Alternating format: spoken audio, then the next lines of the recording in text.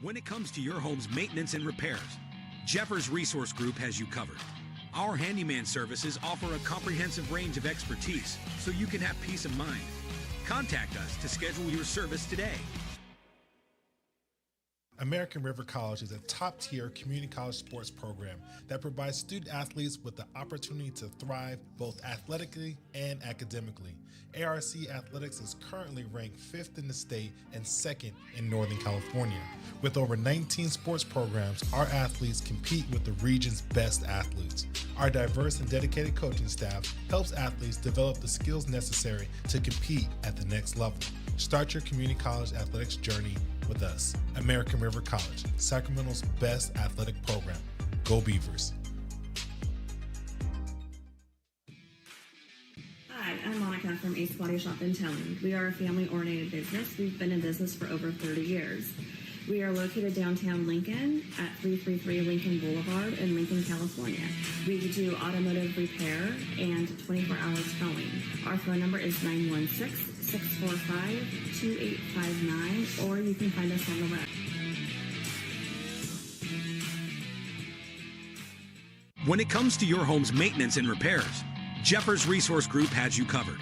Our handyman services offer a comprehensive range of expertise, from minor carpentry to drywall, electrical and flooring for property managers, landlords, and renters alike. We ensure that every job is completed to the highest standards, so you can have peace of mind. Contact us today to discover how Jeffers Resource Group can help keep your home in top shape.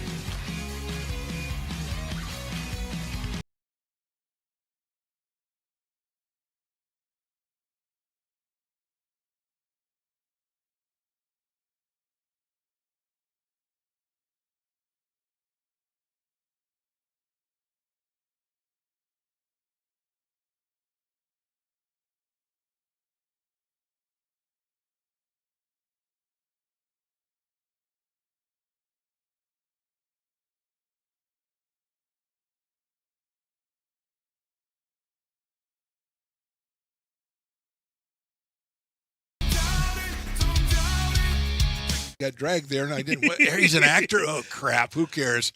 You got the rest of your life to be, serious. But just tweet it out and then don't really run away. Yeah. I think it happens to some of us. Maybe it sounds a little personal to you, but I'm not. I didn't want me. Yeah, to I don't sound know. that It just way. maybe sounds like that. Generally, fine. Again, you're a very bright guy. Yeah. You see right into Right my through soul, you. my friend. That's why I have so many jobs, because people think I'm funny when they're driving home.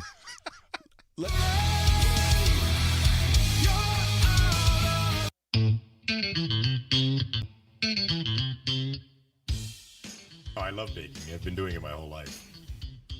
Grateful Bread was started because I needed a job. It always used to seem like bread was just an afterthought, and which was always kind of disappointing. But now, as not only people, foodies and people eating, they're expecting better quality, and people notice it, they can see it. Lincoln Potters Baseball. Placer County's best-kept secret is back for another exciting summer at historic McBean Stadiums. Loaded with fun for the whole family, local beer, wine, and eats. Fireworks, giveaways, theme nights, kids zone, and more. Come join in the fun and enjoy small-town baseball with Major League Entertainment. Tickets on sale now at LincolnPotters.com. Lincoln Potters Baseball. Come on out and join in the fun. Here at Super Taco, we specialize in authentic Mexican food. One of the reasons we are different from other places is that we make everything from scratch. You get a great value when you come here, large portions and quality food. Our most popular dishes are many different kind of tacos. We have giant burritos, different kinds of enchiladas, and the fajita. If you're ready for real Mexican food, stop in at a Super Taco. We'd love to see you.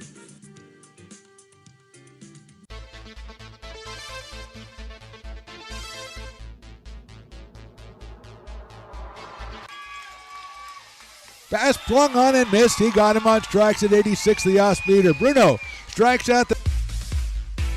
He's going to look that way. Now he's going to duck down the middle. He's got a guy wide open at the 18 kid. That's Robert Freeman. And Robert's trying to make a couple of moves. He comes back to the 15. Comes down to the 10. He gets a block to the 5.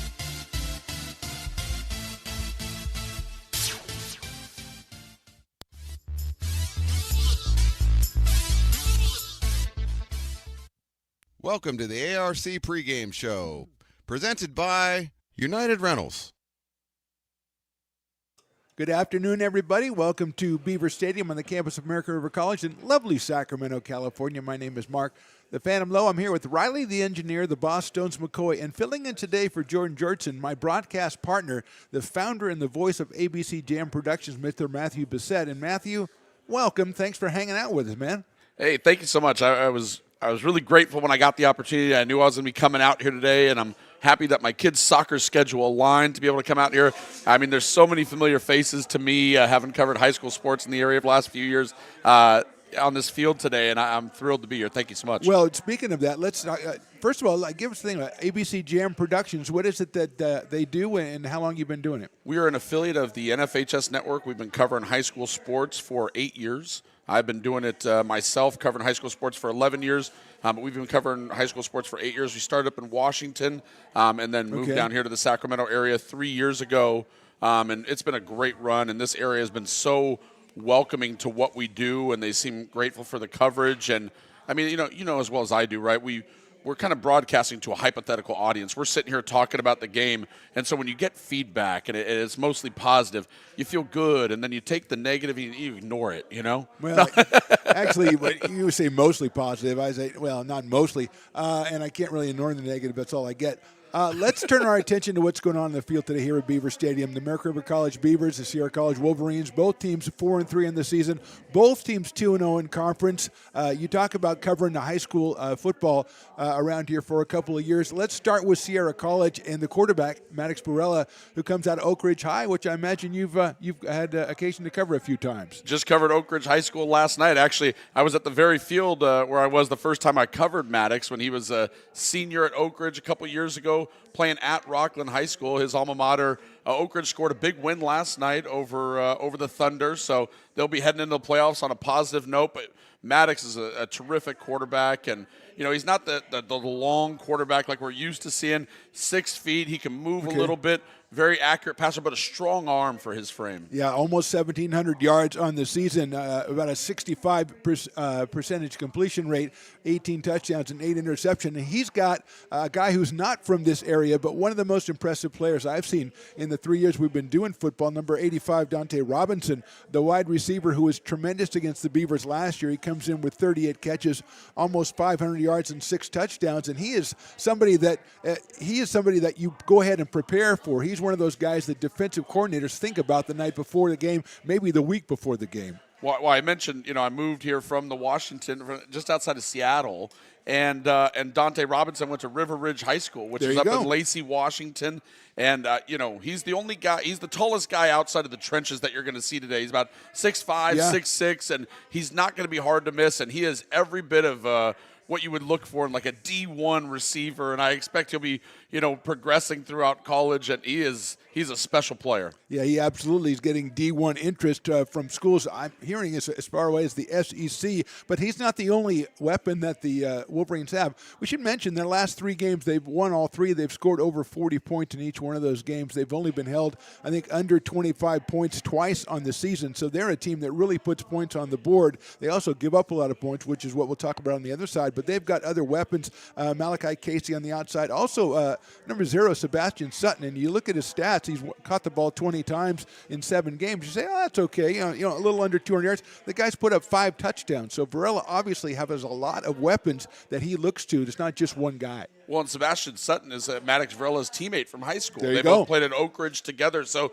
you got to think that when you get down in the red zone where windows are a little tighter, the defense doesn't have to back off as much, you're going to go to your comfort zone, and a guy that you played high school ball with, a guy you grew up probably in the same neighborhood with, that's a guy you're going to feel more comfortable throwing the ball to, and that's exactly what Sebastian Sutton is for Maddox Varela. Yeah, we'll talk about that connection when we talk about American River in just a couple of seconds, but let's take a minute, Matt, before we take a break, let's take a minute and look at the backfield for the Wolverines. Jar Ramirez is their leading rusher, over 400 yards. He's also caught 16 balls out of the backfield, but they spread it around a little bit. They got 3 guys who get carries in Elijah Reed, Ramirez, and Josh Hamilton, which just makes them even more difficult to defend for the Beavers. Yeah, I think anytime you have to prepare for multiple guys, and they're very different styles of runners. Reed is the big back from Anchorage. He is a load to bring down. And then you got the two that are kind of smaller, shiftier backs. Josh Hamilton out of Grant High School was a section champion with the Pacers just a couple of years ago. Actually, a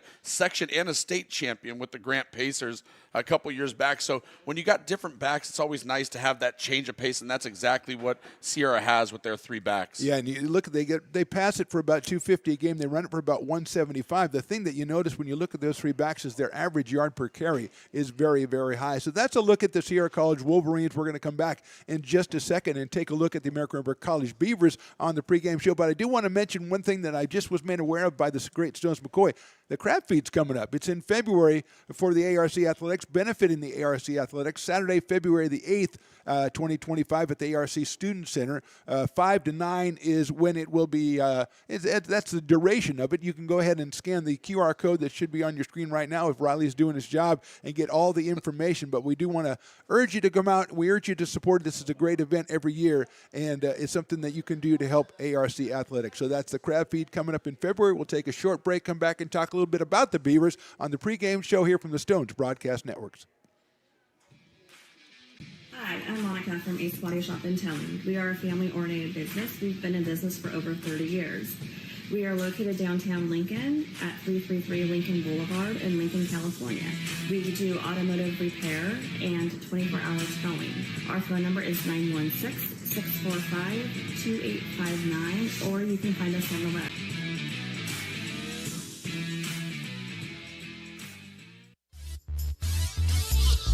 Welcome back to the pregame show out here before American River College takes on the Sierra College Wolverines. Mark the Phantom Low here. Matthew Bissett is my broadcast partner today. And Matthew, let's turn our attention to American River. Now, we talk about Sierra. They score a lot of points. They put up a lot of yards. On the other side, Beavers have a pretty respectable offense, but they're known mostly for their defense. They average giving up just over 310 yards a game. They're going to be obviously stretched to the hilt against the Wolverines. And as far as the Beavers' offense is concerned, it starts now with Jet Harris, the quarterback out of Dixon, who has just got his first start this season. He's taken over as the quarterback, kind of been growing a little bit every game.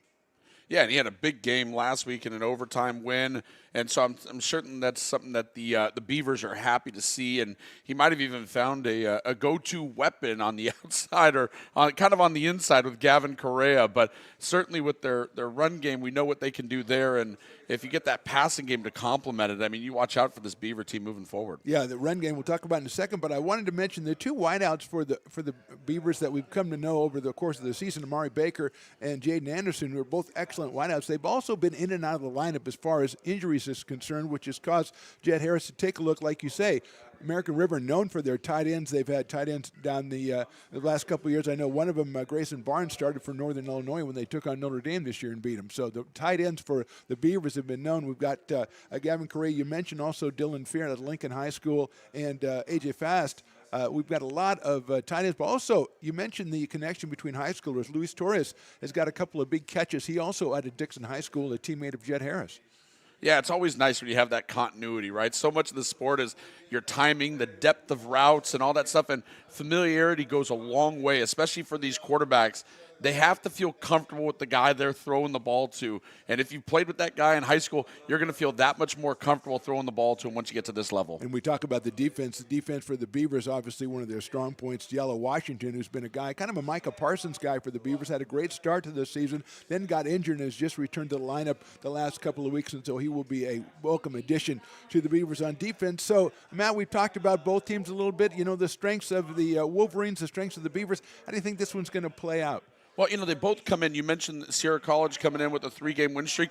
So are the Beavers. Both teams started out 1-3. ARC actually had a 3-game losing streak in there, but both teams have righted the ship. They're both undefeated in their conference play. I mean, it's great because what's beautiful about the sport is they're playing the same sport, but stylistically they play it so different. Where you're going to see Sierra College going to air it out, and then you're going to have ARC that wants to pound you into submission with Elias Brown. I mean, I think, you know, defense and the field is going to be a little choppy today. We had a lot of rain last night. Your defense and your run game, that's what thrives in these sort of situations. And I think the Beavers have the advantage here today. You know, I talked to Coach Oster out earlier this week, and you talked about both teams losing 3 games. Beavers on a 3-game win streak. The Beavers on a 3-game win streak after a 3-game losing streak. Which in those games, you hear it all the time in football, in sports. 4 or 5 plays that go differently in those 3 games, and all of a sudden the Beavers are 7-0 and not 4-3. And I talked to the coach about it, and obviously he recognized that. But he relies so much. He is such a traditionalist. He so much believes in the American River College way of doing things that whatever happens on the outside, he's able to filter it into that. And I think he's just a tremendous coach, and I love his approach to things. He's not saying, yeah, we should be 7-0 or we shouldn't be 7-0. We are what we are. But those things were, they were instructive to us learning about our team. Well, what's interesting when you talk about these one-score games that these teams have been in, especially ARC, when you go to a football practice, they focus so much on the minute details of the game. Things, yeah. And those little things are the things that could push you from a 3-point loss to a 3-point win. And so that's why they go over that stuff. That's why you go over all the intricate details of the game. And as much as we love seeing the physicality and the athleticism that is displayed out there on the field, those little things are what push teams to being 7-0 versus 4-3. And I think that Coach O knows that you correct those things, and there's an opportunity to turn the season around. And I think that the other thing we mentioned before we go on the pregame here is,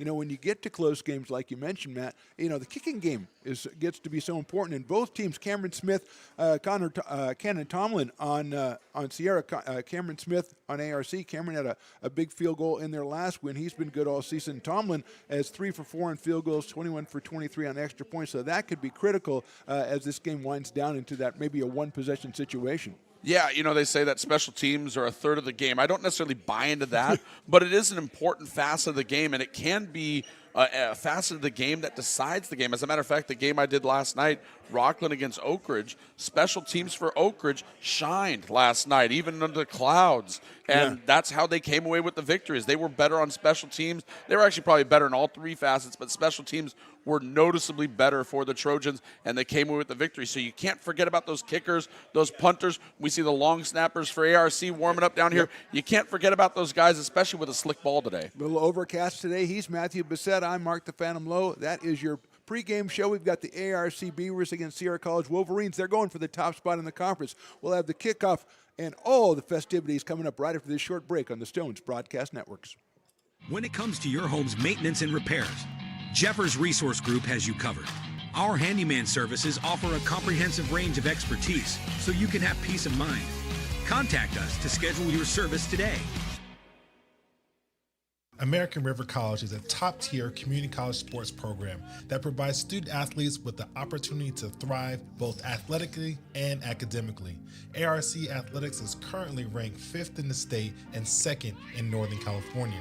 With over 19 sports programs, our athletes compete with the region's best athletes. Our diverse and dedicated coaching staff helps athletes develop the skills necessary to compete at the next level.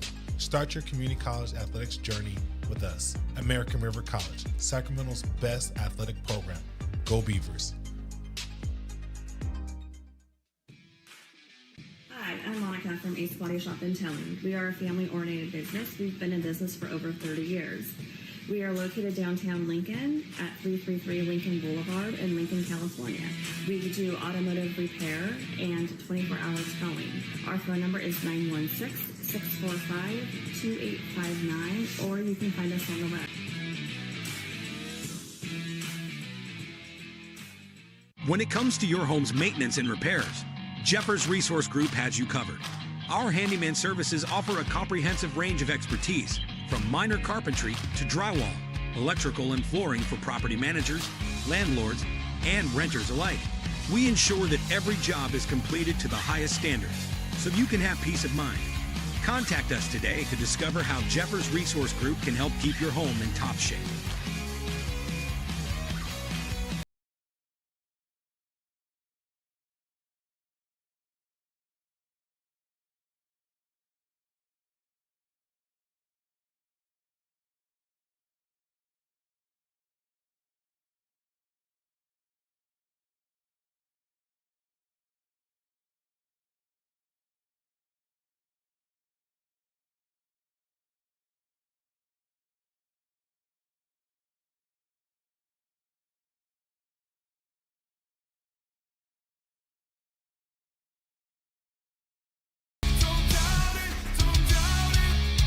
got dragged there, and I didn't. He's an actor? Oh, crap. Who cares? You got the rest of your life to be, serious. But just tweet it out and then don't really run away. Yeah. No, I think it happens to some of us. Maybe it sounds a little personal to you, but I didn't want me. Yeah, to I don't sound know. that It just way. maybe sounds like that. Generally, fine. Again, you're a very bright guy. You Yeah. see right into Right my through soul, you. my friend. That's why I have so many jobs, because people think I'm funny when they're driving home.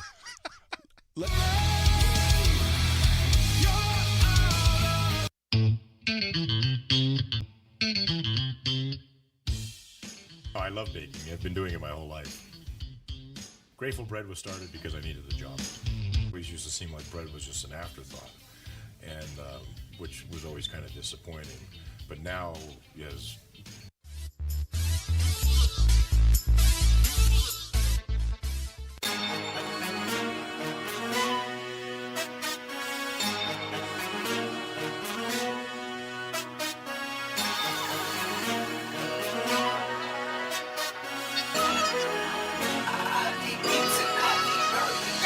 Welcome to another American River College athletics broadcast, coming to you live from Beaver Stadium on the beautiful campus of American River College in Sacramento, California.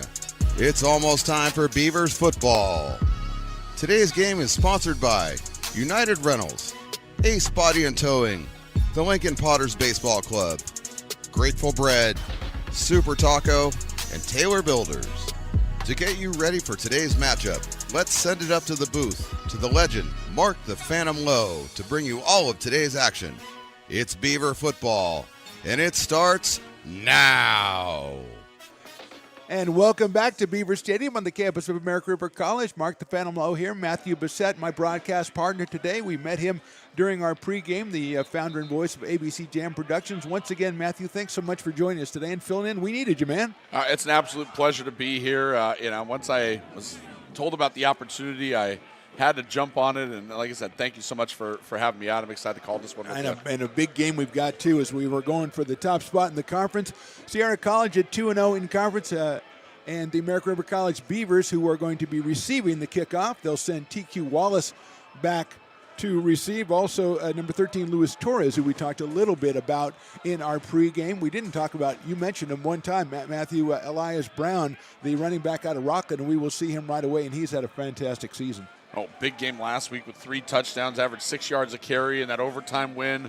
And so, sometimes with these running backs, they get in that rhythm and things just start working for him. Let's see what he can produce today. Kickoff coming from our right to our left. The Wolverines and the Beavers will be going left to right, and Foot is into it. That's a short kick. It's going to be pulled down by Torres at about the 15. They'll go to his right hash mark. He's got a little bit of a hole, breaks a tackle, 28, and double teamed by the Wolverines at the 28-yard line. Emotions running high. Matthew will start this one at the 28 of the Wolverines. A lot of energy out there right away. A tackle made by Robert Scott out of El Camino on the opening kickoff, and you can see the Wolverines are fired up for this road game. Didn't have to travel very far for this one today. Did not have to go very far at all. As the ball's marked on the 29-yard line. Let's see the Beavers coming out. We talked about Elias Brown.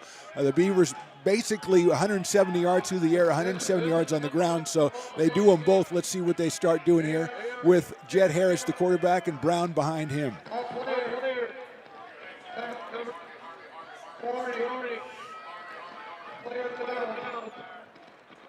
I think the referee's trying to explain something. A little scratchy there on the, it sounded like a 1939 radio broadcast there for a second. I was going to hear the shadow or the phantom or something. Almost expect him to be smoking a cigar while he was talking. I support that right there. Hey, man, what would you say, kid? Harris in the shotgun. Turns, hands the ball to Brown up the middle. He's got a hole through, gets to the 34, 35, and lurches his way forward to the 38. It's going to give him a gain of about 9. An impressive first run by the Beavers. Well, and with Elias Brown, if you let him get 4 or 5 yards down the field before contact, it's going to be a long day for your defense. A great first play here for American River College. And we talked about a couple times earlier this season, it's tough to tackle him and stop him where he is. He's going to lunge ahead. He's going to get an extra yard or 2. So second down, 1 yard to go. Ball on the 38 of the Beavers. Just getting started here from Beaver Stadium. Handoff again to Brown. He's going to work the left side. He's met and he's tackled. I think he'll probably get the first down, but an excellent play coming up. Number 5, that's Amir Lemons making the play for the Wolverines, but they'll move the chains. First down, Beavers. I mean, he got the first down yardage, but not by much. That's an impressive one-on-one tackle there by Lemons. You're not going to see many times where one guy, especially a defensive back, is going to be able to bring down Elias Brown by himself. And Brown working the inside, then he tries to work the outside as well. The Beavers have TQ Wallace, who is more of a scat back than Brown is. Also, Keel Sohan will see some time in the backfield. First down ball in the 39 of the Beavers. Harris is going to come back to pass. He'll look to his right. He's got a hit, and that's Luis Torres with the catch. And again, a nice tackle by the Wolverines, but a gain of about 6. Well, I love giving your quarterback a nice, easy first completion. I also like throwing on early downs. So often, sometimes in big games, you'll see it'll be run, pass, and you only let your quarterback throw on third down. Get him a nice completion on first down, and this is a great start to his opening drive for American River College. And as we mentioned in the pregame, that's his high school teammate, Mr. Luis Torres, who has come on as of late for the Beavers wide receivers. They're splitting out number 11. That is Xavier Porter to the left side. Torres in as well. A couple of tight ends, including number 89, Dylan Fear out of Lincoln High School, to turn the handoff to TQ Wallace, who cuts it back. He'll get over the 50-yard line, pick up another first down for the Beavers. And so a nice little variety there, bringing in the scat back TQ Wallace, and he goes for a couple of yards and a first down. And I love the change of pace there with Wallace and Brown, right? You see Wallace is going to hit that hole so fast, and he has a nice cut to get up the field, get that first down yardage, and then immediately Elias Brown comes back in the game. They complement each other so well. Ball on the 50-yard line. We talked about the Wolverines. They score a lot of points. They give up a lot of points, and it's incumbent on the Beavers to try to score on this first drive here to set a tone for this one. Harris will turn. He'll fake the handoff. He's looking to throw it. He's got a tight end come on, and a nice defensive play by the Wolverines will break that up and set up a 2nd and 10. And that's a second play by Amir Lemons from the secondary for Sierra College. And he did a nice job of reading that play. They tried to get Harris another easy completion in the flat to Gavin Correa, who had the big game last week, but Lemons was having none of it. Yeah, 7 catches last week for Gavin Correa, and they tried to go ahead and go route on the outside there to clear out that space for Correa, but Lemons up to the task. Second down ball on the 50-yard line, just getting started here, 12:25 to go in the first quarter. Beavers and the Wolverines. Handed over, finding his outside is Brown. He's got a little room. He's at the 40. He's at the 30. One guy to stop him. He doesn't get him. 10-5. Touchdown, no flags on the play. Beavers up by 6.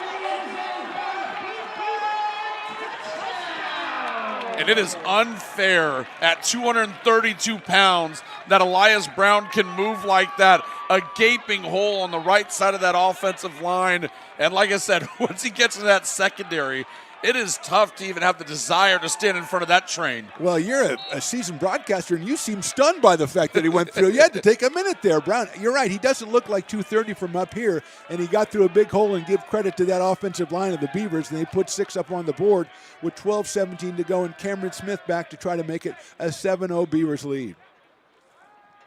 Snap is clean. The kick is up. The kick is good. So the Beavers draw first blood, and as I mentioned, Matt, I think that's very incumbent upon them to do that in a game where you know the Wolverines are going to put up points, or you think they are. So you come out and you set the tone, hey, we have an offense too, and we're going to make our mark. Yeah, and didn't even have to face a third down on the drive. I mean, you can't really draw up a better opening drive if you're the Beavers than what we just saw here today. You got both your running backs involved. You got Harris, a nice little easy completion. And obviously it ended with 6. What more could you ask for? Yeah, and if you want to go ahead and loosen up that pass defense, we mentioned Lemons with a couple of good plays. You get that running game going, all of a sudden everybody's stretched kind of thin. And so that is going to make that more successful. So a big early drive for the Beavers took about 3.5 minutes, and they lead at 7-0. And so the Wolverines will go back. They will receive the kickoff. Number 22 is Josh Hamilton. He usually gets the kickoffs with number 19, Ashton Briggs, back there. Cameron Smith will do the kicking off for the American River College Beavers. And I think, Matthew, that's kind of indicative of what we're going to see today. The Beavers are doing it a little bit more on the ground than maybe the Wolverines do, but 7 points in about 3.5 minutes, kind of par for the course in the Beavers defense. Beavers offense are going back on the sidelines here and talking about what they did and going, hey, let's just do that again next time. That's not a bad idea what you guys did that time. I don't mind a defensive slugfest. I saw one last night at the high school level, but I also like a shootout, so sign me up here. Yeah, the talent that's on the field in these community college games is just unreal, especially in the offensive side. So here's Cameron Smith with a kickoff, 12:17 to go. He's going to send it. It looks like it's going to be Briggs on about the 6, make it the 5. up to the 10. He gets it working out to the left side. The Beavers trying to stretch it out. He'll get to the 25. Flag flies as he's knocked out on the 26-yard line. And let's see if the Wolverines will start it from there, or maybe they'll start it from back on the 13-yard line, and the penalty is against them. Yeah, nice job to set the edge there on that kickoff coverage unit by Josh Feuerbach as he made the tackle. And it's going to be, like you said, 10 yards on top of it due to the hold. So. Holding coming up. And one thing Cameron Smith does, we've noticed, he puts a lot of air under his kickoffs, which gives the special teams a chance. And you mentioned this, Matthew, before the game about the special teams on each side. The Beavers special teams, especially their coverage units, have been very good this year. So that is something to look for as they're going to start this drive on the 12-yard line for the Sierra College Wolverines. Maddox Barella, number 4, back there with number 6, Jai Ramirez. 2 out right, 2 out left for the Wolverines. Back to pass, Barella. He's got time. He's going to let it go. He's got a man open, overthrows him by about 5 yards down the sideline. That was number 1, I think, D'Angelo Lewis, the intended receiver. No, I think he's looking. I think that's Sutton. I think it's Sebastian Sutton. He was looking for. There is old high school teammate, but really good coverage on the play by Chris Butters. I mean, Butters was right with him. They tried to hit him with a little pump fake, little double move on that side, but Butters wasn't having any of it. We talked about Sutton a little in the pregame. He's a high touchdown ratio guy as Barella faces second down from his own 12-yard line. Fakes the handoff. A quick pass outside is caught by Malachi Casey, and he's dragged out of bounds after a gain of about 8 yards. He'll set up 3rd and short for the Wolverines.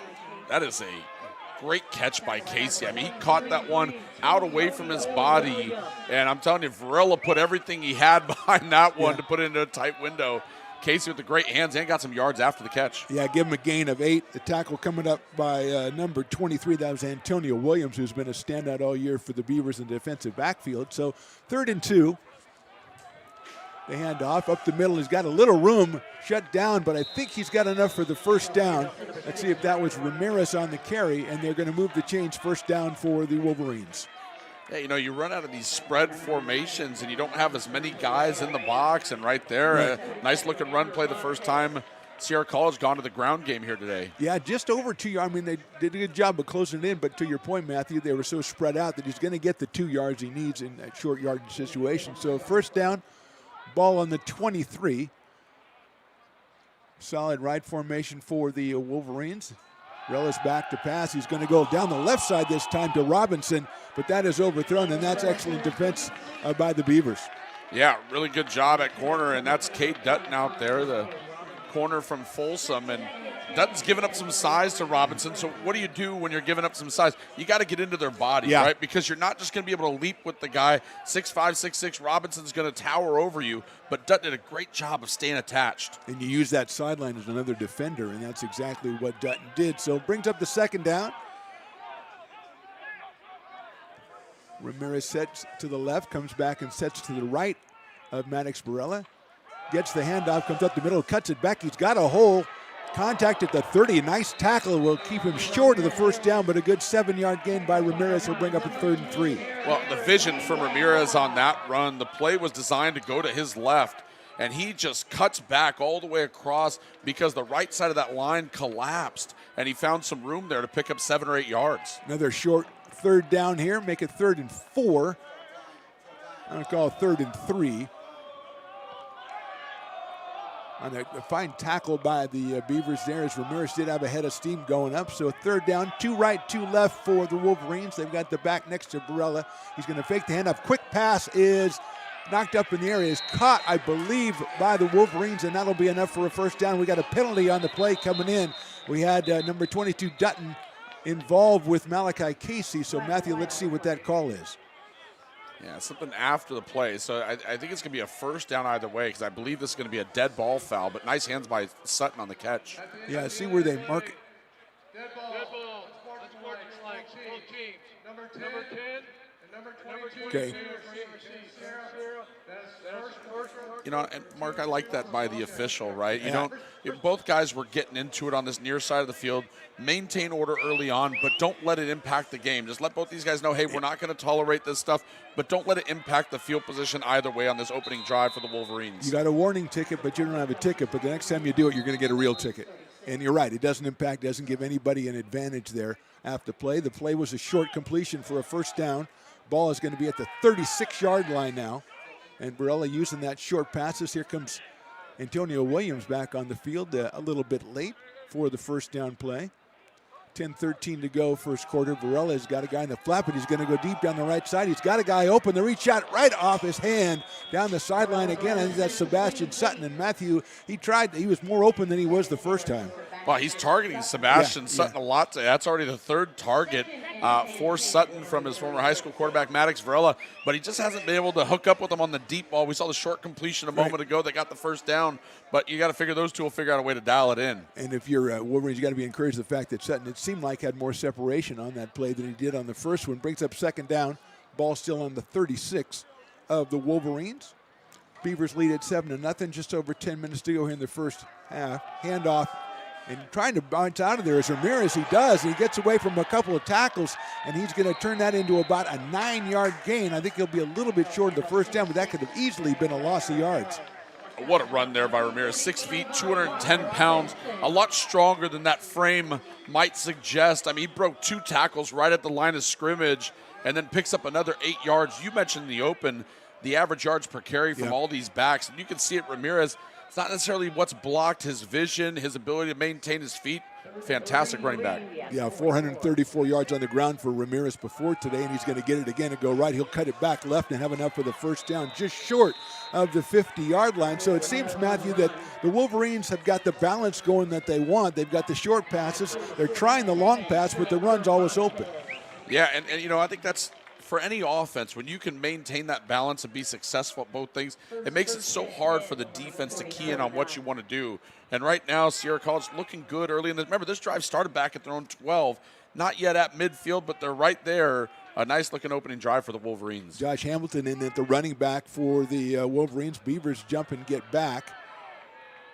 Barella looking over. He's got 2 left, 2 right. He's going to hand it off to Hamilton on the right side. Beavers close it down, and this time he gets away from the first guy, but the Beavers close in, and it'll be a gain maybe of 1 yard, bring up a 2nd and 9. There was just no movement on that side of the field from the Sierra College offensive line. They couldn't get any push. It seemed like there was 4 or 5 defenders right there at the line of scrimmage just waiting for Hamilton.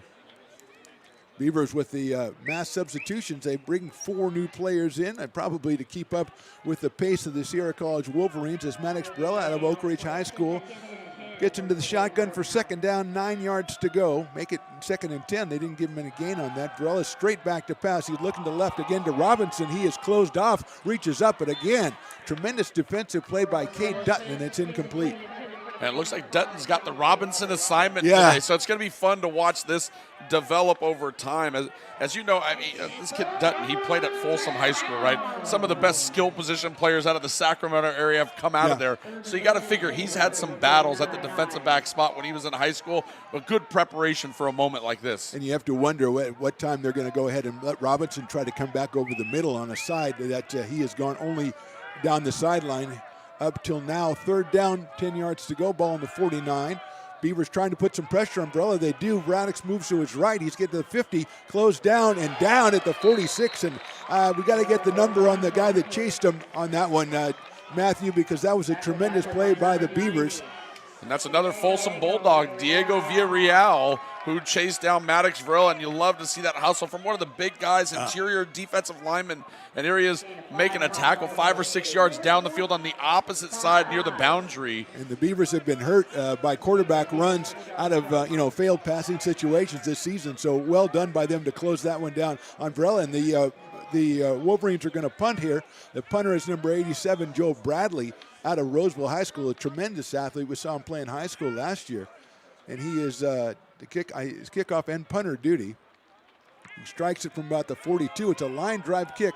It is handled and then dropped and then picked up again. A flag immediately comes in as TQ Wallace finds some room somehow down the left side and is knocked down at about the 23. Let's see what the penalty is, as that flag came in right as Wallace was dropping and then picking the ball back up. How about the athleticism of TQ Wallace? He muffs the punt, picks it up with one hand, hurdles a defender, then spins off another one, has a positive return. We'll see what the flag is, but a tremendous display of athleticism. Looks like it's going to be a hold, so it'll be a similar situation to what we saw, Matthew, with the Wolverines. Looks like the Beavers will probably start at about the 12-yard line. Let's maybe inside the 10. Let's see where they put it down.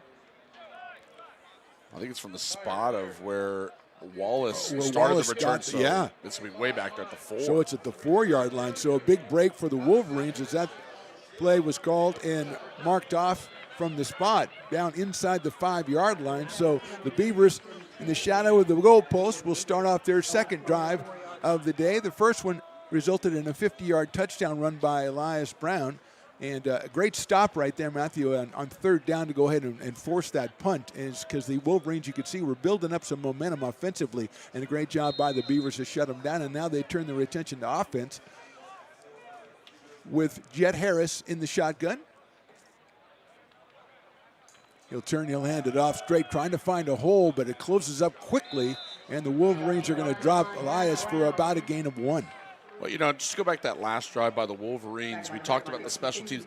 That's the benefit of great special teams. If Sierra College doesn't start that drive at their own 12, they probably finish that drive with some points. But because they started so far backed up, they had to keep getting first downs. And after a nice start to the drive, the Beavers defense was able to come up with a couple of plays and get the stop. Yeah, a lot easier to defend 87 yards as to defend 75 or even less. So second down, they don't give him any gain on the play. So it'll be 10 yards to go. Wolverines massing the front line. Harris is going to go back. He's going to look for a pass. He's got a guy out there. It's closed up. Nice catch right there. I think that's number 11. Xavier Porter, I believe, with the catch, and that'll be close to a first down. It'll be a little bit short at about the 13-yard line. Mark, so often when some people talk about arm strength, they think about the deep ball, the ability to throw the deep ball. When I'm talking about arm strength, I'm talking about what Harris just did there. Exactly. The ability to zip that ball to the outside. You're backed up. I mean, he's throwing that ball from in his own end zone, and he zips it to the outside and finds Porter, picks up some positive yardage, makes it a 3rd and 1, which is fantastic, and gets out of the shadow of his own goalpost. Fantastic throw there by Harris. Yeah, he had to do that with that cornerback hanging on the receiver at all times. Here we go. Third down, it's going to hand it off. It masses up, getting it outside as Brownie tries to cut back in. He gets over the 15. He'll get maybe just short of the 20-yard line. He ends up on the track, which you don't see a lot. But a big first down keyed by that play you just mentioned, Matthew, for the Beavers. Yeah, and Harris is not the type of guy, Elias Brown is not the type of guy to run out of bounds on his own. You see, once he starts going towards the boundary, he's figuring out, how can I cut this thing back inside and welcome some contact? And to your point earlier, it's really hard watching him to realize his size, because you see how nimble he is and how he's picking the holes, and he's kind of studies where he needs to go, and he's able to get there, and he's able to get there with some power. Whistles as the Beavers come up to take the first down. We're going to have a timeout on the field. 5:34 to go in the first quarter. American River College 7 and Sierra College nothing. You're watching ARC Athletics on Stone's Broadcast Networks. Hi, I'm Jessica. And I'm Miller. And we'd like to invite you to come see all that Miller's Ace Hardware has to offer and to give our happy and helpful staff a chance to earn your business. Whatever project you're working on, from lawn and garden to home repairs, you'll find everything you need at the new Miller's Ace Hardware. Power tools from the best name brands, and one of the largest selections of barbecues and barbecue accessories featuring brands like Traeger, Weber, and Big Green Egg.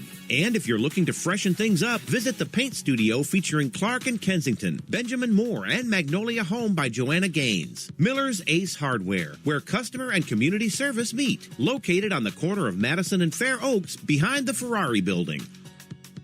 When it comes to your home's maintenance and repairs, Jeffers Resource Group has you covered. Our handyman services offer. Back here at Beaver Field, timeout is concluded. Mark the Phantom Low along with Matthew Bissett, who calls me Mark. It's kind of strange. I don't know. Anyway, first down, ball on the 20. Hand off straight up the middle. Brown tries to cut through the right side. Again, the first guy doesn't get him. The second doesn't get him. He's going to get 4 yards. Matthew out of nothing. Yeah, you're going to need 3 or 4, and you like to see that if you're Sierra College, right? You don't expect one guy's going to get him. Rally to the football, because this is not a one-guy type of back. You're not going to bring him down with just one defender. And the other side of that, he's the kind of guy that offensive linemen like to block for, too. Because he's, if you got a hold there, he's going to go through, but he's also going to get yards on his own and make you look better. So there we go, second down, 6 yards to go. Ball on the 24. Beavers with 2 backs behind, next to Harris. going in motion. There's a pitch out to the left side. Not a lot of room cutting it back, and the Wolverines right there masked up and dropped him right on the line of scrimmage. Maybe a gain of 1 will bring up 3rd and 5. Yeah, that was Emmanuel Ajayi making the tackle there, and what he did is you got to get the legs, right? You're not going to tackle Elias Brown up high. You got to get to those legs and wrap those legs up. You stop the legs, you stop the motor there for Elias Brown, and that was a nice tackle, and this is the longest 3rd down, or maybe the first 3rd down I think that ARC saw. 3rd and 5, ball at the 25. Akil Sohan comes out. TQ Wallace comes back in, giving a little more speed component to the Beavers. Maybe a pass out of the backfield. We'll see. Harris in the shotgun. There goes Wallace in motion, setting on the right. Beavers going to get a guy over the middle. That is Xavier Porter again. He is hit from the side, but he'll get up to about the 38-yard line. And Matthew, a great play construction that time by the Beavers. That might have been Jed Harris's 3rd option. Well, you said it. You're exactly right, because Harris was looking at Gavin Correa in the flat there, and 2 defenders went with Correa, and Harris was patient. Also, he had the protection to be patient, and he found his 2nd, maybe 3rd option in Xavier Porter. I mean, this offense for the Beavers is just clicking right now on all cylinders. They're looking strong early in this one. And as you mentioned, great protection by the offensive line. 1st down, ball on the 39-yard line. 3:25 to go here in the first quarter. Beavers lead at 7-0. Handoff. This time it's Akil Sohan working the left side. Nice cutback. Nice cutback again. He's going to get himself about 5 yards on an excellent run by Sohan out of Grand High School. Yeah, I like the stretch play there for Sohan. You can tell he's a smooth athlete. He kind of has that slalom running style, and the stretch play worked really well for him there. And again, we talked about with Sierra College using all their different backs. ARC doesn't use, the other backs other than Elias Brown as often, but they still have capable backs like Sohan, and you saw it there. And Wallace and Sohan both bring different things to the table, too, for the Beavers, as Porter comes out to the right with Torres. Beavers 2nd down. Straight up the middle, Sohan's trying to get through. It's a massive humanity. Might have gotten over the 45, but it's going to leave the Beavers with another 3rd down, this time about 4 yards to go. Now, one of the few run plays so far this game where the Beavers offensive line didn't open up a massive hole. They've been doing a tremendous job this game of opening up lanes for the running back, but that time the front for Sierra College was too strong. 3rd and 4 for the Beavers. They picked up the 3rd down last time on a pass to Porter. They needed a little more yardage in that one. This time TQ Wallace is the running back to the left of Jed Harris. Torres and Porter split out to the right. Harris looks left, though. He's going to shoot it off to Wallace. Nice defensive play right there. So he got the ball out there with some room, but closed down quickly. It's going to bring up a 4th down. Yeah, and that's exactly what you want defensively. Make them throw it short of the line to gain and then rally and make the tackle. That was Josh Maxwell from Placer High School making the tackle. Yeah. And, they threw it short, and he went and made the tackle in space against a really tough guy to tackle in space in Wallace. Yeah, that's a one-on-one play you have to make, and Maxwell does it as he did so often up at Placer High in Auburn. 4th down, and Landon Richardson, the punter for the Beavers, will come on with the ball at the 44-yard line. Going to come up, a fair catch is called for. That is Sebastian Sutton, I believe, back on punt return duty, and he'll pick it down at the 22-yard line. And the Wolverines come out for their 2nd drive. Matthew, do you expect to see anything different from what they tried the first time? No, I mean, they are who they are, right? You're going to see the different backs in the game. You're going to see Varela throw it. I think if you're Varela, he overshot Robinson a couple times. He overshot Sutton a couple times. I do expect him to kind of dial that in. Sometimes when you get this local game where you got so many of these kids played against each other in high school, might be a little extra fired up for this one and maybe a little too much juice on some of these throws from Varela. Yeah, and again, I expect to see them try to exploit the middle of the field a little bit more in the passing game. Varela quickly, because he hands that one off around the right side, got some room, pushed out of bounds. A quick run out there. Let's see, they're going to move it just to the 30-yard line, so about a yard short of a 1st down, but a good 1st down play for the Wolverines. Well, and if you're the Beavers, you can't be happy at how easy Ramirez got the edge there. Well-designed play, and they got Ramirez outside, and you can see he can run inside, he can run outside, a really nice back. Yeah, a lot of speed right there on that one, getting up the sideline. 2nd down, call it 2, ball on the 31. Varela He's got a guy coming out of the backfield, throws it behind him. Let's see if the catch was made. If it was, it might be a first down. They're going to give him the catch, but it will be short, about a half yard. No, I think they ruled that was incomplete. Okay, It was, all right. He couldn't quite get back to it in time as Varela was off the mark with that throw. That's one of those where you want your quarterback to lead the back up the field. Yeah, you had the kind of that play set up too. That was, I think that would have been pretty successful had he been able to hit him in stride there. Third down, 2 yards to go, ball on the 31. 2 to the left, 1 to the right for the Wolverines. They're going to try to run it with Ramirez. He's got the coach. He's got not hit to the 36, rolls forward, and he is down at the 38. But again, Ramirez, a really impressive runner so far, Matthew.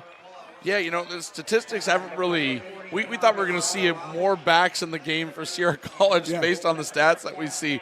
But right now it's a lot of Jair Ramirez, and he's making it work. I mean, he is an impressive running back. He's got some great size, and his vision, I think, is the thing that's most impressive so far when watching him. Casey and Robinson both out to the left on this first down play with 15 seconds to go in the first quarter, ball on the 38.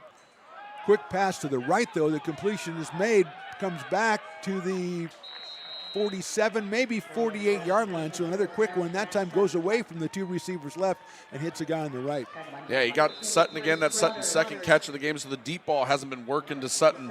But the timing stuff between Varela and Sutton is certainly on point. Looks like a gain of 9 will be second down when we come back. That's the end of the first quarter here from Beaver Stadium. It's the American River College Beavers 7 and the Sierra College Wolverines nothing. We're right back for the second quarter on the Stones Broadcast Networks.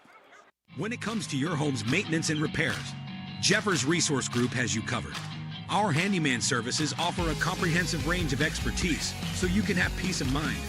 Contact us to schedule your service today. American River College is a top-tier community college sports program that provides student athletes with the opportunity to thrive both athletically and academically. ARC Athletics is currently ranked 5th in the state and 2nd in Northern California. With over 19 sports programs, our athletes compete with the region's best athletes. Our diverse and dedicated coaching staff helps athletes develop the skills necessary to compete at the next level. Start your community college athletics journey with us. American River College, Sacramento's best athletic program. Go Beavers. Hi, I'm Monica from Ace Body Shop in Town. We are a family-oriented business. We've been in business for over 30 years. We are located downtown Lincoln at 333 Lincoln Boulevard in Lincoln, California. We do automotive repair and 24-hour towing. Our phone number is 916-645-2859, or you can find us on the web.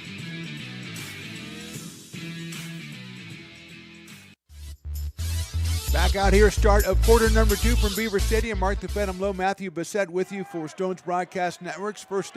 Second down and 2 yards to go. Varela will throw it from the 40. He's going to go down that sideline again over Dutton, and it's overthrown Robinson. And Matthew, they're going after that one along every time. We had some noise being made here. I did not see where there is a flag down at the 30-yard line. Yeah, so you mentioned earlier, Dutton's being physical with Robinson. That time, I think maybe a little too handsy as he kind of grabbed the inside arm of Robinson, and that's going to be a pass interference on Dutton. But I still like what he's doing. I don't think he can shy away from the physicality. So the contact a little bit before the ball got there, so it was kind of Dutton trying to, kind of rearrange the route that Robinson was playing. And as you mentioned, Robinson, a receiver you've got to keep your eye on all the time, and Dutton called for the foul, so it is a first down at the 38-yard line for the Wolverines, the 38 of the Beavers.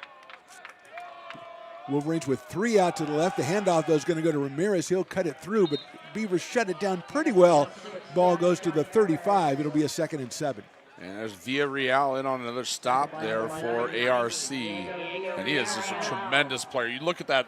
He's a big kid. He's a big kid. He's got a big lower body, too. It's just so tough for offensive linemen to push him around. 2nd and 7. Ramirez in behind Maddox Brella, the quarterback, the freshman quarterback out of Oak Ridge High School. He goes back, he's looking to the right, and that's, Beavers are finally getting to him, and they're going to call it a sack. It looks like number 40 for the Beavers who came in on that one, and that is the first sack of the ball game for either team. And that's Colin Bray coming up with it. Bray came flying in off the edge. I mean, he one on the outside right away was almost untouched off the edge, and what a great job to bend in there and just chop Varela down at the leg. Varela almost stayed on his feet, but the officials were right on top of it. The knee hit the ground. It was almost like Carey. He reached up from the ground and pulled him down. And you talk about Colin Bray, another Placer product, a teammate of Maxwell that we talked about for the Wolverines. Loss of 6. It'll set up a 3rd and 13 with the ball in the third one. Ramirez coming out of the backfield, but it's going over the middle to Robinson. He makes the catch, tries to get outside. Great job of tackling by the Beavers, number 20. Right there at the 31-yard line. He's going to be about 3 yards short of a first down.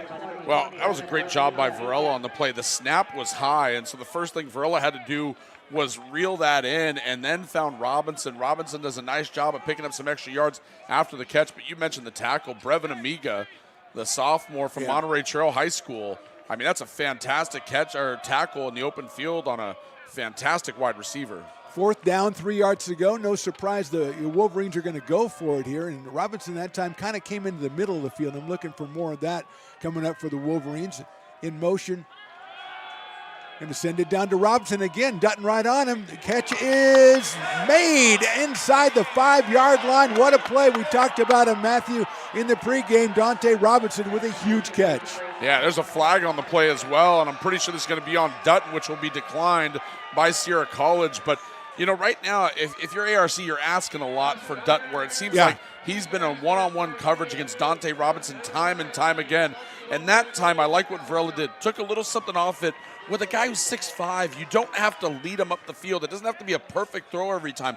Give him an opportunity to make a play, and that's exactly what Varela did there. Robinson made it pay off. First down in the ball on the 4-yard line, goal to go. Give it to Ramirez, goes up the middle. It looks like he's close, and he is down at the, I'm going to call it the half-yard line, although the Wolverines are calling for a touchdown. The referees, fortunately, the only ones who count in this case, and they're saying, no, you're just missed it by that much.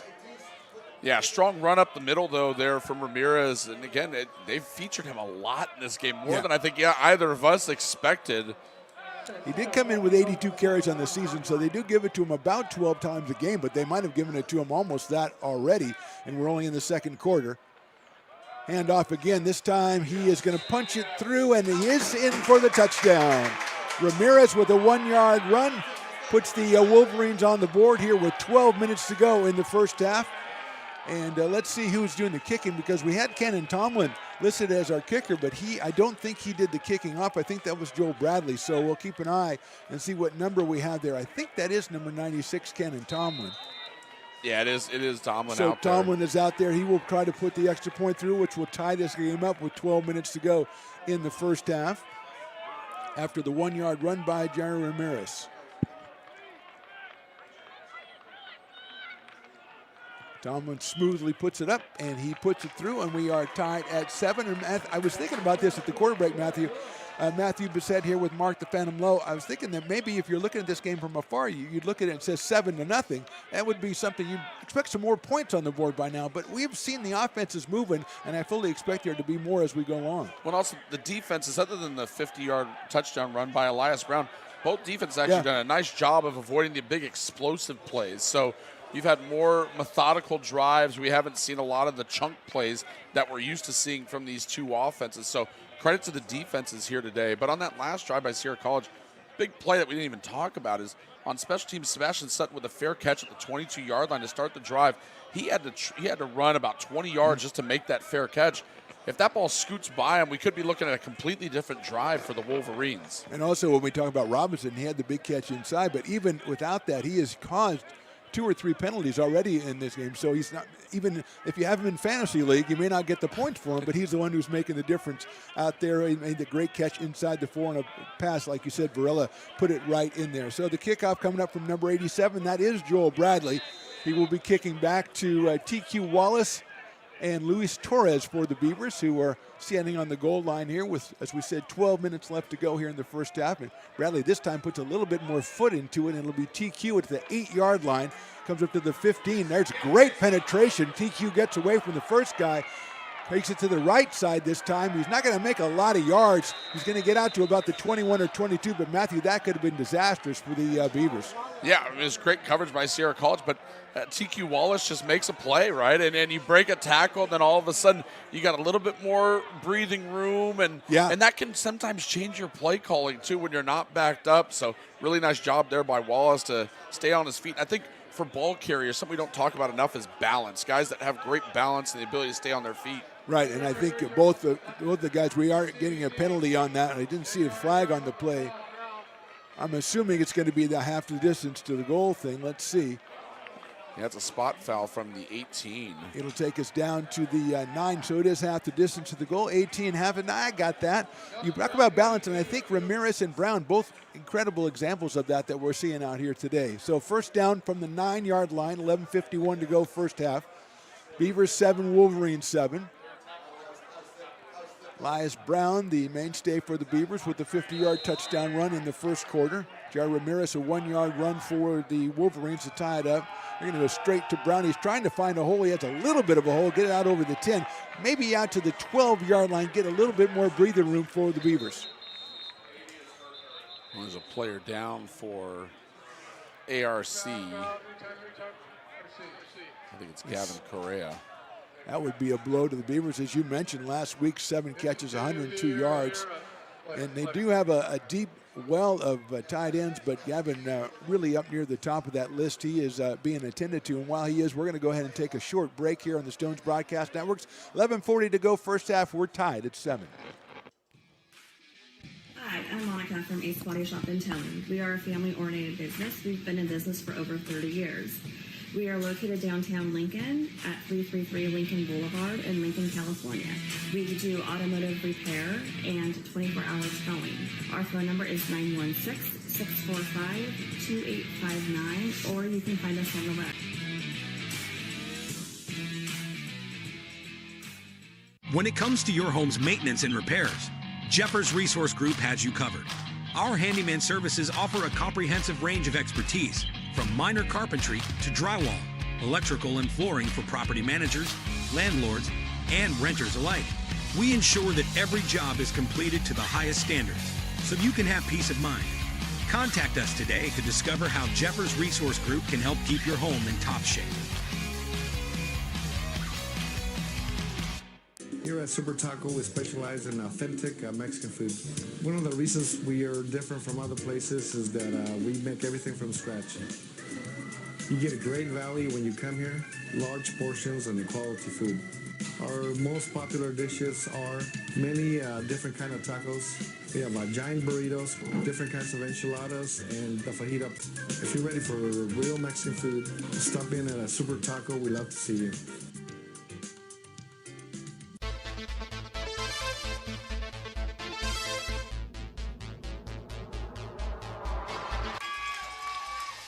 Pass flung on and missed. He got him on strikes at 86, the yaw speeder. Bruno strikes out the... He's going to...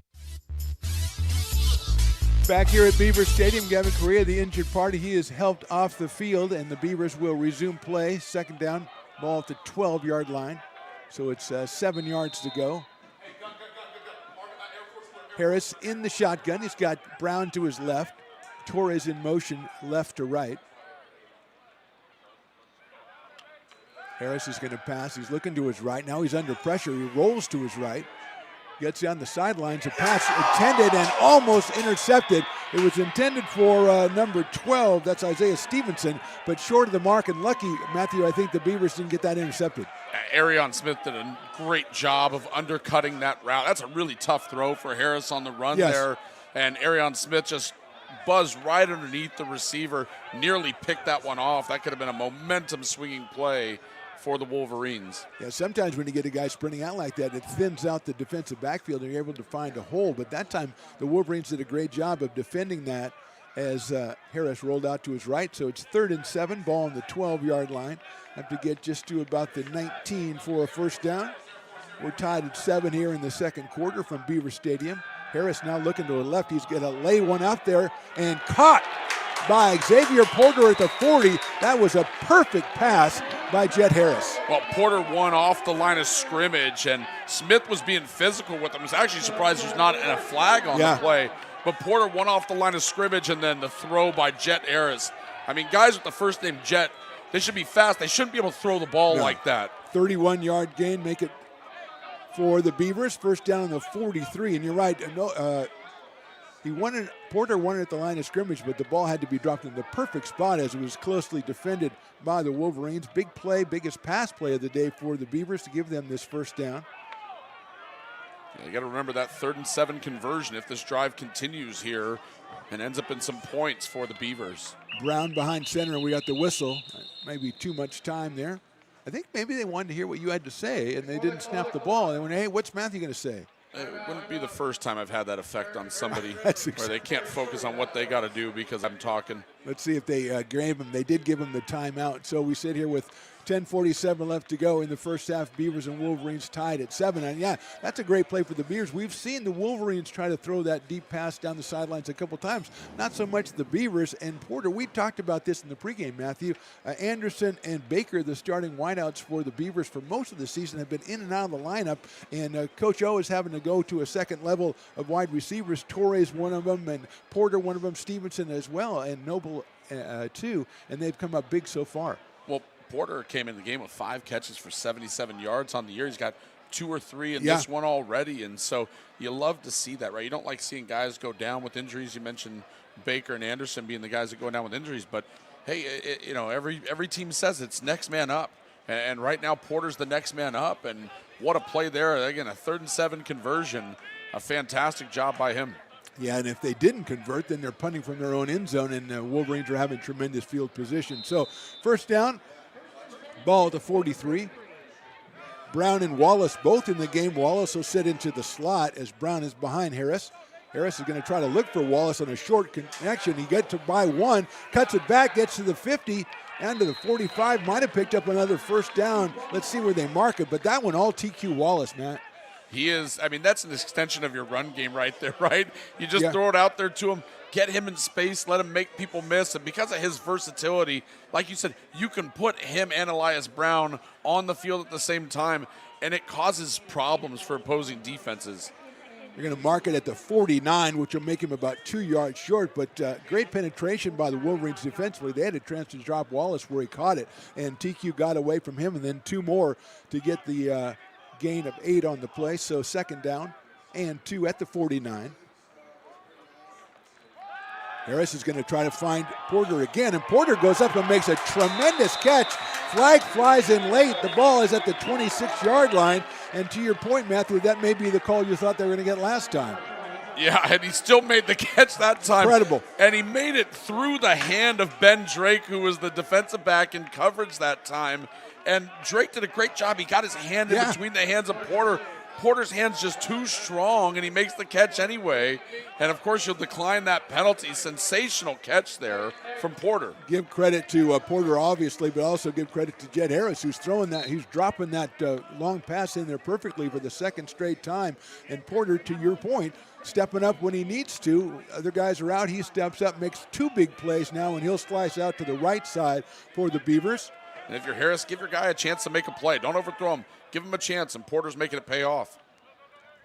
Sohan goes in motion. There's a pitch to Brown. He's following Sohan, cuts it back at the 25, trying to get out at about the 20-yard line, and he's knocked out of bounds. A good tackle by the Wolverines, but Brown with another excellent run and a good first down play for the Beavers. He got his shoe taken off. Yeah, I hate to see that. The defensive back on the outside just grabbing at anything. He yanked Elias Brown's shoe completely off.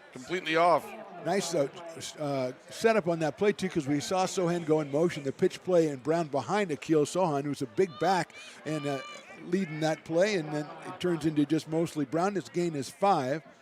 And you don't usually, second and 6. Partner. You don't usually see the outside runs to bigger backs like Elias Brown, right. But because of his footwork and the way he can cut and his speed, it makes it possible. Second down, call it 6, straight up the middle, going to try to kick that outside. No, that's TQ Wallace, and he's open. He's open in the middle and scores. TQ Wallace going to take it outside, took it back inside. It's a touchdown for the Beavers. They lead 13-6. just an incredibly patient run by Wallace. It looked like he wanted to get outside to his left, but said he waited, trusted his offensive line.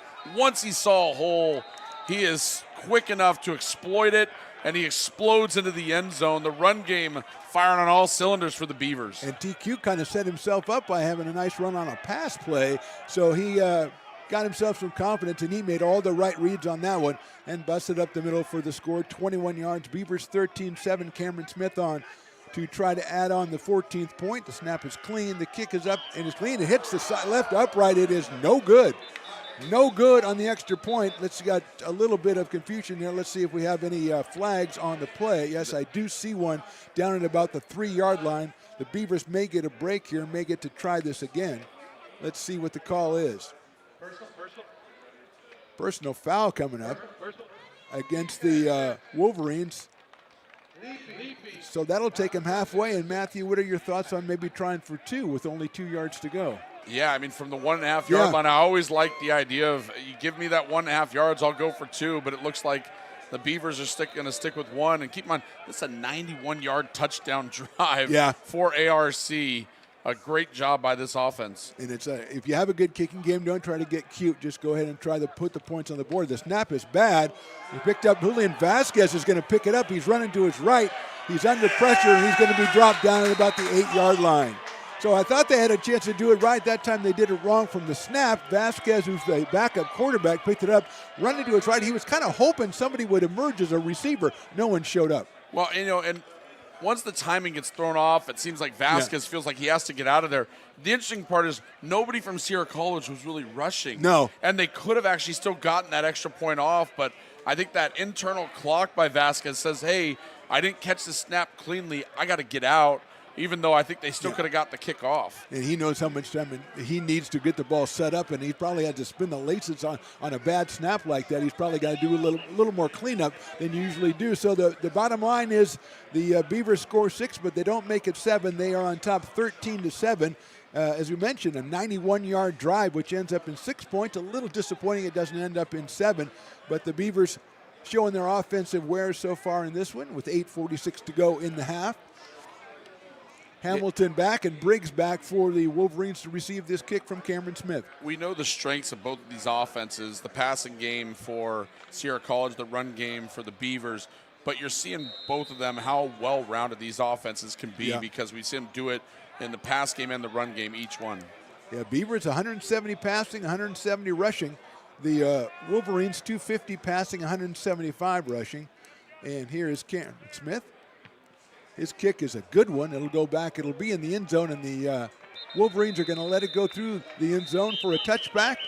And then we've got a little bit, and Matthew, that's something we talked about. This is a neighborhood game, so to speak. Guys are familiar with each other, and as it goes along, tempers may flare a little bit.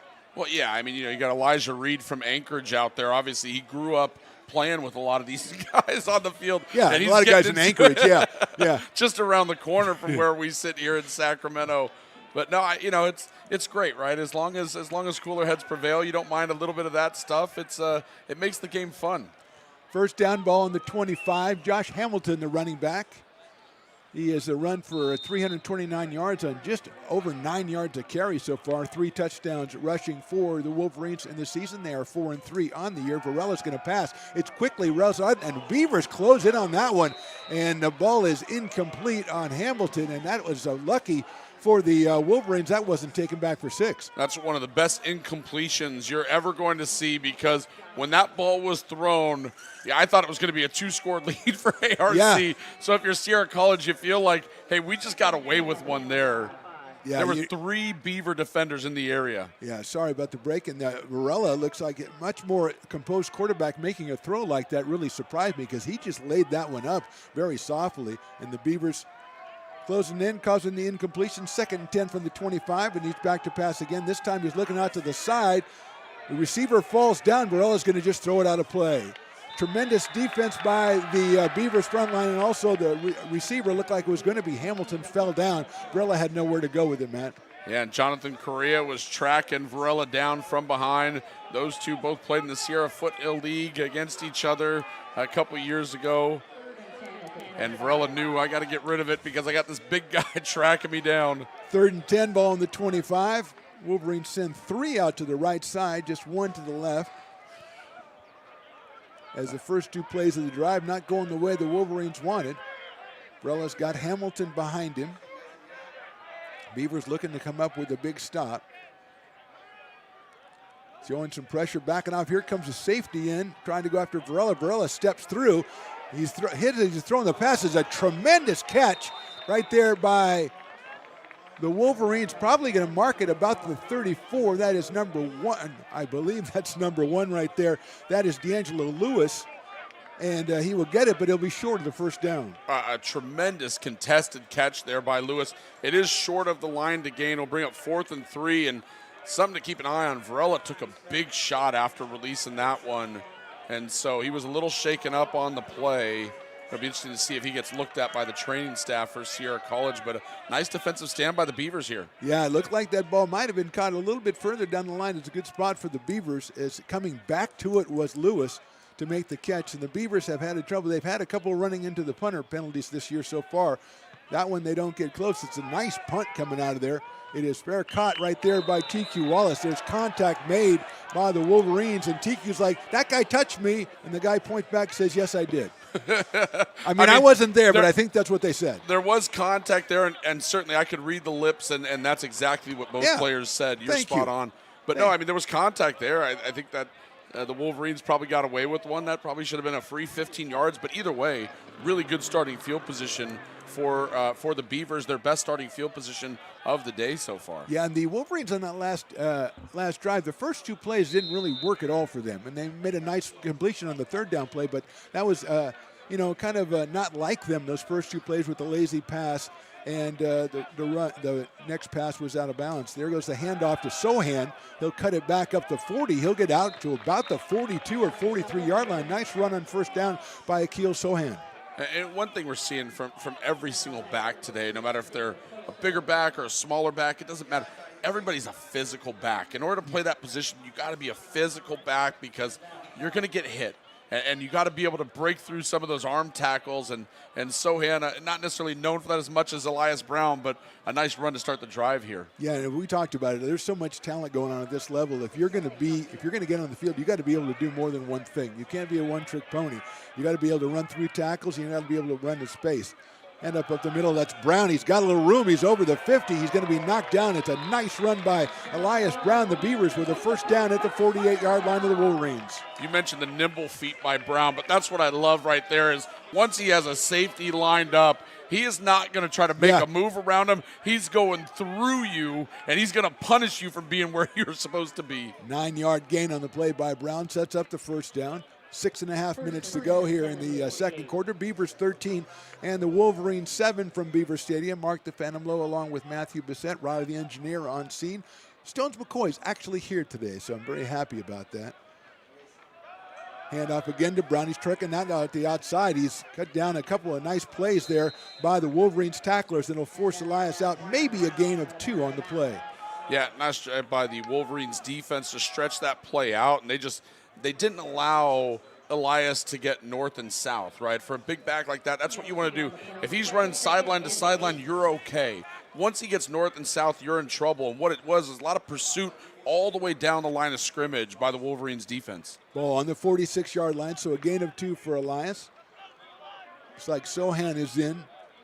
Out to the left is Porter, who has made a couple of really nice catches for the Beavers here today.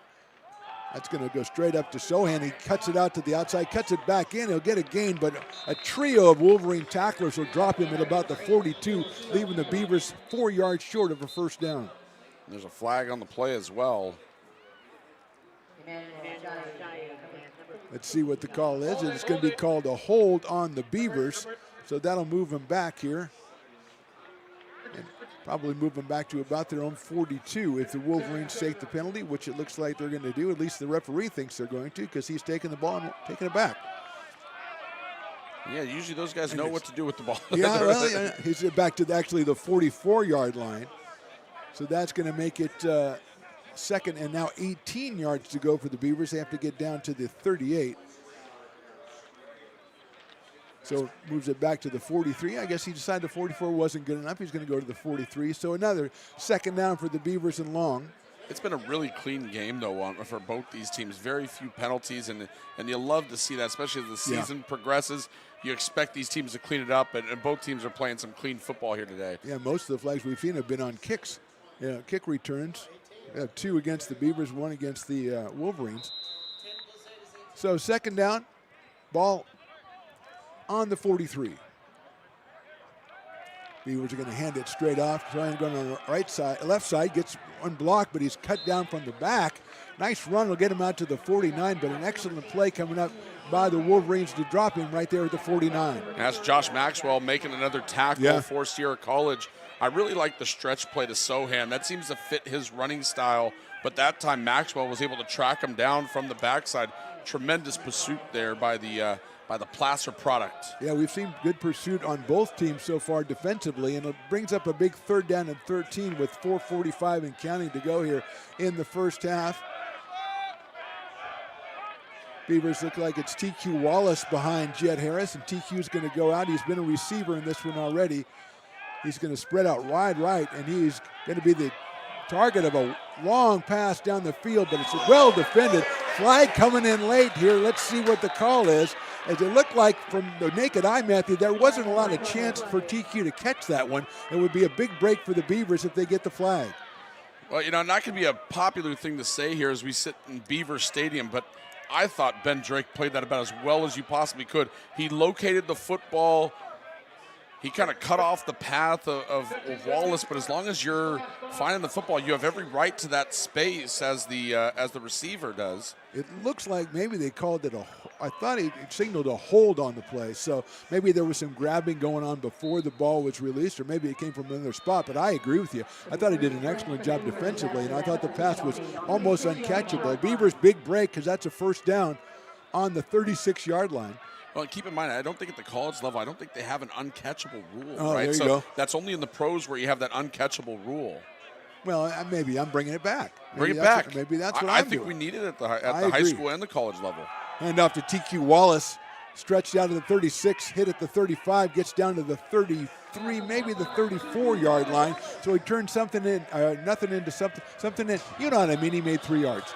And somebody on the Sierra College sideline just bumped Wallace after the play, and I think this is going to be an extra 15 yards on top, or right about half the distance of the goal, depending on where they spot him. Well, we had TQ Wallace on the punt return where he was contacted by the player. That caused a little bit of back and forth, and maybe that has spilled over. And again, you don't like to see that, but if you're the Wolverines, you're like, we don't want to give yards to these guys. We're playing tough defense. We're on the field a lot here in the first half. We don't want to give them a break. We've just given them a first down with the holding. Let's see what the call is.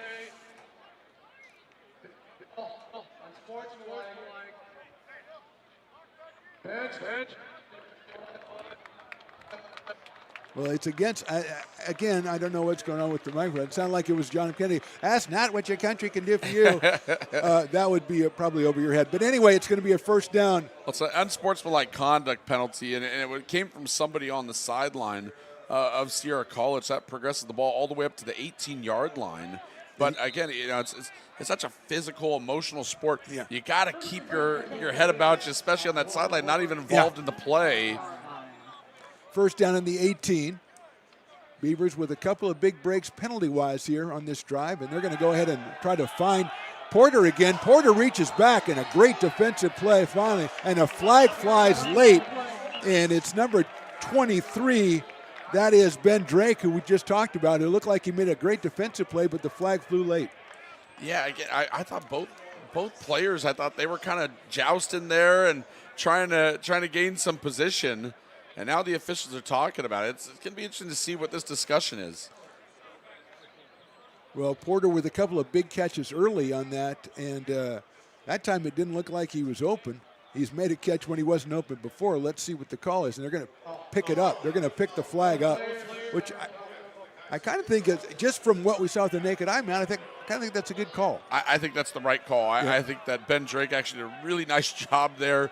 Porter was being just as physical. If both guys are doing it, let it go unless a clear advantage is won. And at the end of the play, Drake made a nice play on the ball. I thought he did a fantastic job. And it seems like both teams are really trying that get it to one guy alone on the one side of the field and trying the long pass down the sideline. I'm surprised that nobody is trying to break it off and take it into the hash mark or anything, because it seems like there's a lot of room there that people aren't utilizing. Second down ball on the 18-yard line. It'll be a turn. It'll be a handoff to the Beavers. It's Elias Brown. He'll get over the 10 and down inside the 10-yard line. He might be a little bit short of a first down, but it'll bring up a third and very short. Yeah, he's going to be about 2 yards short. But again, once he gets going downhill, he's so tough to stop. And I mean, after contact, even as he's going to the ground, he's falling forward every single time. Yeah. And those are the hidden yards in the game. Elias Brown is just a tremendous player coming off that 3-touchdown performance last week. He has not missed a beat here. Yeah, averages over 100 yards a game. They marked him at the 10-yard line, so he's going to make it third and a short 2, it looks like. The Beavers line up here with Brown to pitch out to him. He gets it at the 10. He cuts it back at the 5. He's into the end zone. Check for flags. I don't see one. Touchdown, Beavers. That's one of those. I think me or you could have run that one in. That left side of the offensive line, all those blockers out there, they were a convoy for him, and I don't think Brown was touched as he walked his way into the end zone from 10 yards out. Yeah, it looked like the Wolverines expected him to come up the middle, and once they got the ball to Brown outside and he makes the cutbacks, we talked about how well he reads the blockers, how well he reads the holes. His second touchdown, and he is in for the 10-yard run, and now Cameron Smith will come out and try to make it 20-7 for the Beavers with 3:07 to go here in the first half.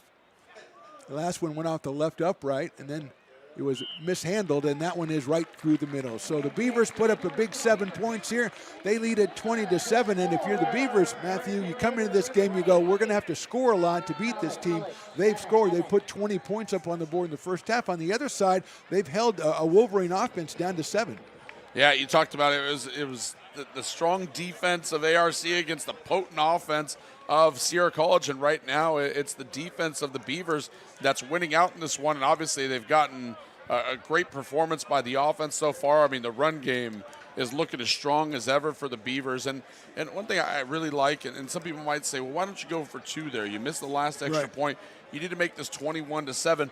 You don't chase points early in a game, and so I really like this by Coach O and the Beavers. You don't need to go for 2. It's far too early for that. You don't know how this game is gonna shape up. Just take the extra point. 20-7 is fine. Right. I hate chasing points, and I don't even think about going for 2 until I'm in the fourth quarter. So that I am with you all the way on that. Beavers 20 and the Wolverines 7. And we saw the Wolverines with a kind of a shaky offensive possession the last time they had the ball. And as you mentioned, Varela was hit when he was throwing that third down pass. And let's see how they come out to start it. Now, Beavers have had some trouble at the end of halves in this season so far, so they will be extra ready to go ahead and try to redouble their efforts and hold the Wolverines out of the end zone here with 3:07 to go in the half. And Cameron Smith will kick it off.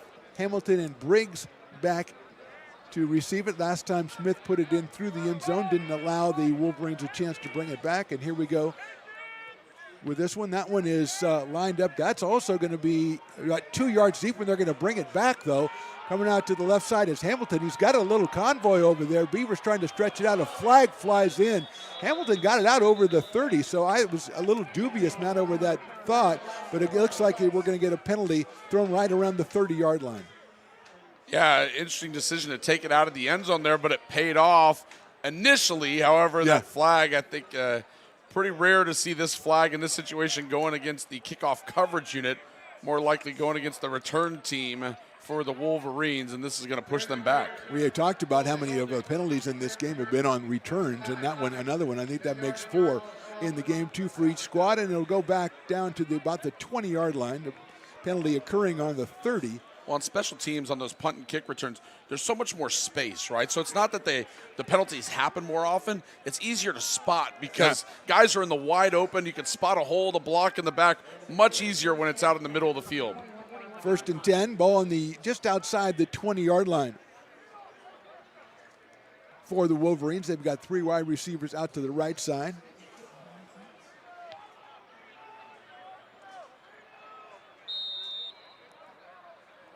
Jair Ramirez, who has the only score for the Wolverines, a 1-yard run.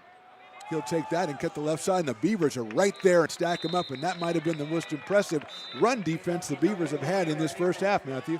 When you say stack them up, Ramirez ran into Garrett Risley, and Risley stacked him up. He picked him up. He carried him backwards.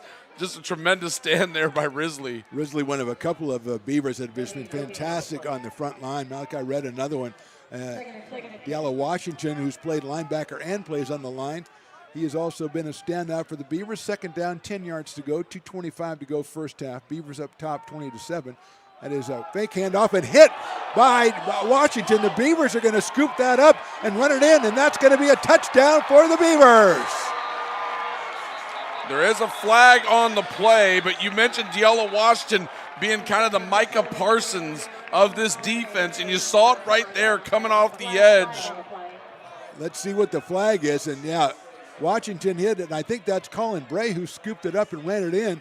And we have a flag on the play. We don't have an explanation forthcoming as of yet. The Beavers seem to think that they're going to go ahead and get 6 points. Let's see. I think they're right. The special teams unit is coming out on the field for Sierra College. And the other thing is,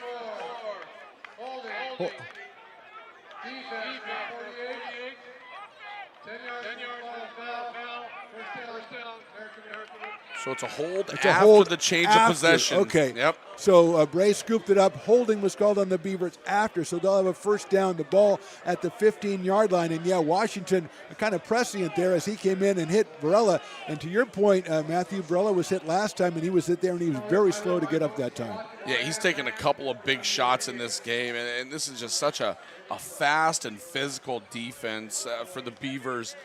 And you can see it out there.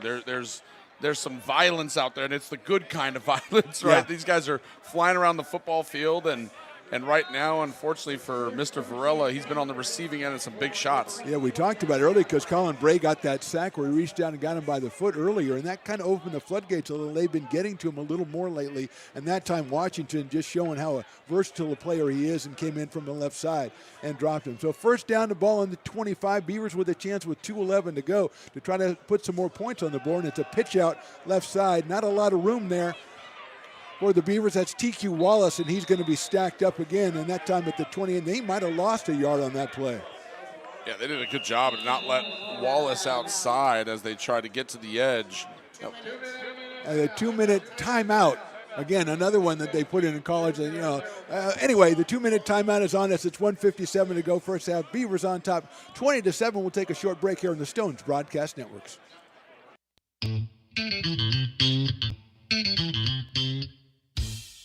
I love baking. I've been doing it my whole life. Grateful Bread was started because I needed the job. It always used to seem like bread was just an afterthought, and which was always kind of disappointing. But now, as not only people, foodies and people eating, they're expecting better quality, and people notice it, they can see it. Lincoln Potters Baseball. Placer County's best-kept secret is back for another exciting summer at historic McBean Stadiums. Loaded with fun for the whole family, local beer, wine, and eats. Fireworks, giveaways, theme nights, kids zone, and more. Come join in the fun and enjoy small-town baseball with Major League Entertainment. Tickets on sale now at LincolnPotters.com. Lincoln Potters Baseball. Come on out and join in the fun. Back here at Beaver Stadium, Mark the Phantom Low along with Matthew Bissett from ABC Jam Productions. Good enough to join us for this one. Beavers on top 20-7. And Matthew, something the Beavers, I don't know if they'll think about this, but you don't, whatever you do right now, you don't want the Wolverines to get the ball back in this first half. You don't, but I think it's too early to think about that, right? Your offense is clicking. You don't want to do anything that's going to disrupt what you have going on offense. If you score on the next play, so be it. Your defense is playing well. I think the most important thing is just do what you've been doing. Second down, ball on the 26. They're going to give DQ Wallace no gain on that first down play, so it's 2nd and 10. Harris hands it to Brown. Brown has an opening up the middle. He's hit at the 20, rolls forward as we always talk about. He gets down close to a first down. Let's see what the call is. Another impressive run by Elias Brown. And we don't have his stats right now, but, I mean, he's got to be averaging 8, 9, 10 yards a carry. Even if you take away the 50-yard run, he's probably averaging close to that. Picked up 9 on that one, so it's a 3rd and 1 for the Beavers. And this is the situation where you go ahead. It's 3rd and 1, yeah, you want to score, but you go ahead and take as much time off the clock. Beavers in that tight formation again. Brown behind center. He gets the handoff, looking for an opening, gets it out to the outside. He's hit at the 11 and dragged down, rolled forward to about the 9. That's going to be a first down for the Beavers inside the 10-yard line. But wait, we do have a flag on the play. Let's see what the call is with 1:19 to go in the half. Amir Lemons and Elias Brown are getting very well acquainted with one another, as Lemons has had to make a few stops on Elias Brown throughout the course of this one. It's going to go against the Beavers, which will move it back to, it looks like, back to that 26-yard line, the initial starting point for the drive. So that's going to be 3rd down now. It'll be 10 yards to go from the 26. Wolverines making a couple of changes on the front line. They got some big guys up there, right? The nose tackles up there, Matthew. They switch them out. And coming up 3rd down, Harris with under a minute to go, and we're going to get a whistle, and it's going to get a timeout by the Beavers. So I think they kind of talk about how they want to play this with 3rd down and 10 yards to go and 55 seconds to go in the first half. Beavers on top 20-7. They want to obviously turn that turnover into points, but that penalty kind of getting in the way. Yeah, you know, that it's a bummer, right? Because on a 3rd and 1, you expect for Elias Brown to be able to pick up the yardage no matter what there. And so that holding call in that situation is obviously something that you just can't afford to have. But here on 3rd and 10, being careful with the football is of the utmost importance. You have a 2-score lead at the moment. He potentially could add on to it here with a field goal. So you just got to take care of the football, make sure that you don't give the Wolverines any sort of momentum right here before the half. Yeah, and I think Elias Brown on that play, everybody's massed in. He went into the middle and then kicked it out to the outside. Maybe someone is going to go ahead and grab when he does that and changes direction. So, yeah, the Beavers, if they don't, get the first down, you want to get some yardage because you want to make it easier for Cameron Smith to kick the field goal. He is got a pretty big leg, but you want to get it as close as you can. TQ Wallace is in behind Jet Harris, which may indicate throwing the ball. TQ's been on the receiving end or the target for a couple of throws from Jet in this first half. TQ's going to go in motion to the right side. So empty backfield for Jet Harris. He's back to pass. He looks right. He's got a guy over the middle. He throws it. It is intercepted by the Wolverines, and it'll be immediately knocked down at the 26-yard line, but that's a mistake by Harris as he had a guy early. The throw is picked off by the Wolverines, and that's what we said. We wanted to give you a chance to get those points.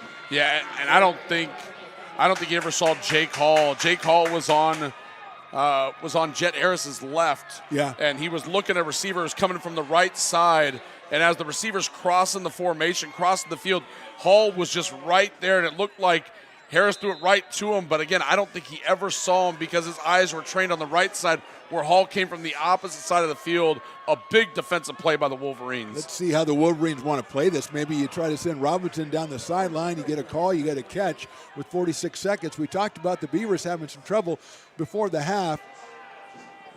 Varela has a lot of time, throws it in the middle, and it might have been caught. No, it gets away from the receiver right about the 47-yard line. It'll bring up a second down.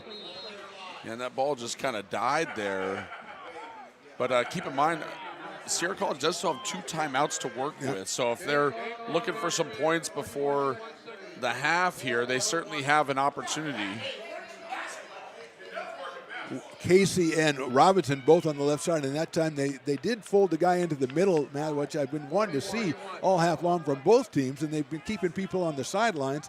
That time they rolled them in the middle, but to your point, Varela's pass fell a little short. Second down, 37 seconds to go here. Well, they're going to put 4 seconds back on the clock. The clock continued to run. The official wants 41 up there. And he's not going to play. He's not going to let us play until he gets it. And since the scoreboard guy's right next to us, he heard you say that. Pretty stubborn. Nice job by you, my friend. Well, he's a big Dirk Nowitzki fan, so that's why he wants 41 on the clock. Oh, Dirk Nowitzki. Varela, quickly, he's going to do quarterback draw, go up the middle. Washington is right there, though, and pulls him down to the 30-yard line. Ball gets loose, but I think it was after the whistle. A big defensive play, and let's see if they let it run out here, the Wolverines, in the first half.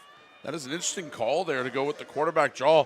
We both thought maybe the Wolverines have a chance here, and I think maybe if Varela picks up a first down, then you're going to go. But It seems like Coach Noonan is content to go to the locker room. But keep in mind, Sierra College does receive the opening kickoff in the second half. And I don't want Varela getting any more hits. That's the thing I'm thinking about. He's going to throw a short pass over to the left side, and it's caught right away and down right away, and that should be the final play of the first half, and the clock runs out.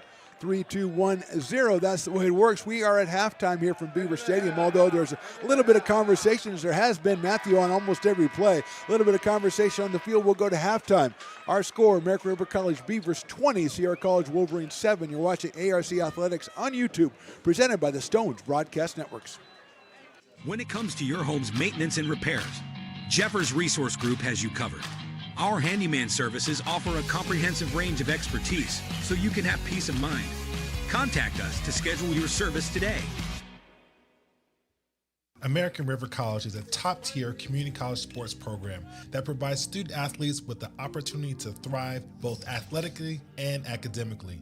ARC Athletics is currently ranked 5th in the state and 2nd in Northern California. With over 19 sports programs, our athletes compete with the region's best athletes. Our diverse and dedicated coaching staff helps athletes develop the skills necessary to compete at the next level.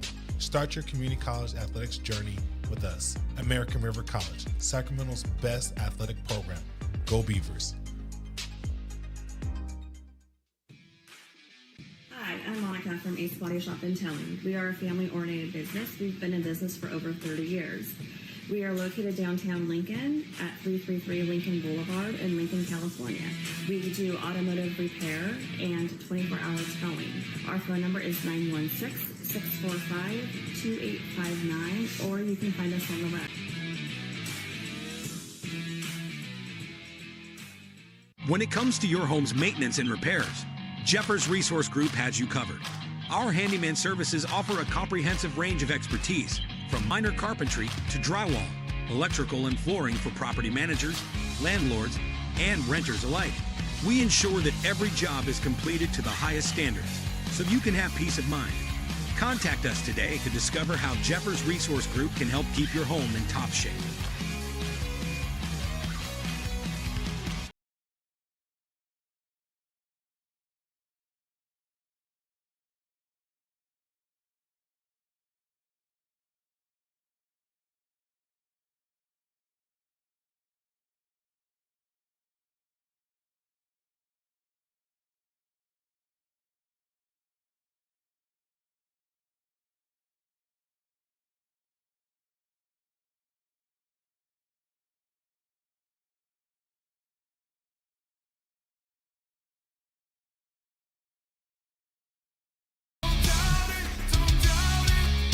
Got dragged there, and I didn't. He's an actor. Oh crap! Who cares? You got the rest of your life to be, serious. But just tweet it out and then don't really run respond. away. No, I think it happens to some of us. Maybe it sounds a little personal to you, but I'm not. I didn't want me. Yeah, to I don't sound know. that It just way. maybe sounds like that. Generally, fine. Again, you're a very bright guy. Yeah. You see right into Right my through soul, you. my friend. That's why I have so many jobs, because people think I'm funny when they're driving home.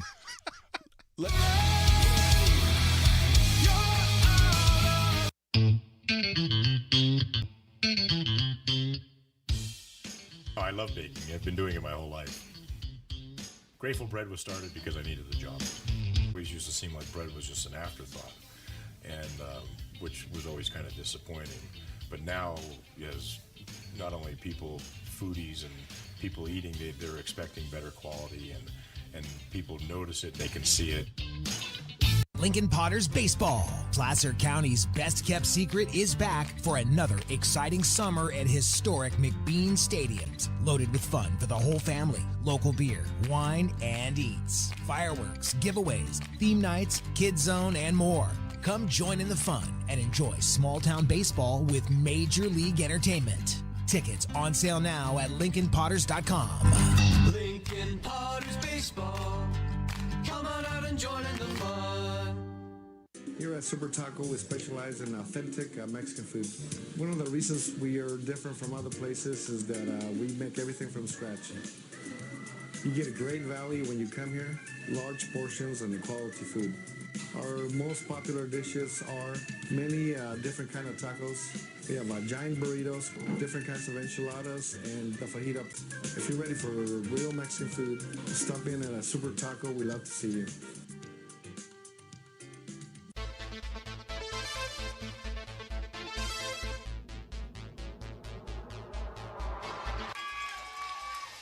Pass flung on and missed. He got him on strikes at 86, the off-speeder. Bruno strikes out the... He's going to look that way. Now he's going to duck down the middle. He's got a guy wide open at the 18 kid. That's Robert Freeman. And Robert's trying to make a couple of moves. He comes back to the 15, comes down to the 10. He gets a block to the 5.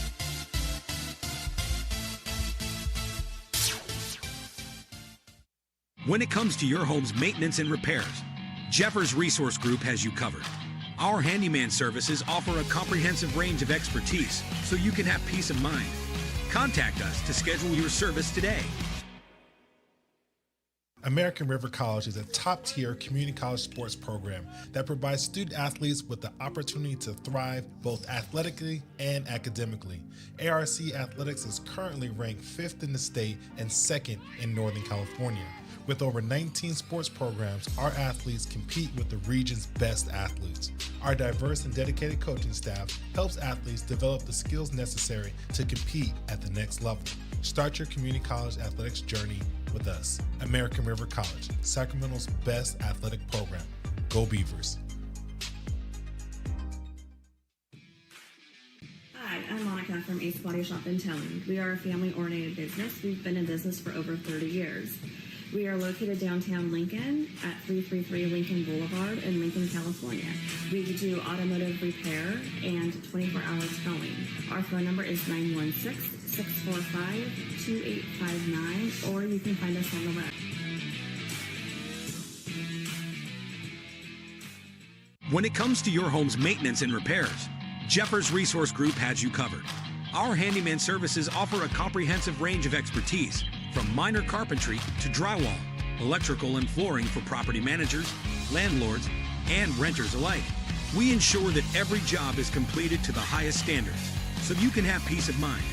Contact us today to discover how Jeffers Resource Group can help keep your home in top shape.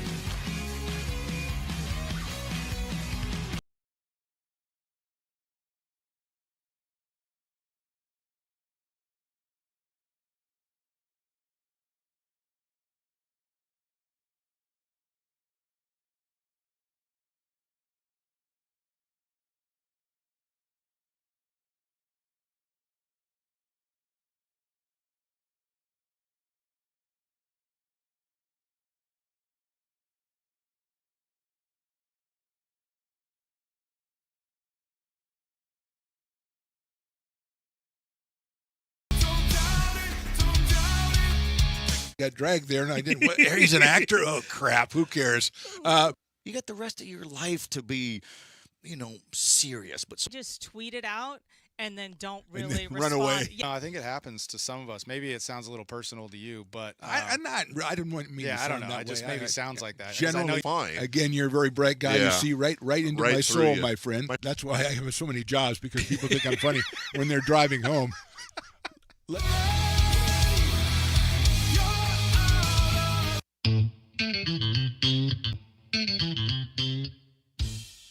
I love baking. I've been doing it my whole life. Grateful Bread was started because I needed the job. It always used to seem like bread was just an afterthought, and which was always kind of disappointing. But now, as not only people, foodies and people eating, they're expecting better quality, and people notice it, they can see it. Lincoln Potters Baseball. Placer County's best-kept secret is back for another exciting summer at historic McBean Stadiums. Loaded with fun for the whole family, local beer, wine, and eats. Fireworks, giveaways, theme nights, kids zone, and more. Come join in the fun and enjoy small-town baseball with Major League Entertainment. Tickets on sale now at LincolnPotters.com. Lincoln Potters Baseball. Come on out and join in the fun. Here at Super Taco, we specialize in authentic Mexican food. One of the reasons we are different from other places is that we make everything from scratch. You get a great value when you come here, large portions and quality food. Our most popular dishes are many different kind of tacos. We have giant burritos, different kinds of enchiladas, and the fajita. If you're ready for real Mexican food, stop in at a Super Taco. We'd love to see you.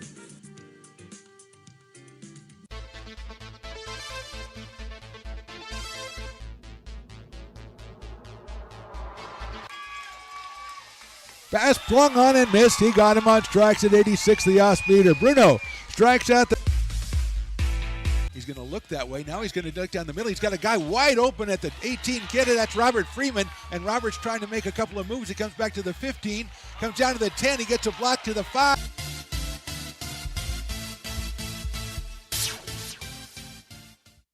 When it comes to your home's maintenance and repairs, Jeffers Resource Group has you covered. Our handyman services offer a comprehensive range of expertise so you can have peace of mind. Contact us to schedule your service today. American River College is a top-tier community college sports program that provides student athletes with the opportunity to thrive both athletically and academically. ARC Athletics is currently ranked 5th in the state and 2nd in Northern California. With over 19 sports programs, our athletes compete with the region's best athletes.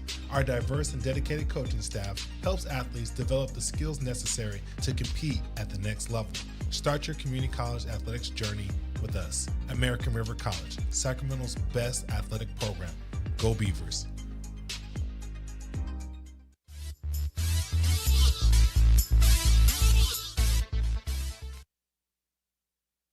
Welcome to the ARC Halftime Show, presented by Taylor Builders. Welcome into the halftime show. Mark the Phantom Low here with you, along with Matthew Bissett, our guest announcer today, doing a fantastic job. And Matthew, Beavers on top 20-7. I think the most shocking thing is we look at a little statistics from the first half. Only 112 total yards for the Wolverines. Yeah, I mean, we talk about in the open the strength of this team, the run game and the defense, and both of them have shown up today big time. I mean, you had the one drive from Sierra College where they got their points on the board, and that was a 78-yard drive. So think about that. The rest of the half, less than 40 yards the rest of the half, Yeah. 34 yards to be exact the rest of the half, other than that 78-yard touchdown drive. So this Beaver defense has shown up. Elias Brown has shown up. The offensive line has shown up. A really impressive first half, and I think if you're anybody in that ARC coaching staff, you're like, hey, let's replicate that in the second half and get out of here with a W. Well, I'd like to talk about American River, but I can't do that without first time about the crab feed.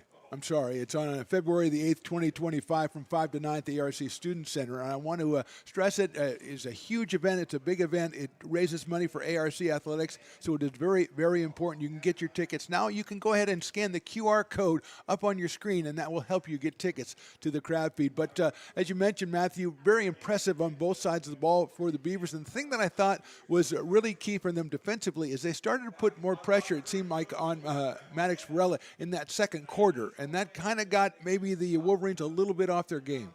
Well, yeah, obviously the biggest play of that was the forced fumble that was returned for a touchdown, of course, negated by a penalty. But you're right. I mean, the first quarter, Varela didn't get touched. And then as the second quarter progressed, you saw him take more and more hits, and the speed of this ARC defense was really on full display, and they were flying around the football field. And like I said, Varela was on the receiving end of a number of big shots. But on the other side, if you're looking for something for the Wolverines to feel good about, I mean, at the end, they could have given up another 3 or 7 points to the Beavers after that turnover, and they come up with a big interception. And as you said, they're going to go ahead and get the ball here to start the second half. Yeah, Jake Hall, the interception by Hall right before the half. I mean, because this could easily be a 3-score game right now. Instead, it's a 2-score game, and if you're the Wolverines, you come out here and do what you're supposed to do on offense. Then all of a sudden, it's a 1-score game, and with that missed extra point, could only be a 6-point game, and then you're feeling a lot better about things. So that play by Hall right before the half to come up with that interception cannot be understated. And if you're a coaching staff of the Beavers, are you going into the locker room and going, okay, let's just keep doing the same thing, or are you trying to? Do you think they're going to try to change something just a little bit, maybe change the look a little bit, give the Wolverines something else to see? I've always been a fan of trying to anticipate what is the other team going to do to try to stop what you've done successfully, okay, and then try to counter that. Now, I still think you have to go with your bread and butter. Obviously, that is Elias Brown in this run game. The offensive line today, they have been opening up gaping holes. I mean, it seems like Brown isn't touched until he's about 4 or 5 yards down the field every single time he touches the ball. So don't go completely away from that. But I think that you're going to see Sierra College come out and they're going to say, hey, we know we got to stop this run game. So maybe some more first down passes from Jet Harris. That's the best position to put him in as well. You throw on early downs when the defense has to play run or pass. That's such a good thing for your quarterback, and it's going to keep the defense guessing. And on the other side, what do you think that Sierra's going to do? They've come out. Robinson has 3 catches in the first half. He's been targeted a couple of times. He's drawn a couple of penalties as well. But just 7 points on the board. What do you think Sierra College might do differently in the offensive side? Well, you said it earlier. I think that you got to give Robinson a more of a variety of routes. Early on, all they were doing was throwing the deep ball to him. You got to let him explore the middle of the field a little bit. He's such a big frame. Get him in the middle of the field.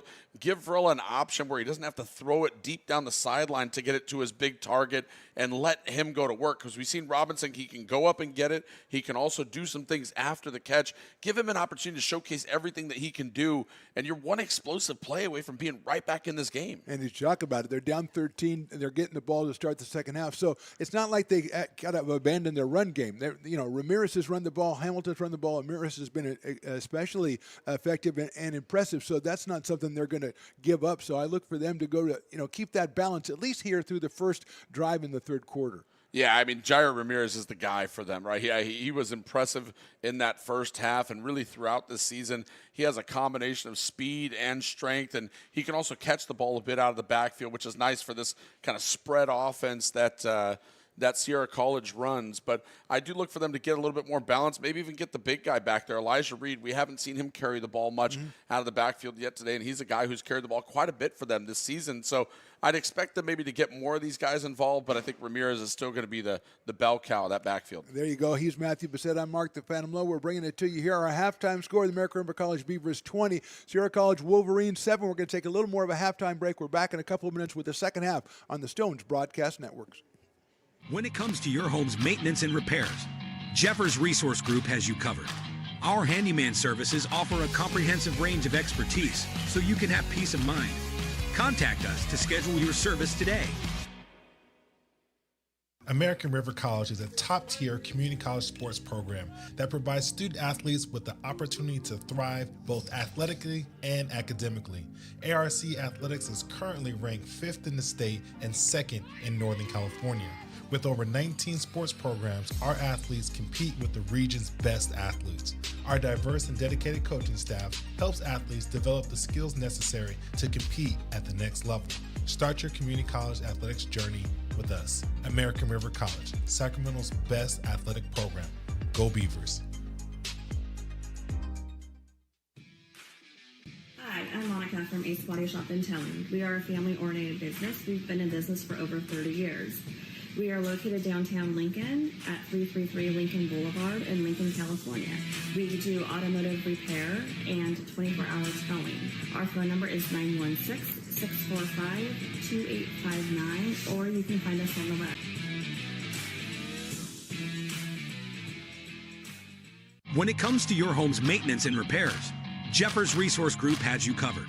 Our handyman services offer a comprehensive range of expertise, from minor carpentry to drywall, electrical and flooring for property managers, landlords, and renters alike. We ensure that every job is completed to the highest standards, so you can have peace of mind. Contact us today to discover how Jeffers Resource Group can help keep your home in top shape.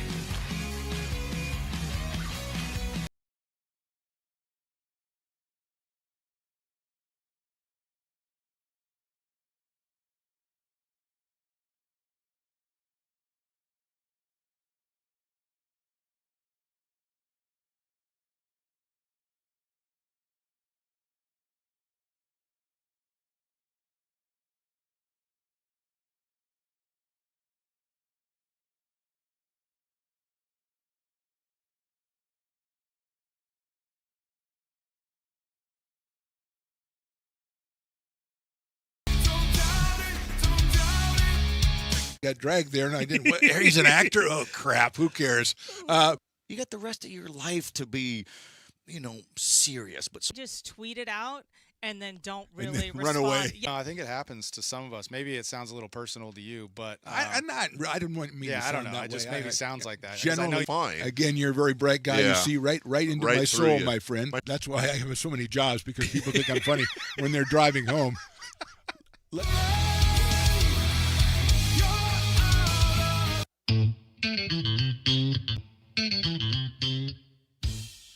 Oh, I love baking. I've been doing it my whole life. Grateful Bread was started because I needed the job. It always used to seem like bread was just an afterthought, and which was always kind of disappointing. But now, as not only people, foodies and people eating, they're expecting better quality, and people notice it, they can see it.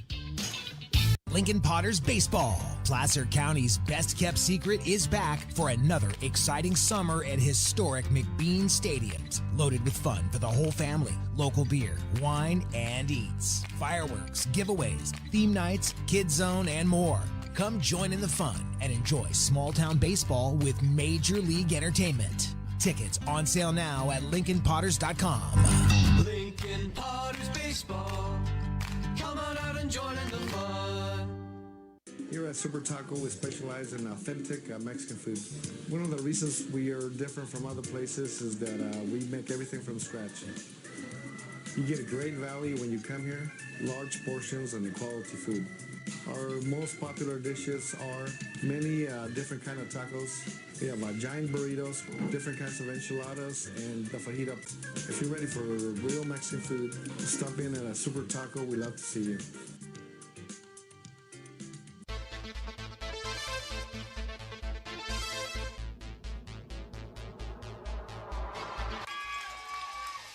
Pass flung on and missed. He got him on strikes at 86, the off speeder. Bruno strikes out the... Welcome back to Beaver Stadium on the campus of American River College in lovely Sacramento, California. Mark the Phantom Low here with you, along with Matthew Bissett from ABC Jam Productions. And Matthew, we saw a pretty entertaining first half, 20-7. Beavers on top. Beavers will be kicking off to start this second half, and a huge drive obviously coming up for the Wolverines on the offensive side. Yeah, I don't want to get into the hyperbole, where you say, oh, this is a must-have drive for Sierra College, but it does feel very important to the outcome of this game. And if you're the Wolverines, you probably feel like, hey, we need to at least gain some momentum on this drive. Maybe points are not necessary, but we need to move the football. Only 112 yards of offense in that first half. You got to move the football here to start the second half. Yeah, the tenor of the last two times they had the ball wasn't really positive for the Wolverines. Cameron Smith will do the kicking off. Briggs and Hamilton to fall. He's going to pooch that one up to around the 20-yard line. Picked up by number 49 there. Tries to come up to the 30. He's caught at the 28-yard line.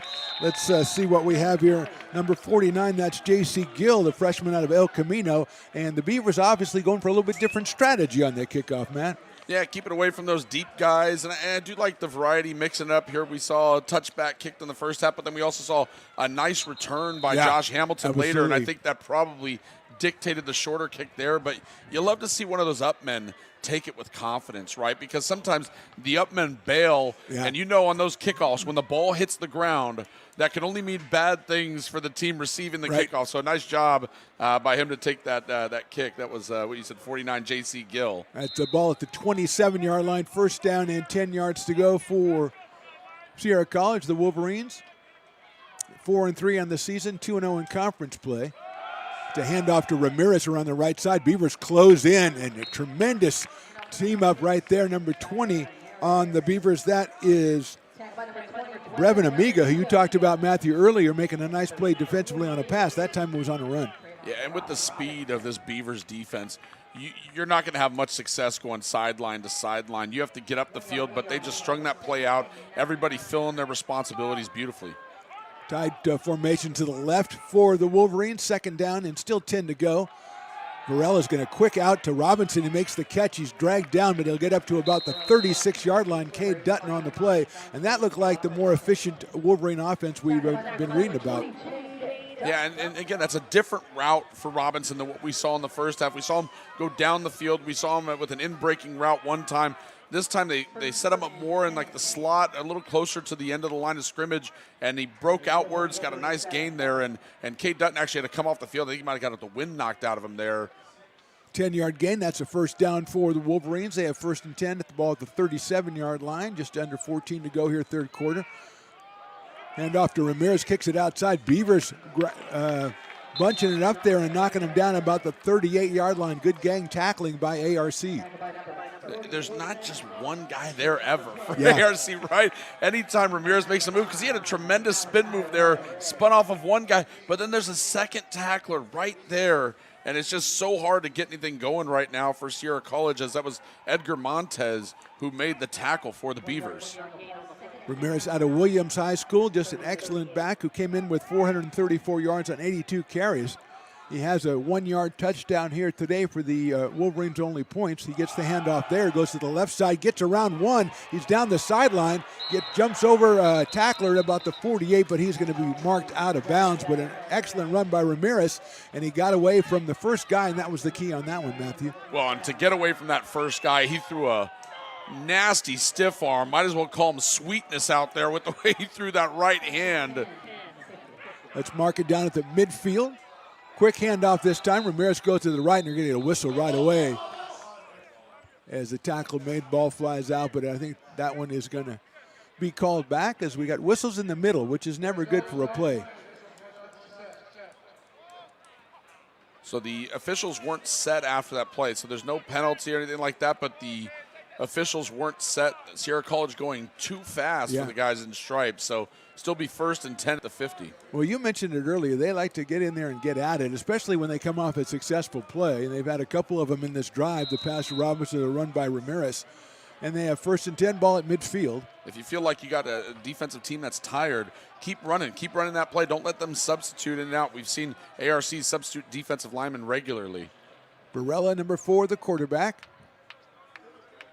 He is in the shotgun at the 45. He hands the ball off, coming to the left side. That is number 22, Hamilton, and he's going to make a nice gain. He'll get down to about the 43, gain of 7. Sets up a 2nd and 3. Yeah, the run game going to have to be successful for Sierra College, because we saw in that second quarter when the Wolverines were dropping back to pass, these pass rushers for the Beavers started to get after it and started to really put some shots on Varela. So even though you're trailing by 2 scores, you can't abandon the run game.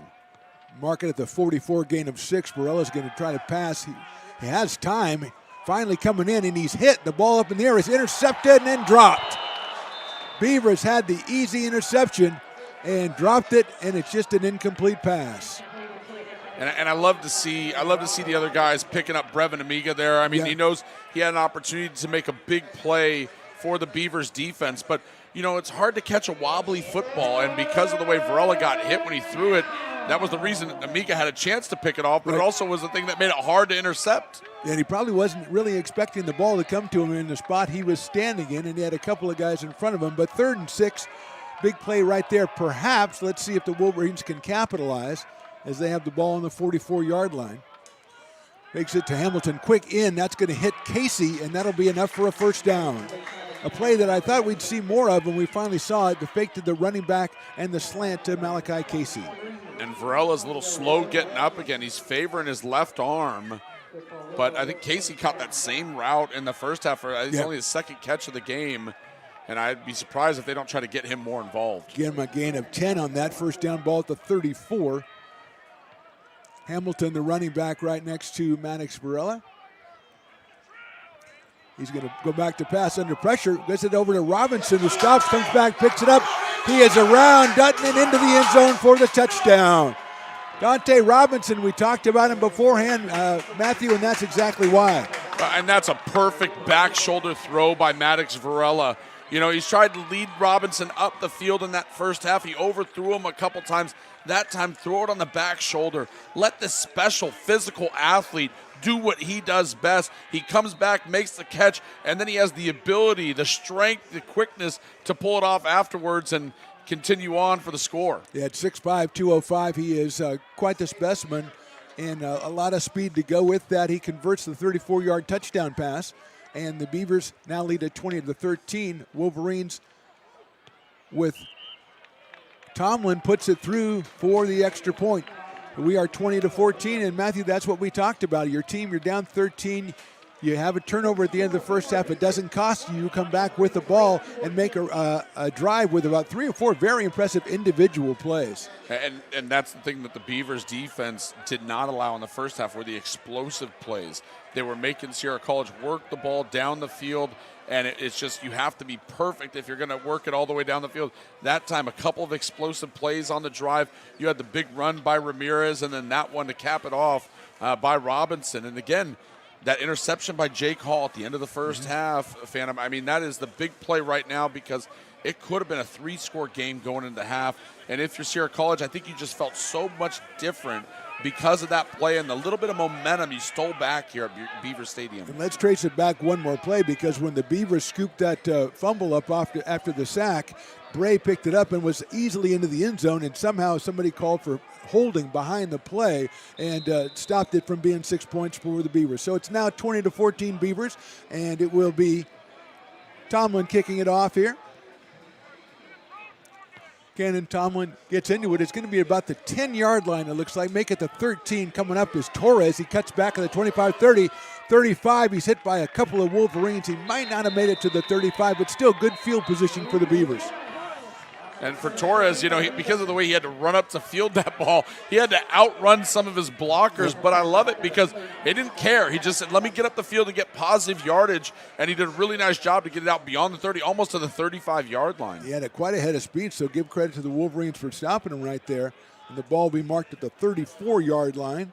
So a 21-yard return, giving good field position to the Beavers, who take the field with quarterback Jet Harris, Elias Brown, the running back, Luis Torres, Xavier Porter, the wide receivers.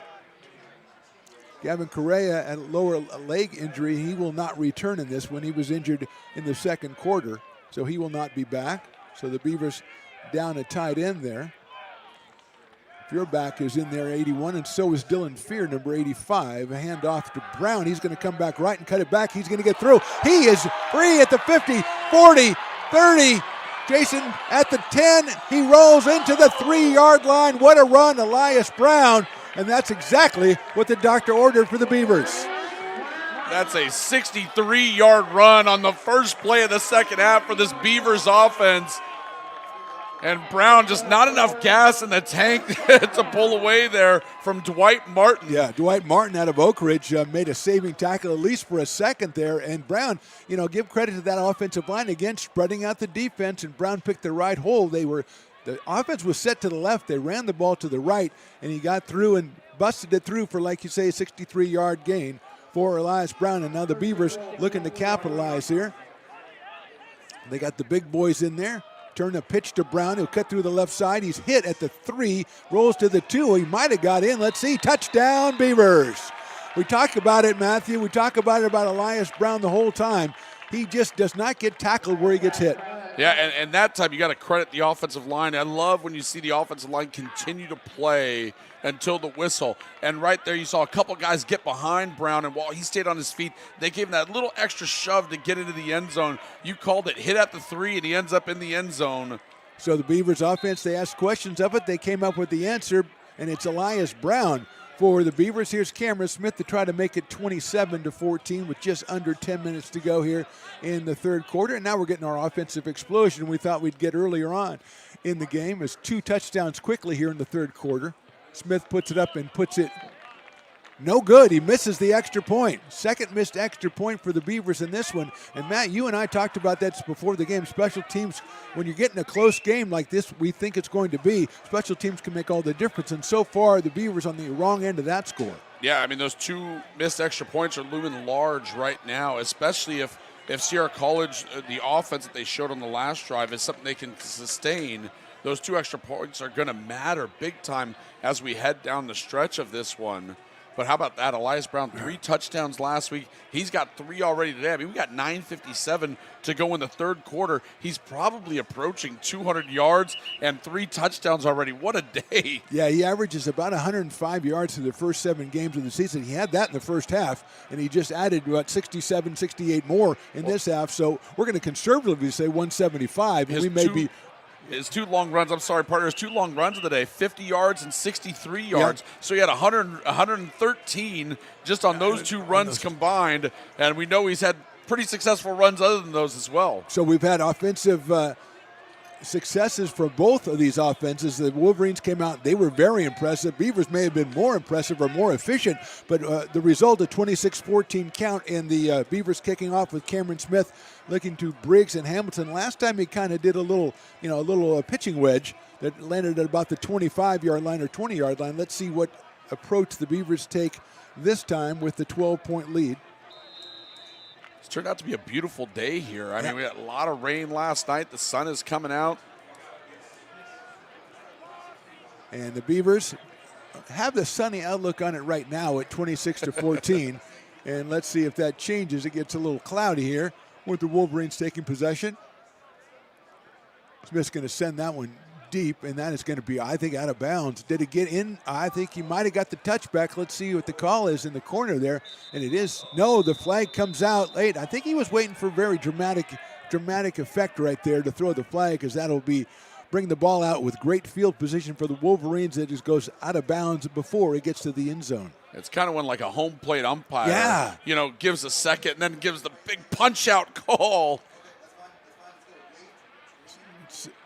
So it'll be, let's see, a flag on the play will bring the ball up to I believe that gets it to the 35-yard line for the Wolverines. Yeah, you're absolutely right, the 35-yard line. And they almost caught a break there, the ARC. I mean, that ball hit right near the sideline. It nearly checked up and went into the end zone, but obviously that official was right on top of it. And you're right, he was right on. He says, I'm the only guy that knows what exactly happened. I'm going to wait to tell you until I feel like it. And he pulled out the flag, looked around for dramatic effect, and flung it. Never let him know your next move. Like Olivier doing Hamlet. 1st and 10, ball on the 35. It's a handoff to Ramirez up the middle. He fights through and gets himself up to the 40. So we've got a couple of running backs really going at each other, Matthew. And that was actually Hamilton on the carry, but he picks up 5 on that first down carry. And really, I mean, the Sierra College run game has looked good. Obviously they haven't had the big explosive plays out of the run game like Elias Brown has had. Hamilton looking impressive, picking up 5, 2nd down. He'll try it again. He'll get 5 more, make it 6, 7, 8 more, and maybe we'll call it 9 more as he is out near the 49-yard line. So 2 quick runs by the Wolverines. They're not panicking and going to the pass right away, plenty of time, and Hamilton coming through with 2 big ones. Yeah, this young man, he's had a big run in the section championship game at Hughes Stadium a couple years ago. Fort Grant, a 70-some-odd yard touchdown run. He is no stranger to big plays. Beavers jump. That's going to be a free play coming up. Varela's wisely going to go deep, and it's a good defensive play. And I think coming down with it is the magic man, Dante Robinson, came down with it. That will result in a refusal of the penalty and a big gain for the Wolverines. I love the intelligence by Varela and by Robinson. Varela sees the flag come in. He knows he got a Beaver to jump offside. And what does he do? He takes a shot. He knows there's nothing negative that can happen for the Wolverines on that play. And he finds his big target who's going down the field. Just great recognition by both players. 27-yard gain for the Wolverines. 1st down ball on the 24-yard line. Offense is moving up and down the field here in the second half, and the handoff is going to go to Hamilton. He found a little bit of a hole. Beavers bring their backers up, and we're going to get a flag on the play. Let's see what that call is. Hamilton, another pretty impressive run, but it may be called back. I think this might be a targeting call. He was held up by 2 defenders, and the 3rd guy came in from the backfield of the Beavers. Let's see. They've called the Hamilton's number a lot here so far in the 3rd quarter. Yeah, Ramirez back in now, it looks like, but that's going to, you get 2 backs like that giving each other a little breather, and that's very valuable. And the Wolverines seem to think it's going to go against the Beavers. And I think you might be right, Matthew, if that's the case. Targeting, like I said, they had 2 guys holding up Hamilton, and the 3rd guy came in to try to stop his forward progress.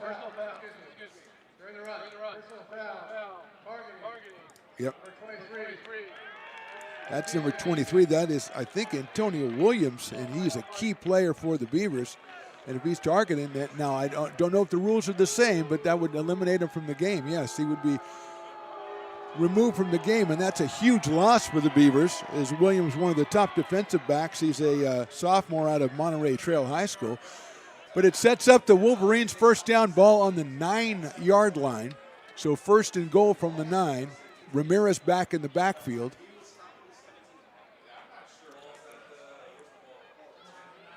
Referees all waiting to get in the spot, and then they're talking to Coach O and explaining exactly what happened. And Coach O, again, we don't have the replay or anything to see, but he's probably pleading for his player. And usually in this situation, what else is he supposed to do? Defense, you get a lot out there. But the referees had enough of that. I think as a head coach, you have to do it. Yeah, right? you have to do it. You got all of your players looking at you. You had a player who's just thrown out of the game. No matter what, no matter how you feel, you better go out there and defend your guy. Yeah. And Coach O does the right thing there. First down and goal, ball on the 9-yard line. Vrella's going to throw. He's got a quick out right there to Ramirez, who is knocked out at about the 2 or 3 yard line. Let's make it the 4. So Ramirez coming out of the backfield, a quick pass and a good gain for the Wolverines. And I really like that play call. Ramirez was lined up to Varela's right. But at the snap of the ball, he goes behind Varela and comes out to the left side of the formation where Varela finds him in the flat. Really tough to defend for the Beavers as you have to come across a lot of bodies to get out there. See the ball marked at the 4-yard line. Second and goal. Full backfield next to Varela. To his left, 2 backs. He's going to fake it, throw it to the corner to Robinson, who, it looked to me, Robinson makes the catch.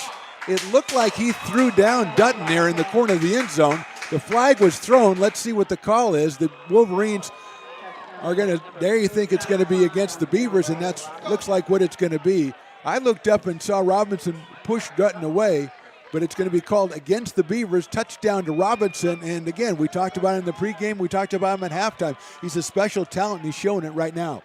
Yeah, and if you're Sierra College, with the way he's playing, you just throw the ball up to him and trust that he's going to make a play. And so far, especially in the second half, he's made every single play you've needed. And right now, 2 touchdown catches in the third quarter, and Sierra College is buzzing. Tomlin, now, I don't know I think that was a fake. I think that was a bad snap. The quarterback, or the holder got up. That's number 9. Christian Smith got up, and he was going to try to run it, and he was tackled. So we've seen a little bit of misplays on both teams here on the extra points, Matthew. And as we've talked about, that's going to rear its ugly head later for somebody. Yeah, and in American River College just got one back there after their 2 botched extra points. You get one back, so you still maintain that 6-point lead. And as we head down the stretch, those things are going to be important. Yeah, just almost 7 minutes into the second half, and we've already had 3 touchdowns scored. And 26-20 for the Beavers. They'll get the ball back. And we talked about at halftime, what are the Wolverines going to try to do? Whatever they've tried to do, it's certainly working. And they're using Robinson a little bit more, like we said, not just the go routes, but they're using a couple of different routes. And Varela's delivering the ball on time, whoever he's throwing it to here in the second half. And give Hamilton some credit for that last drive, too, because he made some fine runs. Well, and I think the key adjustment was not only the type of routes Robinson's running, but also just telling Varela, hey, when you got a guy who's 6'5", not every throw has to be perfect to him. The only bad throw is one that he has no shot at. And give Robinson a shot at the ball, and he's going to win more often than not. Or he's going to draw a penalty. But really the worst thing that happens to you is an incompletion. Right. And so Varela's given Robinson a chance to make plays, and he's certainly made him pay off. The only thing you can't do is throw it. If you're going to throw it high. So he has the chance at it. There's the kick, and it's down to TQ Wallace at the 7. Comes up the right side, cuts it back. He's got a little bit of a seam, gets through to about the 28-yard line. Good run by TQ Wallace. Pretty respectable field position by the Beavers. And again, it seems like every drive on both sides is a must-have. Yeah, and Austin Adams making the tackle on special teams there, but TQ had to run about 20 yards just to track down that kickoff, and a nice return. He stuck his foot in the ground and got up the field. He's a fun athlete. You can tell. I mean, and when you're fast, you have to wear bright-colored shoes, right? So you do, TQ Wallace, so people can see it's you, He's got the orange shoes, and that's certainly fitting. Now, you're not old enough for Billy White Shoes Johnson, but TQ Orange Shoes Wallace is not bad, my friend, not bad at all. Hand off right away to Brown. He's trying to cut it outside, cuts between 2, gets to the 35. Now we're going to a late flag coming in from the back judge as Brown knocked out of the 40. I think another good run by Elias Brown is going to be nullified by another holding call against the Beavers, and that's what it's going to be. I mean, it is going to come back, but the ability of Elias Brown to stop his feet and then continue and accelerate at his size is just special, right? He almost stopped his feet in the backfield like you would see Le'Veon Bell do for the Steelers. Stop his feet and then continue on and pick up positive yardage. But the penalty makes it 1st and 20 to start this drive for ARC, where Sierra College had 2 quick scoring drives. If you're American River College, now all of a sudden your offense is facing some pressure. You have to move the football here, and not a good start to the drive. Yeah, defenses against offenses that are working like this, they need big plays like sacks or penalties, and that's the thing that can put you behind the sticks, which is exactly what happened to the Beavers. That's going to be a handoff up the middle. Not a lot of room for the Wolverines. They were expecting Elias. They got Elias. He might have gotten 2, but it's going to set up 2nd and long. And Cohen Bell lost his lid there for Sierra College right when he and Elias Brown collided. Cohen Bell's helmet came off, and those are 2 former high school teammates of the Rockland Thunder. And that was a big collision right at the line of scrimmage there between those 2 big guys. Elias Brown comes out. Luis Torres comes in, and what you would seem to be a passing down for the Beavers. 2nd down on the 19-yard line. They've got to get to the 37, so call it 18. We have 7:05 to go and counting here in the 3rd quarter. We've had a lot of action already. A 20-7 halftime lead for the Beavers, now 26-20. Harris has a man out, but it's too high, and Torres goes up, can't make the play. Going to bring up a big 3rd down. Yeah, pass was too high into the inside. Actually, really dangerous throw there by Harris, as the coverage was pretty good by Dwight Martin, but a chance to complete that to Torres. But now 3rd and 18, 3rd and 19, a tough down and distance. And, I mean, the Beavers are in danger of giving the ball right back to the Wolverines and a chance for the Wolverines to take the lead. Yes, and they are the momentum is obviously on the side of Sierra College on the far sideline there as the Beavers face a 3rd and 18 with the ball on the 19. Wolverines showing a little pressure from the left side of the offensive set. That'll be turned on. They're going to hand it off to Akil Sohan. He is nailed behind the line of scrimmage by number 56. That is Masai Gibson out of Chicago, 6'5" and 280. And that's a big play right there, Matthew. And as he said, sets up the punt and a great turnover for the Wolverines defense. Well, we've seen all running backs in this game time and time again fall forward and be going forward even as they're getting tackled. Masai Gibson just made sure that wasn't possible on that play as he arrived with bad intentions, and a huge defensive stop by the Wolverines, helped out by that penalty. And Richardson on the punt. It is going to be fair caught at the 46-yard line by the Wolverines. That is Sebastian Sutton with the fair catch at 46. So another good field position for the Wolverines, a team that's really kind of playing downhill so far in this 3rd quarter, Matt.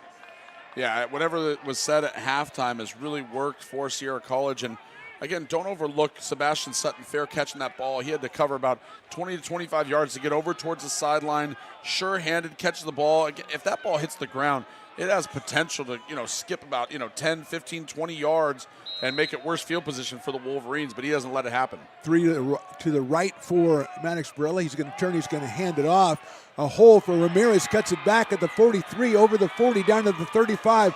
Finally dragged down at the 33-yard line, and we're seeing a team in the Wolverines, Matt, who came out of halftime with new life. It doesn't even look like the same team. It really doesn't right now, and you're just not going to bring down Jair Ramirez with arm tackles. And again, we had the Wolverines trying to go quick, and I think the Beavers saw that, and they're going to go ahead and call the timeout. So with 5:56 to go here in the 3rd quarter, it is the Wolverines 20, the Beavers 26. You're watching ARC Athletics presented by the Stones.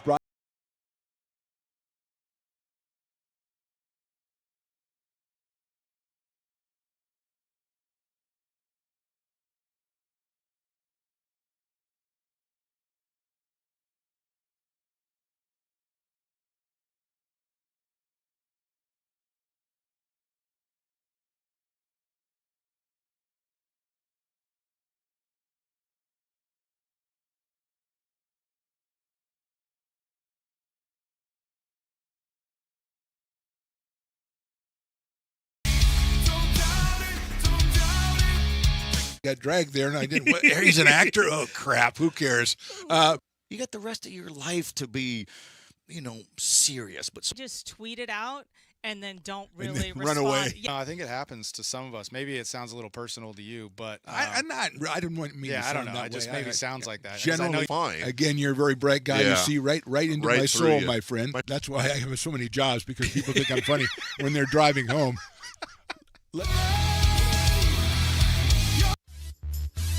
5:56 to go, third quarter. Mark the Phantom Low, Matthew Bassett here for Stones Broadcast Networks.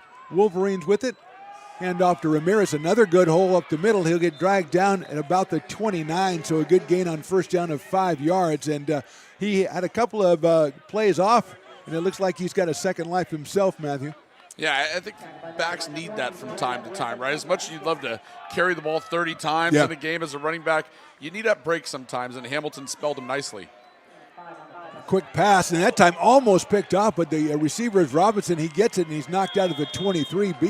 Beavers jumped on that play but didn't locate the ball. It ends up with another first down for the Wolverines. Yeah, and I think Brevin Amiga was close to taking that one back, but the zip on the ball from Varela, I think, is what made that not possible, as Varela sling that one out there to Robinson, and they're getting him involved in all different ways now. Yeah, and you can use Robinson as more of a decoy if they want to now, because they've got Casey on the right side. They could give it to Ramirez. He's got another fine hole up the middle. He'll pick up another first down and get inside a 10-yard line as the Wolverines mount yet another drive. They trail by 6 here with 5:02 to go in the third quarter. This offense is clicking. Again, that first half was as close to a disaster as you could imagine, and then the second half has looked completely different for Sierra College. Handoff cut back by Ramirez. He's hit hard. He rolls in, and he is into the end zone for the touchdown. 8-yard run for Jair Ramirez, his second touchdown of the game. And for a moment here, Matt, we are tied at 26. Well, the Wolverines are playing fast, and the Beavers are reeling right now because the pace of Sierra College and the momentum they have developed, everything is working for them, and it all starts with their big play guy, Dante Robinson. Once they got him going, now all of a sudden the whole field is opened up. The run game is firing on all cylinders. It is impressive to watch. Tomlin for the extra point here to try to put the Wolverines ahead for the first time today. The snap is good, the kick is up, and it is good. And the Wolverines have taken the lead 27-26 with 4:45 to go here in the third. And Matt, something I think we have to mention, as we talked about it early in the first half on the American River side, give credit to those Sierra College offensive linemen too, because they are bringing holes for Ramirez. He's making some great moves, but they are making the initial holes for him to go through. Well, and here's another thing to think about, right? Sierra College is going quick because they don't want to allow the Beaver players a chance to breathe. They don't want to allow them to substitute. Well, Right. those 5 guys up front for Sierra College, they're not subbing in and out. Those guys are going every play, and they're opening up holes. They're buying time for Varela to make these big plays. They're doing a tremendous job here, equaling what the Beavers' offensive line did in that first half especially. Yeah, and when you talk about at the end of the first half, the pressure they were putting on the quarterback as opposed to what they've done so far here in the third quarter, almost non-existent pressure, and give credit to Varela and also the design for getting the ball out quickly. So Joel Bradley will be doing the kicking here for the Sierra College Wolverines, who have come all the way back. They lead this one 27-26. It is Wallace, it is Torres for the Beavers back around the 5-yard line, and that's going to be a short pooch kick. It's handled at the 32 by one of the up men. He gets up to the 38. They might get up to the 40, I believe. That's Correa. That That's was Jonathan Correa. Jonathan Correa, there you go. He says, hey, I don't have the other Correa. I'm going to go this Correa, and I'm going to go ahead and take it up. And he made the play. And to your point, you like it when the up men don't just stand there. He didn't just stand there. Yeah, or didn't avoid the football, right? No. I think if you're the coaching staff, you're probably like, hey, maybe we fair catch that next time. Maybe we go down. But you got some kickoff return yardage for the young man who just recently got an Eastern Michigan offer. That's fantastic. Also, yeah, he's averaging double digits on his kickoff returns, which is pretty good when you're the up man. So now the Beavers have to get something going offensively here as they trail 27-26. Harris hands off and met at the line of scrimmage is Brown, and maybe a yard lost there as there was 2 or 3 Wolverines waiting for him. Number 36 was the first guy. That's Mateo Poso out of Branham High School in San Jose, my hometown. There you go. And again, you don't see many guys one-on-one stop Elias Brown dead in his tracks, but Poso just did that. And I'm telling you, the momentum is a real thing. You can see it, you can feel it right now here at Beaver Stadium, and it all belongs to the Wolverines. Yeah, Brown dropped for a loss of 2 on that play. He's got 2 touchdowns, but he's got 2 long runs here in this one. That time, setting up a 2nd and 12. They're going to hand it off again. He gets a little more room this time. He'll get up to about the 43-yard line, a gain of about 4, but that's going to bring up a big 3rd down here, Matt, about 8 yards to go. It's fun watching 2 former high school teammates. We saw it with Cohen Bell and Elias Brown. That time it was Austin Adams and Elias Brown, former Rockland Thunder players, teammates, and they're going at it. Boy, the physicality out here, it's fun to watch. TQ Orange Shoes Wallace comes in. That's a Matthew Bissett nickname, not me at all. And they've got to get to the 49 of the Wolverines, so call it 7 here on 3rd down. 3:20 to go, 3rd quarter. Big play here for the Beavers. Beavers led by 13.5. They now trail by 1. Wallace goes in motion to the left, so it's an empty backfield for Jet Harris. Pressure coming in. He's got a guy over there, wide open. He makes the catch. That's Porter at the 20. Dragged down inside the 10. He's still going. He's still going, and he's down at the 1-yard line. What a play. No flags on the play. And we've talked about it, Matt. Why don't teams explore the middle of the field a little more? That time, Porter had nobody defending him. Well, they had that bunch formation tight to the left side of the line there, and Porter just got, wide open. I think the term wide open gets used too often in our business, but he was wide open streaking down the field, and he had his teammates running down the field with him, trying to carry him into the end zone. TQ Orange Shoes was down there trying to help him. He's the only guy fast enough, but he almost overthrew him too, so give Porter credit for a tremendous catch. Beavers in the tight formation. Handed off to Brown, kicks around the left side. Touchdown, Beavers. And they are back on top. And Matthew, this one living up to all the hype here in the second half. Yeah, it was 20-7 at the half. Keep that in mind because here we are with 2:32 to go in the 3rd quarter, and we've had an offensive explosion here to start the second half. 3 touchdowns on the board in the quarter for Sierra College, 2 on the board for ARC, and now Elias Brown up to 4 touchdowns in the game. And give credit again to Porter for that play. Give credit to Jet Harris for hitting him, and give credit for them coming up with that on a 3rd down play. And they're going to go for 2 here with 2:32 left to go as they lead by 5. Takes it. He's got a guy open in the corner of the end zone. The throw he is caught. Perfect. I believe that's Dylan Fear there out of Lincoln High School, makes the catch in the back of the end zone, and the Beavers grab the 2 points, and they're up 34-27. That's a big-time contested catch there, and they've done that formation a couple times, ARC has, and they usually go with the pitch to Elias Brown, so that time they fake the pitch. Varela rolls out a bit, finds his big tight end at the back of the end zone. And that's a big play there because it makes it a 7-point game once again. And now all of a sudden those missed extra points don't hurt you as much if you're ARC. And I'm a little bit disconcerted because they gave the 2 points to the wrong team there, and you said Varela threw it, so you guys were both conspiring against me to give the Wolverines the points, but they figured it out now, and it is 34-27. And again, we saw a game the first 30 minutes, and we've seen another game here the next 13 minutes. It's just been a different football game. And my apologies to Jet Harris. I actually did that on purpose just to make sure Phantom was on his toes here. Exactly. Well, I never get a chance to correct you. You're over here correcting me all the time because, I'm me. Anyway, huge catch by Fear in the back of the end zone, and that was, it looked like he was wide open when the ball was thrown, but the defender came back. He almost pushed him out of the back of the end zone there. But Fear comes down within a huge play. And as you say, you don't have to chase the points anymore because you've caught up and aided by the fact that the Wolverines missed one of their own earlier here. So 34-27, Briggs and Hamilton go back, and Cameron Smith, let's see. We've had a lot of strategy, Matthew, on these kickoffs so far today. Yeah, when you got explosive kick returners, that's why you get the strategy, right? You don't want to kick it to the deep guys because you're a little fearful that they might pop one on you. Yeah, Hamilton has been running the ball very well, and he had a nice kickoff return, which was called back earlier, and they're going to send it down this time to, I think that's Briggs. No, that's number 2, cutting on the right side. He's got a little bit of opening. Beavers trying to close in down the sideline. That is Xavier Guerrero comes in and makes the return, and he's going to get it back up. A very respectable return by the Wolverines, gives them some pretty good field position here as we start this drive. Yeah, Guerrero just kind of got to that wide side of the field a little too easily, I think, if you're the ARC special teams. You don't want to let him get to that wide side of the field. Yeah, ball on the 33-yard line, so a fine return by Guerrero, also out of Placer High School.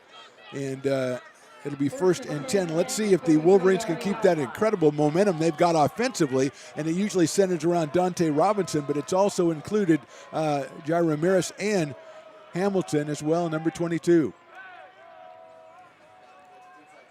First down, 33-yard line. Quick handoff up the middle. Beavers trying to stack it up. And it's tough to bring down right there, and still going. It'll get out over the 40. Everybody's doing the mash, the monster mash out there, and it'll get it up near the 40. A second down coming up for the Wolverines. That is a strong physical run by Josh Hamilton. And again, the offensive lines for both teams continuing to push, continuing to block until that whistle blows, really helping out their backs. And running games on both teams, setting up the pass games as well, especially for the Sierra College Wolverines, who throw it for about 250 a game. And that's another handoff. The Beavers trying to keep it from the first down, very close to getting to that first down. I think he might be just a little bit short, bring up a 3rd and short. Yeah, so every 3rd down right now is big, right? If you're both these teams, you're looking for a play to shift the momentum in your favor as these teams have exchanged scores here in the second half. Let's see if the Wolverines can go straight ahead, or they try to something fancy here. As we've got 2 receivers to the left, 2 to the short side, the right. Ramirez is going to get the ball, but he is dropped. I don't think he got the first down. Let's see if it's 4-down territory for the Wolverines here with 1:10 to go and counting in the 3rd quarter. And that was Risley and Correa who met in the backfield, and they both got a shot on Ramirez, and he's not going to have the first down yards, and it looks at least initially like we're going to see a punt from Sierra College. But that's one of those things where running out of the shotgun can be a little detrimental sometimes, because the first thing your running back has to do is go east-west instead of north-south, and in those short yardage situations, it can be tough. I'm very suspicious of this right here, but the Wolverines 4th and 1. Kick gets away from Joel Bradley. Wallace is going to back off, and that one's going to take that bounce you talked about earlier, Matt, as it's going to go all the way down to the 12-yard line. So the Wolverines do not score, but they get a pretty good punt from Bradley and trying to shift field position. It'll be first down. It's inside the 12 and marked about the 11. Yeah, that's a fantastic punt. I am with you. I was surprised that Sierra College didn't go for that there. But with the offense that we've seen from both teams here in the second half, you kind of feel like you got to exchange scores here. You got to keep punching and counter-punching here, because I don't know how many more stops we're going to see in this game. Well, if you're not going to go for it, you want to get what you got, which is getting the ball down right around the 10-yard line and making the Beavers go 90 yards with 28 seconds left to go here in the quarter. The Beavers pulled out the huge play to Porter in their last drive, which got them out of a hole. Let's see how they attack it here. 1st and 10, ball just outside the 10. We'll call it the 11-yard line. Harris, the quarterback. He's got Brown. He's got Wallace. He's going to get it to TQ, and he's got a defender right there. He cuts back at the 10, cuts back again. He missed about 3 defenders, but wound up with 3 yards. Yeah, it looked like he did a lot more work than just earning 3 yards. But, again, it's the pursuit by the defense that makes that happen, right? You had a lot of guys flying to the football. I do like the play call, though, and having Elias Brown and TQ Wallace in the game at the same time. I think it poses a problem for the opposing defense, but that time the Wolverines were up to the task. We're going to have to catch our breath. 15 minutes of action, and they scored somewhere around 40 points. I don't even know how many points we got up on the board, but we're going to quarter number 4. It's going to be a great one here. Beavers 34, Wolverines 27. You're watching ARC Athletics on the Stones Broadcast Networks.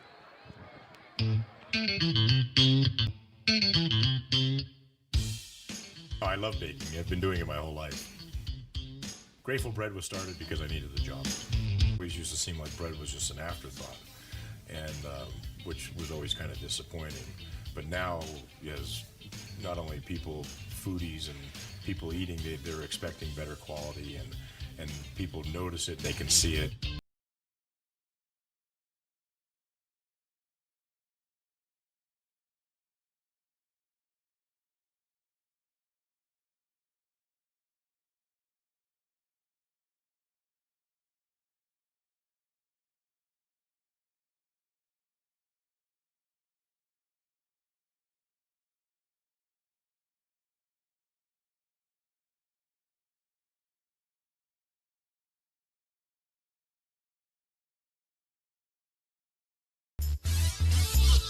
Fourth quarter about to start here from Beaver Stadium. Mark the Phantom Low along with Matthew Bissett, Raleigh the engineer on the job. Stones McCoy doing the scoreboard. It's second down, 8 yards to go. Ball in the 13.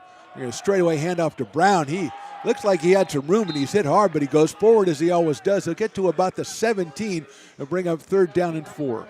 That was Masai Gibson there making the hit once again, Wow. but he didn't send Elias Brown backwards. Elias Brown still manages to fall forward and pick up, 4, maybe 5 yards on the play. Be a 3rd and 4 ball just inside the 17-yard line. Just getting started here. Fourth quarter, Beavers 34, Wolverines 27. This has been a physical football game. Really fun one to watch. As we were talking about, physical and full of a display of talent. Just the skill level of some of these players, amazing. Just one out to the left, that is Porter for Jet Harris. He's going to hand the ball up the middle, and the Beavers are going to get the first down, I believe, as, it's really, something, I think we boil it down to this. It's really hard to bring that guy down. Well, that was Akil Sohan that See? time. That's what I meant. Akil Sohan. That's how difficult it is. He was hit probably 2 yards shy of the line to gain, and he surged forward. Brown comes out, and Luis Torres comes in, the high school teammate of Jet Harris, the quarterback. Sohan, we haven't seen him in the second. I think that's his first appearance in the second half. He had a couple of carries and picked up a first down in the first half. So it's 1st and 10 for the Beavers. Ball on the 22-yard line of ARC. That's a straight handoff again. Looked like it was going to be a hole there. He cuts it back, but the defense waiting for Sohan right there. Maybe a gain of 1 on that play. Yeah, setting the edge really, really nicely was Anton Johnson.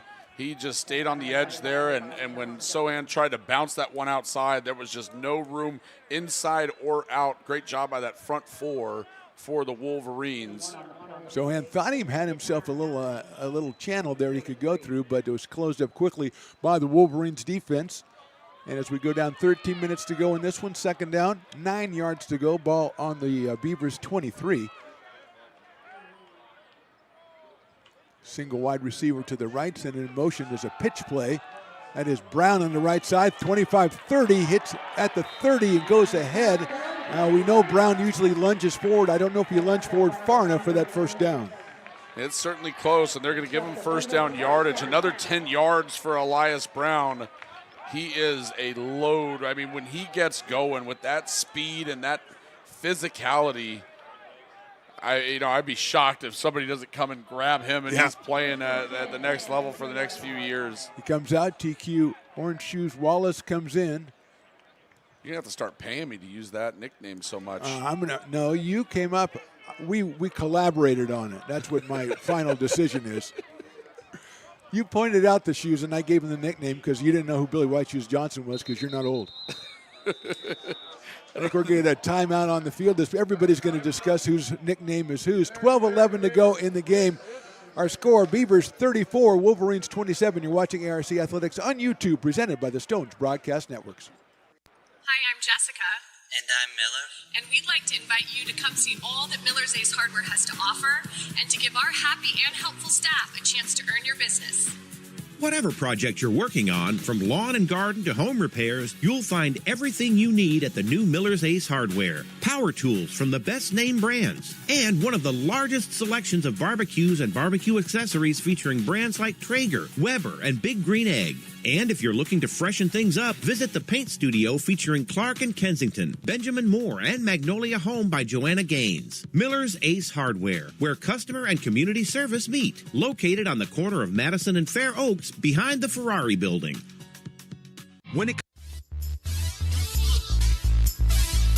Back at Beaver Stadium, 34-27 Beavers. Mark the Phantom Low here with you, along with Matthew Bissett from ABC Jam Productions. Once again, Matthew, thanks so much for filling in this week. It's really been a pleasure. You bet. I mean, anytime you can watch a football game of this quality, I'm all in. And you like working with me too. Okay, here we go. First down, ball in the 32. Hand off to TQ Wallace. He takes a step, and he's going to go back the other way, tries to cut through. For all of his work, he's going to end up with a loss of about 2, and it could have been a lot worse. It'll set up a 2nd and 12 for the Beavers. Well, Wallace thought about cutting that even further back and trying to gain more yards, and then he realized, let me cut my losses and keep it to a 2-yard loss, and that's really a smart play on his part, because if he continues to go back, that could have been a 6, 7, 8-yard loss and could have been really detrimental to the rest of this drive for the Beavers. Yeah, that's a great point, because usually when you're a skilled player like TQ is, he probably goes, I can make something happen, and he very wisely, I thought, did not try to. Second down, 12 yards to go, ball on the 30. Beavers with 2 wides to the left. Going to turn around and going to hand the ball off behind him to Brown. He's trying to get some room. He has a little bit, but he won't get much. Maybe get up to the 34-yard line. Going to bring up another third down for the Beavers. Well, the one thing you want to do with big backs who like to get north-south like Elias Brown is you want to make them change their direction earlier than they want to. And Tom Sakinski knifed into the backfield for the Wolverines, and that made Elias Brown cut almost the second he was handed the ball. And those are 2 other guys that were former high school teammates at Rockland. And it's just the talent on the field and being able to cover these guys at high school and now at the college level, it's really been a pleasure. Third down, 8 yards to go, ball on the 34. Let's see. Beavers have not really, except for the pass to Porter, tried the middle of the field. It looks like Harris is going to let one go, but that's going to be well defended and away from Purebach, the tight end. So good pressure that time by the Wolverines, going to necessitate a punt from the Beavers. Well, when Harris let that go, I thought it was danger time because, Jake Hall was out there who already has 1 interception in the game. And when the ball was thrown, it looked like Hall might have had a chance to make a play on that one. That was Maxwell who was out there, not Hall, number 30, not 40. But Harris had the arm strength to get it far enough outside to be a good throwaway. Yeah, it looks like he wanted to go inside with it, and it just wasn't there, and Richardson will punt. The low punt is going to be fair caught right there at the 32-yard line. Sebastian Sutton does the honors, and so it'll be first down for the Wolverines. 10:27 to go. Beavers lead 34-27. So we had a frenetic third quarter. It slowed down a little bit here with both teams going, having to punt, and now the Wolverines, down by 7, will come out with the ball at the 32-yard line. Yeah, and that's a big stop by this Wolverines defense, right? If you allow the Beavers to drive the length of the field and get up 2 scores to start the fourth, then all of a sudden you're really going to be in a tough spot. But the Wolverines defense does their job. Now the offense looking for that momentum again. Varela turns and hands it right off. Nice move in there. It gets away from one. That's Hamilton. He gets through, and that's a real impressive run. Gain of about 12, but it seemed like he made 3 or 4 great moves inside that run. He runs with like a desire, with an intention, right? It's like he's refusing to go down, and not the biggest back, not the fastest back, but boy, he is special. We talked about the average yards per rush of these trio of backs. It was very impressive, and you can see why. Varela's going to quick out right there to Robinson. He gets it, cuts it back in, and he is going to be cut down, but a gain still of 8 yards. A good first down play by the Wolverines sets up 2nd and 2. And if you're going to throw those type of wide receiver screens, the other wide receivers have to buy into blocking. And that time, Malachi Casey made a big block on the outside that allowed Robinson to pick up the 8 yards that he did. If Casey doesn't pick up that block, it might be stopped for no gain. Yeah, one of the many things that make Robinson special is it's hard to bring him down with just one guy. So even if you have him caught in the flat, he is tough to bring down. Beavers jump and get back here. 2nd down, 2 yards to go. Varela's going to pass. He's got time now. Here come the Beavers. He throws it back. That's a backward pass. Knocked down. Hamilton alertly picks it up, and the Beavers alertly tackle Hamilton, so it'll be a loss on the play. And that was Jonathan Correa coming from the blind side, and he just laid out Maddox Varela, and Varela never saw him coming. And a great awareness there by Hamilton to pick that ball up. I mean, how many times do you see guys just leave that ball on the ground when they think it was a forward pass? But it's one of those situations where I think even if Varela's arm is coming forward, the ball off his hand initially went backwards, so it doesn't matter. Yeah, very alert on part of everybody involved in the play to make the play that they had to make. But I think Varela's got to a point where he's kind of got that countdown in his head. If I have to take more than this time to throw a pass, and if I have to take this much time, I know I'm going to start getting pressure. If I don't get it out quick enough, I know pressure. And that time was another time that he got pressure right at the end. He took a little bit too long to get rid of that ball. And let's see whether he was waiting for the running back to come out and give him a target or not. He waited just a little bit too long, and the Beavers, who hadn't had that pressure in that entire third quarter, showed it again. And for Correa, that's 5.5 sacks on the year now, and he has just had a fantastic year. You know, he kind of reminds me of a Kai Wallen in the sense of the path that he's taken here. Out of high school, maybe a little under-recruited, come to ARC, 1 year at ARC, and now all of a sudden getting D1 offers. Obviously, Kai Wallen came to ARC for 1 year, then ended up at Nebraska. And now you have Jonathan Correa, who 1 year at ARC has gotten an Eastern Michigan offer, and I got to imagine that more of them are going to come in before his time here with the Beavers is done. Yeah, and it seems to suggest that they just need a little fine-tuning. Maybe they're physically, like Kyle Wallen, physically what a specimen, but he needed a little bit of instruction, a little fine-tuning on how to play the game, and that's what you get when you come here. Big down right here, 3rd and 7, ball on the Wolverines 48. 8:55 to go in this one.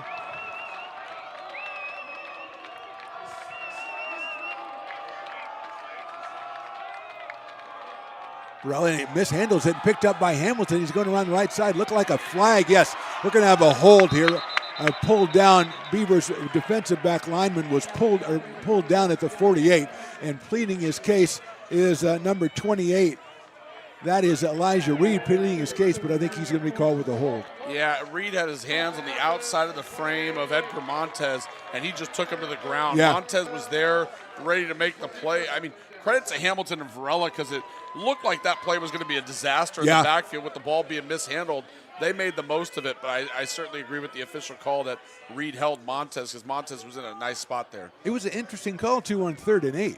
You know, you're at 3rd and 8, you're going to do a run play, and Hamilton looked like he was going to get out, but that was the key part of it, was pulling down Montez. And so now that moves it back. They've got to get to the 45-yard line. So it's about a 19-yard trek, make it 18 for the Wolverines as the ball is marked at the 38. Varela's going back to see if the Beavers can put some pressure. Here comes some from the back, and he's hit, and that's Diallo Washington picking up the sack back on the 32, and that's a huge play and just what they needed if you're a Beaver fan. Oh, and you had all 4 guys on that defensive line for the Beavers winning their matchups. Correa knifed inside, and it really didn't allow Varela to set his feet. And then from the backside came Diallo Washington, and that's his 2nd sack of the game. Remember, he had the forced fumble earlier that was scooped up by Colin Bray. And as I say, with Varela, you know, if you hold it a little bit too long, he knew somebody was going to come on him, and Washington coming from the back makes the sack. So it's 7:53 to go. The punt coming up from Joel Bradley. It's a good-looking kick. Wallace is going to call a fair catch, and he is run into, and that's going to be a penalty on the Wolverines, and that's going to be a huge one. It'll get us to about midfield there. Wallace, I thought Matthew Wallace was going to have a tough time making that catch because he made the fair catch, and he had to go up about 4 yards for a ball that was going to be around his knees. And that's one where you kind of feel for the coverage guy, for J.C. Gill, because Wallace is having to come to the ball, and it happens to be right where Gill is coming from, and Gill can't see the football, but it's a 15-yard penalty nonetheless, and it's going to be tremendous starting field position for the Beavers. So a big play there, which will move it up. We'll wait and see. I always like to wait and see because sometimes they just mark it off for no reason. We don't know how far they're going to go. But this time it looks like he listened to you, Matt. He's going to go up to the 50-yard line. Beavers with the ball, 7:46 to go, and make it a 7-point lead here in the 4th quarter. They've got huge defensive play by Washington and then a big break on the penalty, actually 2 penalties against the Wolverines. And they've got a first down coming up here with Brown in the backfield. Wolverines have stuffed the last couple of runs, and now Brown will take it, and he is hit right at the 50 and dragged backwards. It'll end up being no gain. The Wolverines kind of selling out maybe against the run here with 7:30 to go in the game. And again, that's what you want if you're the Wolverines, right? You make Elias Brown make a move in the backfield. He tried to spin right there at the line of scrimmage, maybe about a yard into the backfield. Only a yard gain there for Brown. So now 2nd and 9. A nice first play by this Wolverines defense, where now you're in that time where you're like, okay, you need to stop, right? Because every first down, you figure the Beavers can take about 2 minutes off the clock. Yeah. So you got to come up with a stop here if you're Sierra College. Beavers taking their time calling the next play, and the shotgun is Jet Harris, the freshman out of Dixon High School. He's got Torres in motion, also from Dixon High School. Luis Setz on the left hash. And handoff again to Brown, trying to pick his way through. He's got 6, he's got 7, he maybe got 8 yards. He's just outside the 40-yard line. Going to be 3rd and short coming up for the Beavers. And if you're the Beavers, Matt, that's exactly what you want to have, good running plays. Yeah, I mean, 3rd and 2, you're fine with this right now if you're ARC. And again, that patient style by Elias Brown. He has a trust in his offensive line. They're going to open something up, and right there, he wasn't anxious. He didn't get it run into the back of his blockers. He waited. He found the hole, and then he exploded through it for 7. Massive play right here, 3rd and 2 with 6:20 to go. Beavers can take a couple of minutes off the clock if they can get this first down, and they're massing in the short yardage formation here. They pitched in this escape. They're pitching it again. Brown coming outside. He's got room down the left side, but we're going to get a hold as he is out of bounds, and I think it's the same thing we saw on the other side, Matt. We saw the Wolverines grab a guy on the outside, and that's exactly what happened to the Beavers right there. Yeah, and I think it was Edgar Montez, who got grabbed on defense, and I think he was the one who's going to get called for the hold here on offense. Again, once you called it earlier, once Elias Brown changes directions and you think it's going to come inside and it goes out, sometimes you as a blocker, you can just grab on because of the sudden change in direction of the guy you're blocking when you can't see the football. Ball's going to go back to the 45. So still a spot foul, so still a makeable 3rd down situation. It doesn't make you 3rd and 15. It's just 3rd and 5 with the ball on the 45. But yeah, I mean, we saw that they've done Brown outside on that formation a couple of times. So it was kind of easy to assume they might do it again, but the hold evident on the left side there against the Wolverines defensive player, so it's a 3rd down coming up. And that was the same formation they went to score the 2-point conversion to Fear earlier. So big one, 3rd and 5. They're going to hand that to TQ Wallace. He cuts up, did the 43, but he will get no further, and that's going to bring up a big 4th down for the Beavers. 4th and 3 with 5:35, make it 5:30 and counting here. And let's see what Coach O decides to do. He's going to bring on Landon Richardson to kick it in. Again, they're going to play the field position. Yeah, I thought maybe, because they're in plus territory on 3rd and 5, maybe you run the ball and say, hey, we got 2 downs to get 5 yards. But on 4th and 2, Coach O, he trusts his defense. Yeah, I think if you're on the 33-yard line, maybe you're going to go for it. But on the 43, it's just too short of a field for a team as good as Sierra. So here's Richardson. As we'll get down under 5 minutes, the Beavers are going to let this one run down as much as humanly possible. The whistle comes on, and let's see. We have a delay of game and give the Beavers a little bit more room to kick the ball for Landon Richardson. And that's one of those where if you're going to take a delay of game, I'd almost prefer they send out their offense and just do a hard count with your offense out on the field and see if you can get somebody to jump in the neutral zone. Absolutely. See if you can get someone to jump across and pick up that 1st down that way. But the Beavers now at the 47-yard line. Richardson lets it go. It is fair catch called for and made at the 18-yard line by Sebastian Sutton. So a 29-yard punt for the Beavers. It'll set up the Wolverines. I mean, if you're the Wolverines, it could have been worse. You're on the 18-yard line. That's not too bad. Yeah, not backed up too much at all. And I think, anytime you get inside that 10-yard line, it can change your play calling as an offense. But starting a drive at the 18, it's really not all that much different than a touchback. I think you're just fine right here if you're Sierra College. And remember, I mean, their first scoring drive started at the 22, so they're not too far back from that. 4:47 to go in the game. Wolverines down by 7. Obviously, they have Robinson, big play potential. Barella has one running back to his right. He's going to go ahead and hand it off and drag down and got away. Nice job in there. Good job by the Beavers to penetrate. The ball's going to be out at the 20, a 2-yard gain.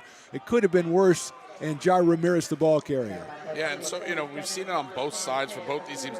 As a defensive lineman in the run game, it's nice if you can make a tackle, but at least make the running back change direction, slow him up a little bit. That time, Jonathan Correa didn't make the tackle, but he had his arms around Ramirez. Ramirez had to bounce it further outside. It allowed guys like Montez to rally. Yeah, big play on the line there. Ramirez a gain of 2, 2nd and 8. Quick pass to Robinson behind the line of scrimmage, and the Beavers are all over that one. Drop him down to get a gain of 1, but we got a flag coming in late from the side, and the Wolverine sideline is acting like it could be on the Beavers. Hopefully not another targeting call. I think that's absolutely what it's going to be, and it almost seemed like the Wolverine sideline might have tucked that ref on the far side of the field into the call.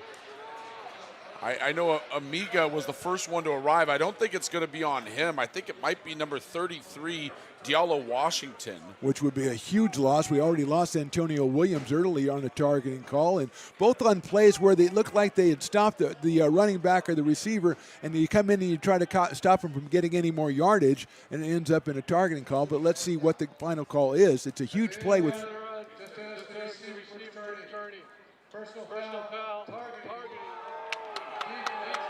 So we do have a targeting call, and we'll see. It is going to be, looks like number 48 coming off. Well, my apologies to Diallo Washington. That's Trayvon Robinson. Another big linebacker for the Beavers. And again, we lose a player. Also, they pick up a big play on a play the Beavers had stopped beautifully. It was going to bring up a big third down for the Wolverines. They get a first down at the 36. With 4:01 and counting, we're under 4 minutes to go in this ball game. And Robinson comes to the sidelines. The second starting defensive player. A run play, and the Beavers shut that down right away. That's beautifully done. And that is, I think, I want to say it's Diallo Washington because you gave him a cast aspersions on him, and he comes up and makes the play.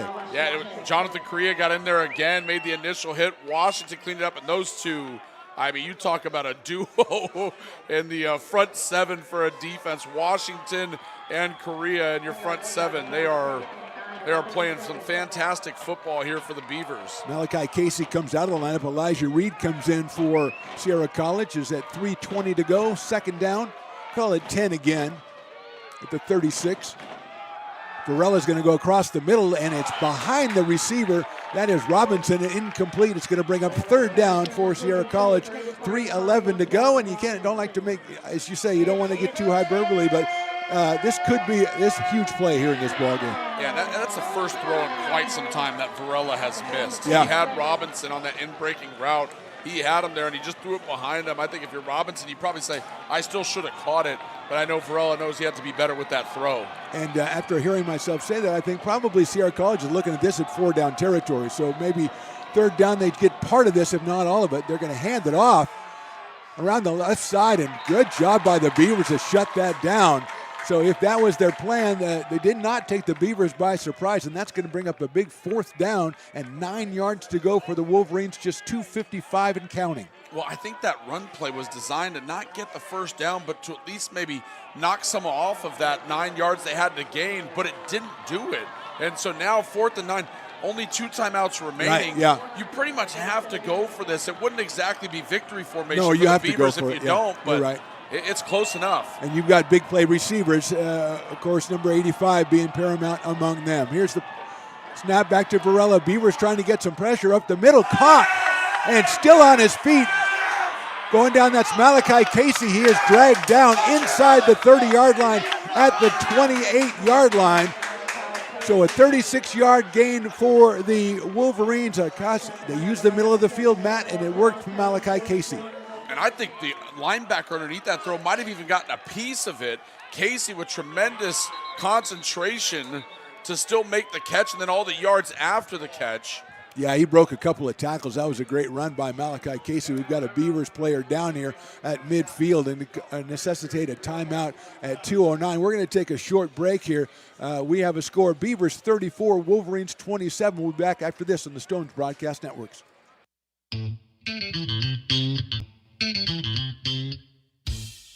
I love baking. I've been doing it my whole life. Grateful Bread was started because I needed the job. It always used to seem like bread was just an afterthought, and which was always kind of disappointing. But now, as not only people, foodies and people eating, they're expecting better quality, and people notice it, they can see it. Lincoln Potters Baseball. Placer County's best-kept secret is back for another exciting summer at historic McBean Stadiums. Loaded with fun for the whole family, local beer, wine, and eats. Fireworks, giveaways, theme nights, kids zone, and more. Come join in the fun and enjoy small-town baseball with Major League Entertainment. Tickets on sale now at LincolnPotters.com. Lincoln Potters Baseball. Come on out and join in the fun.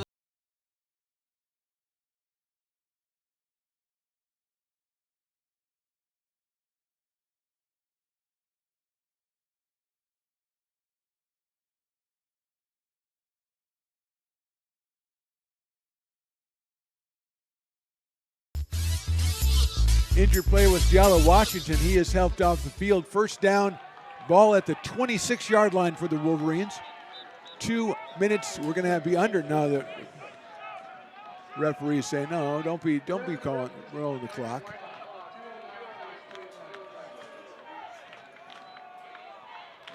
I forgot about the 2-minute timeout coming up, but it's 2:09 to go here in the ball game. 34-27.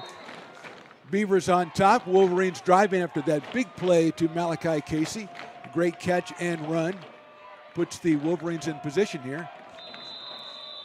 And now we're going to get the 2-minute timeout here as the referees calling timeout. And Matthew Bissett, we are sitting here. You're filling in for Jordan Georgeson. I guess I forget his name. But I promise you, I didn't promise you, but you thought there was going to be a pretty good ball game out here, and we've got exactly that. Well, and and the key to that is that if it wasn't a good ball game, I was going to blame you. So just so we're clear, okay. I wasn't going to let you get away with it because no. I was made some guarantees. Yes, I was Stones does watch that. Some fantastic football, and it certainly delivered today. So you're safe. Yeah, I think a lot of the stuff we talked about in the pregame and at halftime, a lot of it has come to fruition. It took a while for it to come to fruition, but the big guys have made big plays, and the Wolverines offense has been fantastic here in the second half, and the Beavers have done just enough and came up with just enough big plays. So to your point, an entertaining game, a well-played game, maybe too many penalties. Each side we've had some holding, we've had some problems on returns, but for the most part, really high level of play out there. And as we've come to expect on these home games this year, it comes right down to the final couple of minutes. And we love that as broadcasters when the guys doing all the work on the field make us look good. Because that's really what this whole thing is about, is us broadcasters. Yeah, you say make it look good. Well, it's tough to make us look great. You no, know? I was just, hey, make me look average. That's that's what I'm striving for in life. 2 minutes to go in this one. Aim high. Josh Hamilton on the field. He has been really impressive as a running. We've had about 3 or 4 impressive running backs in this ball game. 1st and 10. They're going to hand it to Hamilton. He comes up the middle. He's met at the 18. He bounces off 1 and bounces off 2. And he's going to get down close to another first down for the Wolverines. And Sierra with 2 timeouts on the board, and that'll be about a 9-yard gain. Well, they say 2nd and 1. You said, Hamilton, he's really played a big role in the second half. He's earned this time Oh, that he's getting on the field. They say some guys count minutes, some people make their minutes count. And right now, Hamilton is doing just that. And they have Ramirez as well. And, he's done it the entire game as well. That's another quick handoff to Hamilton, and he's knocked down. A beautiful play in the backfield by the Beavers. And that's going to bring up a 3rd down. That's Garrett Risley getting in the backfield. Called his name a couple of times today, and that's a big play as Sierra College. Anytime they've gone quick to the line, that run game has been successful, but Risley just thwarted it there. Barella looking to the sidelines, taking some time getting this play as we are almost down to a minute to go in this ball game. It'll be under a minute when the ball is snapped. Barella passes the play on to his teammates. Guerrero in the game. He is over to the left side. A couple of guys to the left side for the Wolverines. 3rd down, 4 yards to go. They're going to hand it off again to Hamilton. He gets through. He gets to the 15. He should have the first down. And he'll get inside the 15 down to the 13. That'll stop the clock at least momentarily with 42 seconds to go. And a first down for the for the Wolverines. The clock shouldn't be too much of an issue here for Sierra College, but a little casual there on that last play. I thought so too. They still have 12 yards to go with a first down. 2 timeouts to work with. But just 30 seconds now. A handoff again. This time it's Ramirez. He's got a little opening. He's going to get in. He's going to score a touchdown. A 12-yard run by Jair Ramirez, who came in as a change of pace from Hamilton this time. And the Wolverines have pulled to within 1 at 34-33. And now let's see what unit we have coming on. It looks like the kicking unit coming on for the Wolverines. So ARC played some overtime last week. Yep. And 27 seconds away from possibly some overtime here this week. 3 touchdowns for Ramirez, 2 for Robinson. It is Kenan Tomlin, the kicker for the Wolverines.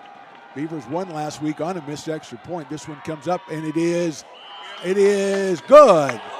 Hard to tell. It was very low, but it got in there, and the Wolverines, with 27 seconds to go in regulation, have tied this one up 34-34. And, man, I know you haven't talked with Stones about this, but there's nothing extra for overtime. You're here for the same price, my friend. Well, I might just want to let you up. know that I might now. just pack up and head out after regulation.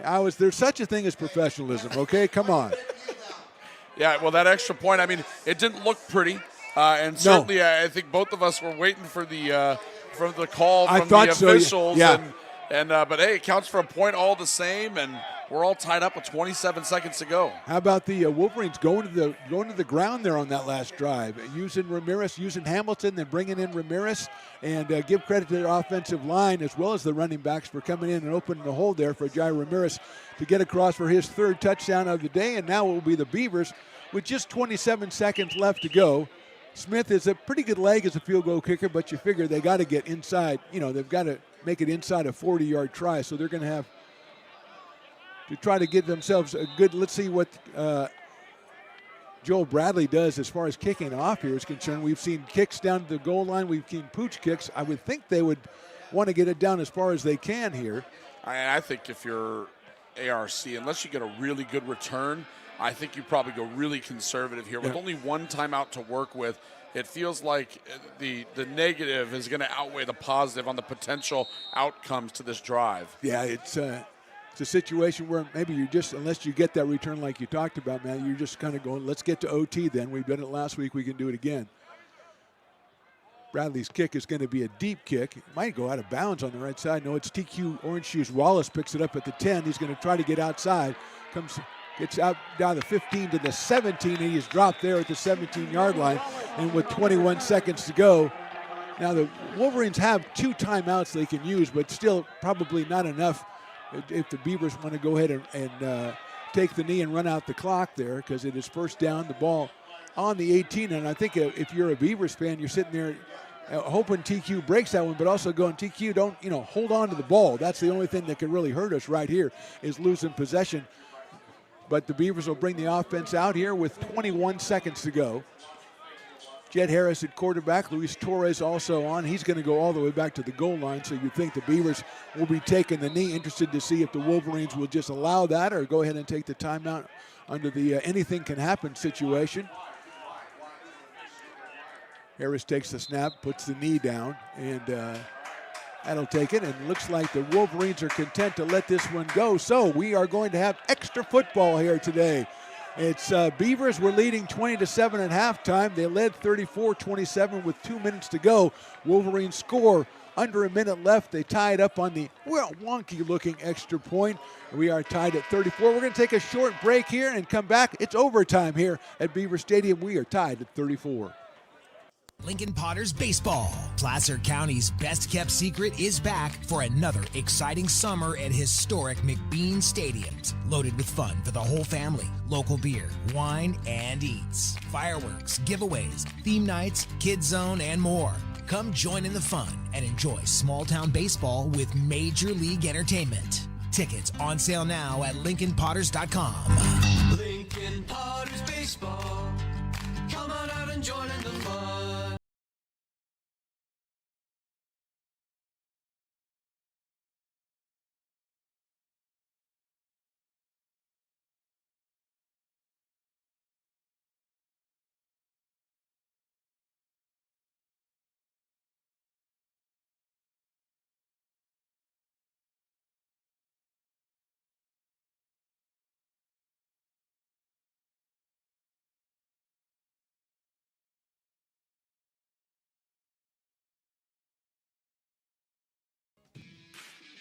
Hi, I'm Monica from Ace Body Shop in Towing. We are a family-oriented business. We've been in business for over 30 years.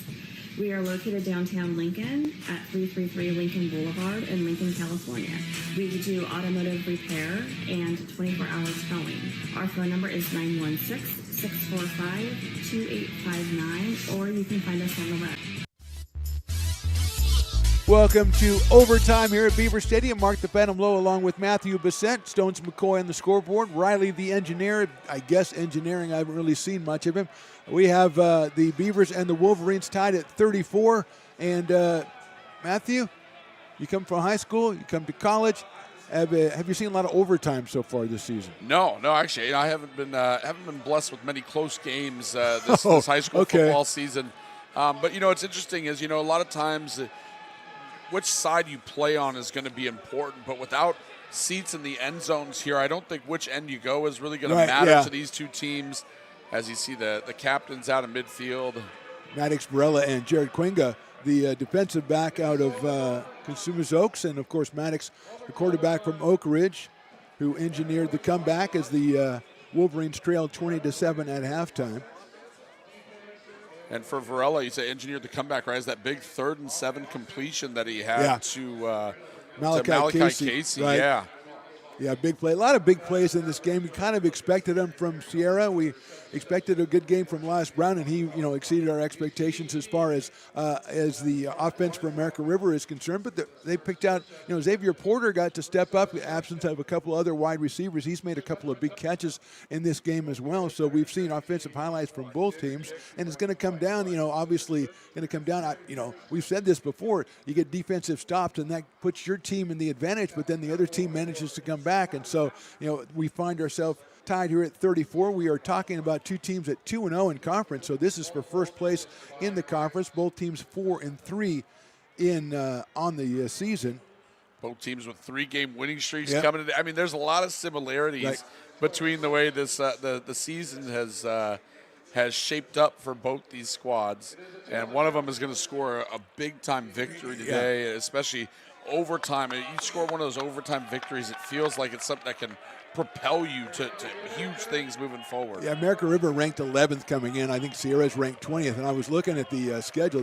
The Beavers, in their first 7 games, 6 of the teams they played are ranked in the top 18 in the state. And that's the thing you find at community college. Everybody plays everybody, I mean, you play San Mateo. I think San Mateo's number 2 now. Butte, obviously, they won last week. That's the number 2 team in the state at that point. They're down at number 6 now. So you're going to play the big guys all the time, and you want to set yourself up as one of the big guys. And Sierra kind of started slow, and they've won games against teams by outscoring them, and they've been a little slow to get recognition. The Beavers had, the past couple of years, they've been right there in the NorCal championship game, so they've got that. And it looks like we're going to go down to, I think that's the north side of the field. Feels right. I think that's right. I think so. Usually Stones will come in and give us some meteorological thing. But we're going to go down to the north side, and it looks like the Beavers will be on offense, and the ball will be placed down squarely at the 25-yard line. And the Beavers will have first crack at it here. And the team gets to choose which hash they operate from. So, ARC choosing this first play from the left hash. Let's see what play they got dialed up here. Let me ask you, Coach, if it's your choice, you want the ball first or you want the ball second? I would take it first. I'd say set the tone. Yeah. Right? And I think it puts pressure on the other team. Granted, knowing what you need to get is an advantage, but I think it also comes with pressure when you know what you need to get. But if you go out there and you score a touchdown first, the pressure shifts to the other side. Yeah, if you're going to score, be first. Yeah. If you're not going to score, be second. There you go. Yeah. Thank you. Jed Harris with Elias Brown behind him. He's got one wide receiver out to the right side. Brown's been the workhorse. He's going to take that one, work the right side, cut it back in, get down about the 20. So a good gain on first down. Elias Brown, no surprise. Matt gets it, and a gain of 5, 2nd and 5. I mean, he still looks fresh. I mean, right? This game started how long ago? This game started exactly 3 hours ago as we sit here at 4 o'clock Pacific, and he still looks fresh. I mean, nice jump cut there, picks up 5 yards, positive first play of overtime. And again, it's really tough looking at him to think that, he's 230 pounds the way he moves. Second down, Porter out to the left side. Beavers shift their alignment over to the left with Dylan Fear. Brown's going to get it again. He's going to try to find a hole. He cuts in. I think he's going to get down just a little bit short of the first down, maybe the 17-yard line, so it brings up a 3rd and about 2 for the Beavers. Now ARC's bringing in the big boys here on 3rd and 1. Yeah, third, that is on the 16-yard line, so 3rd and 1. And, I think, I would be surprised maybe if we have maybe an injury on the field, maybe a Wolverine player, but be surprised if the Beavers' idea here is just, I'm going to give it to Brown, and then next play I'll give it to Brown. Yeah, you got 2 downs to pick up a yard here, and I think if you're ARC, you got to feel good about that, right? I mean, you got this guy who's been basically unstoppable. The way we figure it, he's got to be at least close to 200 yards. He might even have eclipsed that 200-yard mark. So if you got 3rd and 1, it's an overtime here. You want to go win this game. You got 2 downs with your best player on offense to pick up that yard. Yeah, and if you're going to try something different, you don't want to try it on third down because that puts you behind the sticks on fourth down. So you might try it on first down. Maybe you look to somebody else to try to throw the ball. But they went to Brown right away, first 2 carries, and got them 9 yards. So Beavers, after a break, come back out. They're going to go in that tight formation. Now, if he tries to kick it outside, we've seen the holding call come in, and we've also seen him be very successful. Turns around, he hands it to Brown. He tries to find a hole. I don't think he got it, and then he pumps out of there. And I think second effort, no surprise, got Brown the first down. He was short initially. Yeah. I mean, he got knocked backwards, which you don't say very often, but he stays on his feet, bounces it outside, and I think the thing that you said right before that play, when they've run outside, they've gotten a holding call. So they designed that play, just run up inside. Let's make sure we don't get a penalty to set us back 10 yards, which would be a potential killer of this first drive of overtime. Absolutely. Ball in the 13. Porter comes in. Fearback, the tight end, comes in for the Beavers. Hand off again to Brown. Cuts out the middle. Has a little bit of room. Not much. He'll get inside the 10, down around the 8-yard line. So, you get 5 yards on the first down. Obviously, that gives you a couple of different options here going to second down. You're perfectly fine with that. It's nothing flashy, but anytime you gain 4 or 5 yards on a play, you're happy with that. So you're going to mark it just inside the 10, so at the 9. So give him a gain of 4 on the play. 2nd and 6. We are in overtime here at Beaver Stadium. Knotted at 34. Beavers with it first here in the overtime period. They're going to hand that off to the first guy coming through, trying to get over the inside the 5-yard line. And that should be a first down. Let's see where it's marked. They're going to be just shy, I think. I think you're right. Who the ball carrier was on that one. That was Sohan who was I was thinking Akil Sohan came in and give it to the up-back, trying to maybe take the Wolverines by surprise, but so much congestion in there. Ball marked right at the 5-yard line, so it's 3rd and a little more than 1 for the Beavers, and they have not had too much deception here so far in the overtime period. Wolverines coming in. They are expecting the run by Brown. They give the ball to Brown. Brown comes through, and does he get by? He is in for the touchdown. And he went in backwards with a guy in his chest, and that's about what we expect from Brown today. 5 touchdowns on the day for Elias Brown. Gives him 14 on the season. How about the last 2 weeks? Incredible. 8 touchdowns for Elias Brown. Absolutely incredible. He got through the hole, and it looked like he got hit, and then just got turned around and said, I'm going to just go backwards in the end zone. I really don't care what direction I go in. I'm just going to go in. And now, of course, a huge point right here by Cameron Smith. Edit this film and put a thought bubble above his head, because I'm sure that's exactly what he was thinking. Beavers trying to make it 41-34. Cuengo with the hold. Comes through, puts it up, and it is good. So Beavers come through, and I guess, for all the analysis and everything, Matthew, we'll just run it every time.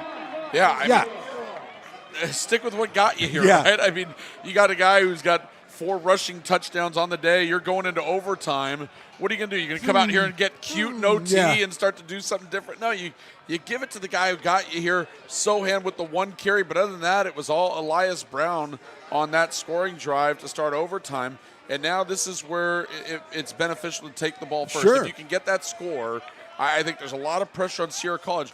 Granted, now they know they got 4 downs to get the first down. So it's nice for them in that sense. But, again, every play is going to feel pressure-packed for the Wolverines here. Now, we have to give credit not only Elias Brown and Sohan, but to the offensive line, as we always do for the Beavers. It's tough to block people who know they're going to run right behind you, and that's exactly what they had to do. So here's Maddox Barella, the quarterback out of Oak Ridge High School, running the Wolverines. Coming back from the 20-7 halftime line, he'll hand it off to Ramirez. Ramirez has a big hole going down the middle. He'll get inside the 20 down to about the 17. So kind of surprising that was as wide open, and big play on first down. Well, they're basically double teaming Dante Robinson. They got a safety rolled up almost directly over the top of him. So they're double teaming him, and that's going to leave open running lanes for Ramirez. And 7 yards on first down, just what you want if you're Sierra College. Second down, Ramirez and Hamilton, about as good a duo of backs as we've seen so far this season. Varela's going to pick it up. He's going to hand it off to Ramirez. The Beavers are trying to push him back. They'll have to chase him around the outside, knocked out of bounds. But he will easily, it looks like, pick up the first down. It looks like they'll mark him at about the 14-yard line. So a gain of a couple, enough to put a first down on the board for the Wolverines. Yeah, almost the same exact play. It looked like there for Sierra College as they want to get Ramirez going here. You know, we saw Hamilton featured a lot in the second half. Ramirez still looking fresh. They got a couple backs they can go to depending on how long this overtime goes. Yeah, tough to put the ball up here. It's a congested area. Ramirez sidesteps one, gets another one inside the 10-yard line, dragged down at about the 8. That's a good gain on first down of about 6 yards. Will bring up 2nd and 4. And a nice cut in the backfield. Risley got penetration in the backfield, and it made Ramirez cut almost the second he got the football, and he's still able to pick up about 6 on the play. Elijah Reed also in the backfield for the Wolverines as they've turned also to the run here. Elijah Greenshoes Reed. Oh, very nice. Very nice. Hand off to Ramirez, comes around the right side. Beavers trying to, he might have got across the 5. I think they're going to mark him at the 5, though, so he might be a little short of the first down, but it sets up a 3rd down and very short for the Wolverines. And obviously 4-down territory here, needing a touchdown to extend this game. And they will go tight formation. They bring Hamilton back in. Such a luxury to have 2 backs like Hamilton and Ramirez. And the sirens are going off. Crazy stuff happening now. I mean, overtime, there's no rules. You just kind of do whatever you want to do. Yeah, that's what I've heard. Yeah, I just said it. Anyway, Varela with it in the shotgun. He's got Hamilton to his right. He turns, he hands it off to Hamilton. He goes down inside, and he gets himself over. It looked like he's over the goal line, but I haven't seen the hands. And now finally we do. From the far side, touchdown Hamilton. And the Wolverines are back within 1 here at 41-40. Boy, the second half that Josh Hamilton has played has been remarkable. Didn't say his name a lot in that first half, but he has come on strong, and he's a big reason why we're even in this overtime Absolutely. To begin with. And there he gets the score. The Wolverines are hoping ties things up here. Tomlin with it. Cannon Tomlin came in 21 of 23. He does have 1 miss today, but it was actually a botched snap. He just barely got the last one through. Snap is down. He's up and he kicks it. It is good, and we are tied at 41, and we'll go to the second overtime here at Beaver Stadium. And again, Matthew, don't pull out the invoice. You're not getting any more money. I'm sorry, brother.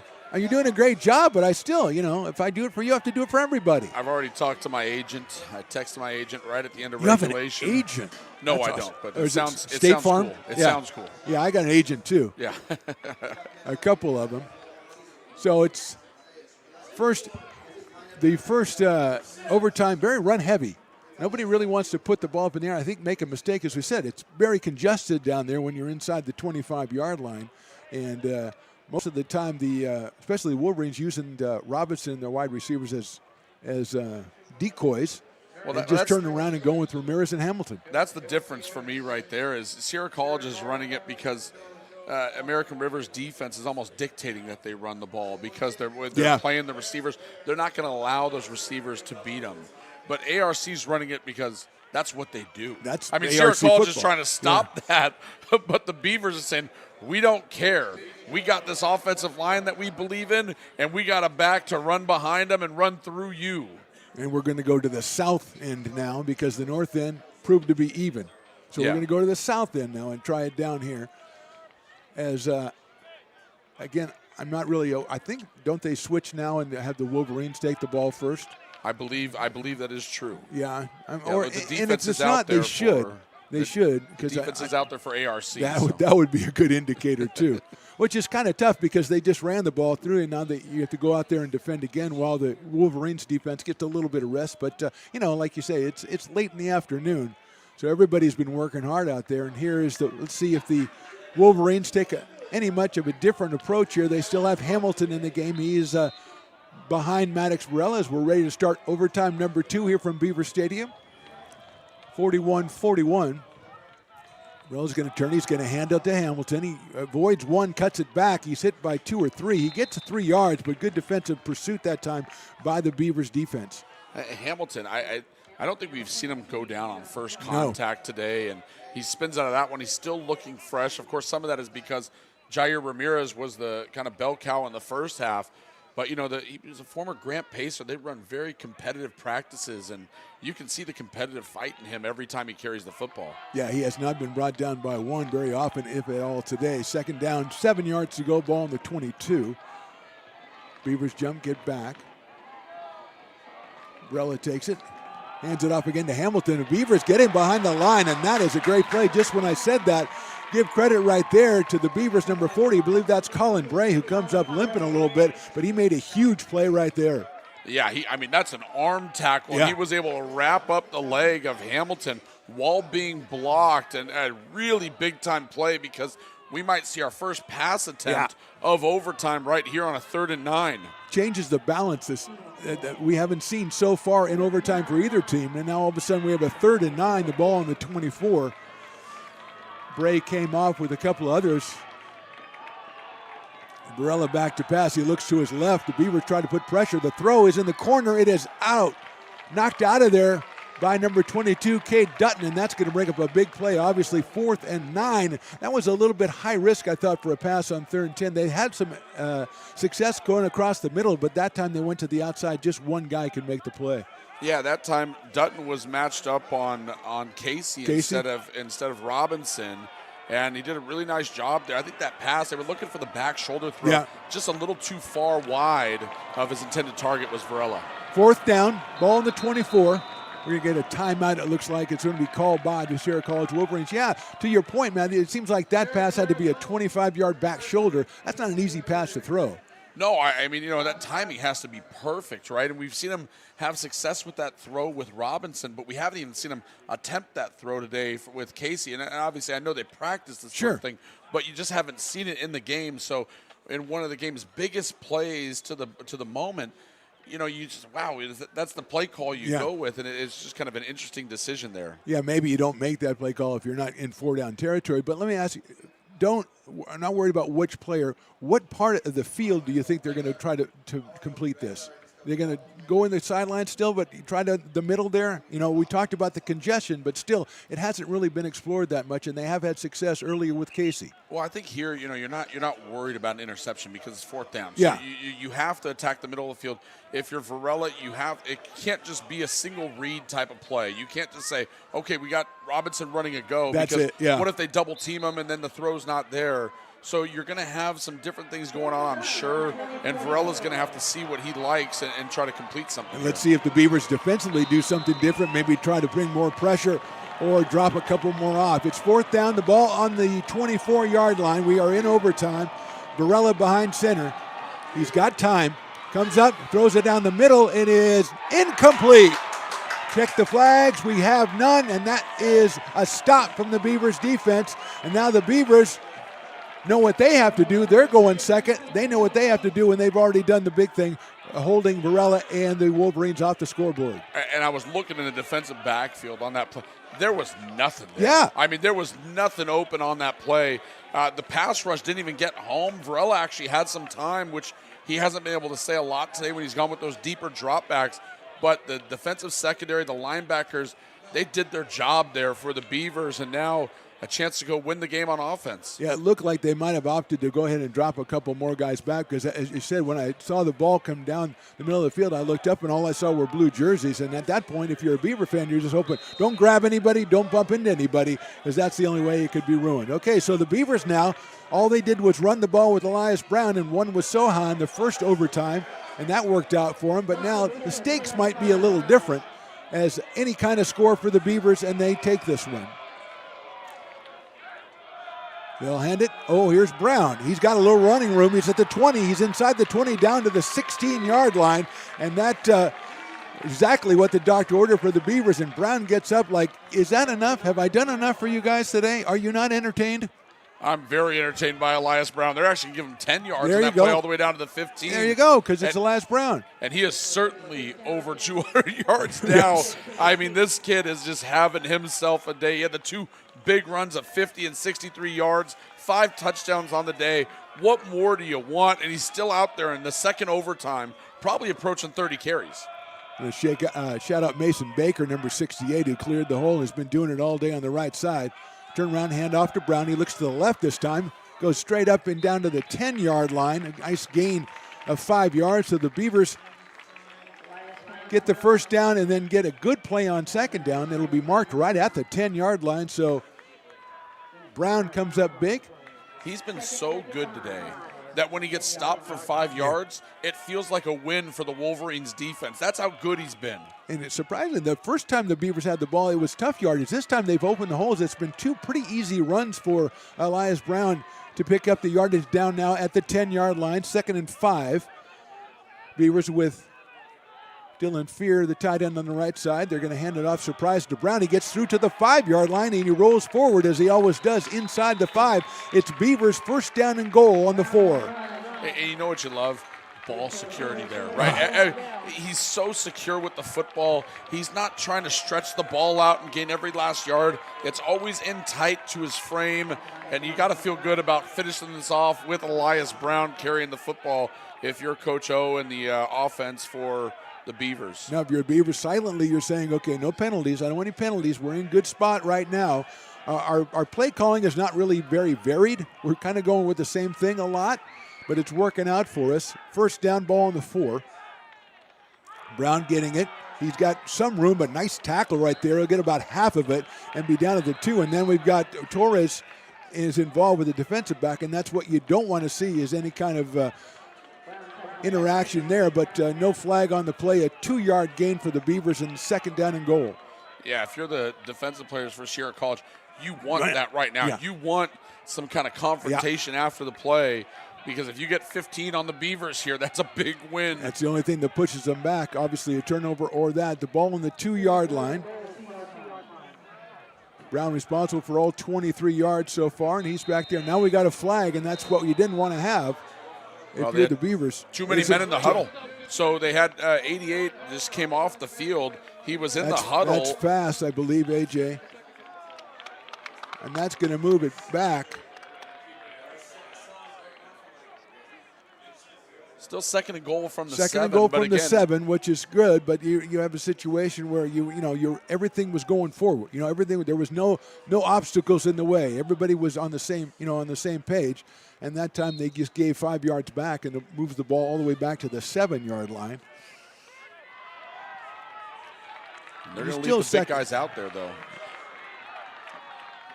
Give it to Brown. He tries to go through. He gets hit, but it doesn't matter. He gets himself back inside the 5-yard line. So a nice run by Brown. As you said, they left the big guys in there, so everybody knows what's happening. And Elias is this situation. I know I'm getting hit. I'm just going to keep going. And he has just kept going all day long. He'll mark it right on the 5-yard line. Brings up 3rd down on the 5. You have the field goal option, obviously, to win. You don't want to leave it in that hands if you don't have to, and that's why the penalty is so important to move them back, because I can't imagine they do anything but hand it to Elias again here on 3rd down. Probably in a place where you want to get. Brown tries to cut it back. He's up right by the goal line, and he is down on the 1-yard line, maybe inside the 1. And now, Matthew, if you're Coach O, do you go ahead and bring on Cameron Smith, or you go, we're going to try to punch it through on 4th down here? You need 3 points to win the ball game. And I think that was Austin Adams that made the hit right at the goal line. There was a couple of Wolverines there, but it looked like, there was a lot of touchdown signals going up on this near sideline. I thought Elias Brown was in, but he got stopped dead in his tracks right at the 1. And, listen, this is shorter than an extra point. You might think it's a given that they're going to make it, but it's been a bit of an adventure today for American River College. Now I'm going to go out on a limb. I'm going to say, even though the ball is right around the 1-yard line, you win the game if you kick a field goal. And I'm going to say you bring the field goal kicker in, you kick the ball. I think you're right. I think that's the play where you have the best chance of success of ending the game right here. I think there's a temptation to, I'm tempted looking at the ball down on the field. I'm tempted myself. Because it's inside the 1. You might, even if you get up there and try to go 4th and inside the 1, if you get a penalty, you're just moving it back 5 yards. You're still okay. But in the situation, if it wasn't this situation, overtime, you score, you win. I think I'm going for it, obviously. But now, and Cameron Smith is on the field, and the Beavers are going to try a field goal. It'll be about 19 yards. Let's see where they put the ball down. And again, we've had problems with the snap. As you said, we've hit the upright one time. So make it 18-yard field goal attempt by Cameron Smith. If he makes it, the Beavers win. If he doesn't, we go to triple overtime here. And let's see if the Wolverines try to make the Beavers do something. The snap is good. The kick, it's up, and it is good. Beavers win. Cameron Smith, an 18-yard field goal in overtime. Make that double overtime. Our final score, the Beavers 44 and the Wolverines 41. Again, you got your money's worth, didn't you, Matthew? No, absolutely. And I can't say enough about this performance by ARC. They had all the momentum in the first half. The second half, they got punched in the mouth by the Wolverines, and they gained the momentum back, took away the victory in overtime. And how about that on a drive that starts at the 25-yard line? Incredible. Somehow, Elias Brown ends up with 29 rush yards in the second overtime. Save all that because we got a postgame coming up. I didn't tell you that. The Beaver postgame coming up right after this. Our final score, American River College 44, Sierra College 41. We're back with the postgame right after this. When it comes to your home's maintenance and repairs, Jeffers Resource Group has you covered.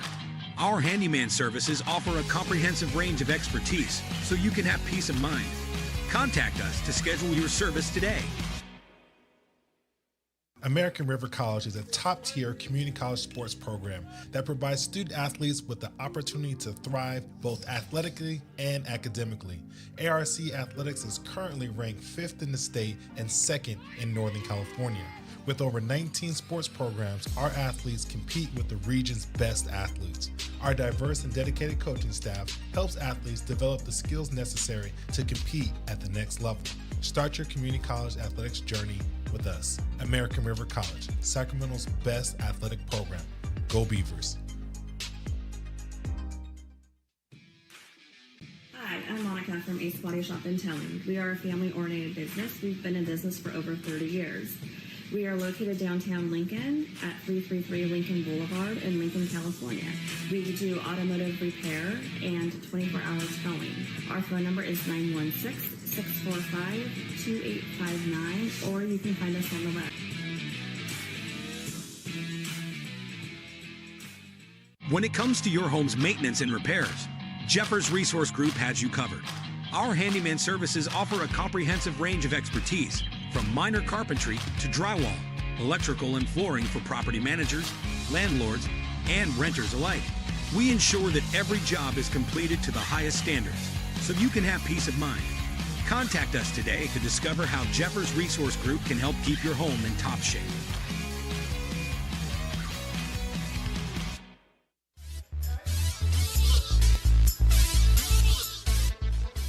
Welcome into the postgame show, sponsored in part by Ace Body and Towing. Well, welcome back to the postgame show, sponsored in part by Ace Body and Towing. What a game.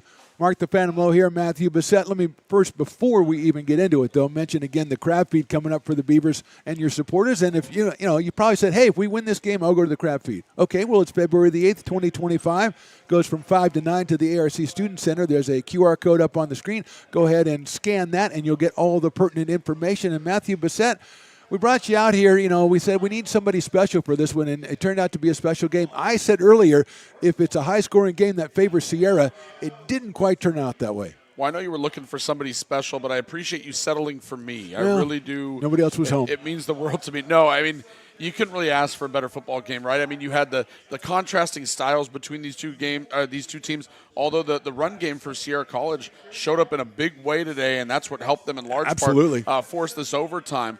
But what I loved is the shifts in momentum, because then you can see the resiliency of both these programs and the kids on both these programs. You had a great first half, a dominant first half by the Beavers, up 27 at the break. And then the third quarter, I don't know what that talk was like for the Wolverines at the half, but it worked because they had a huge third quarter, even took their first lead of the game, their only lead of the game, early in that third quarter, but then ARC comes right back on their home field, and they're not going to go away lightly.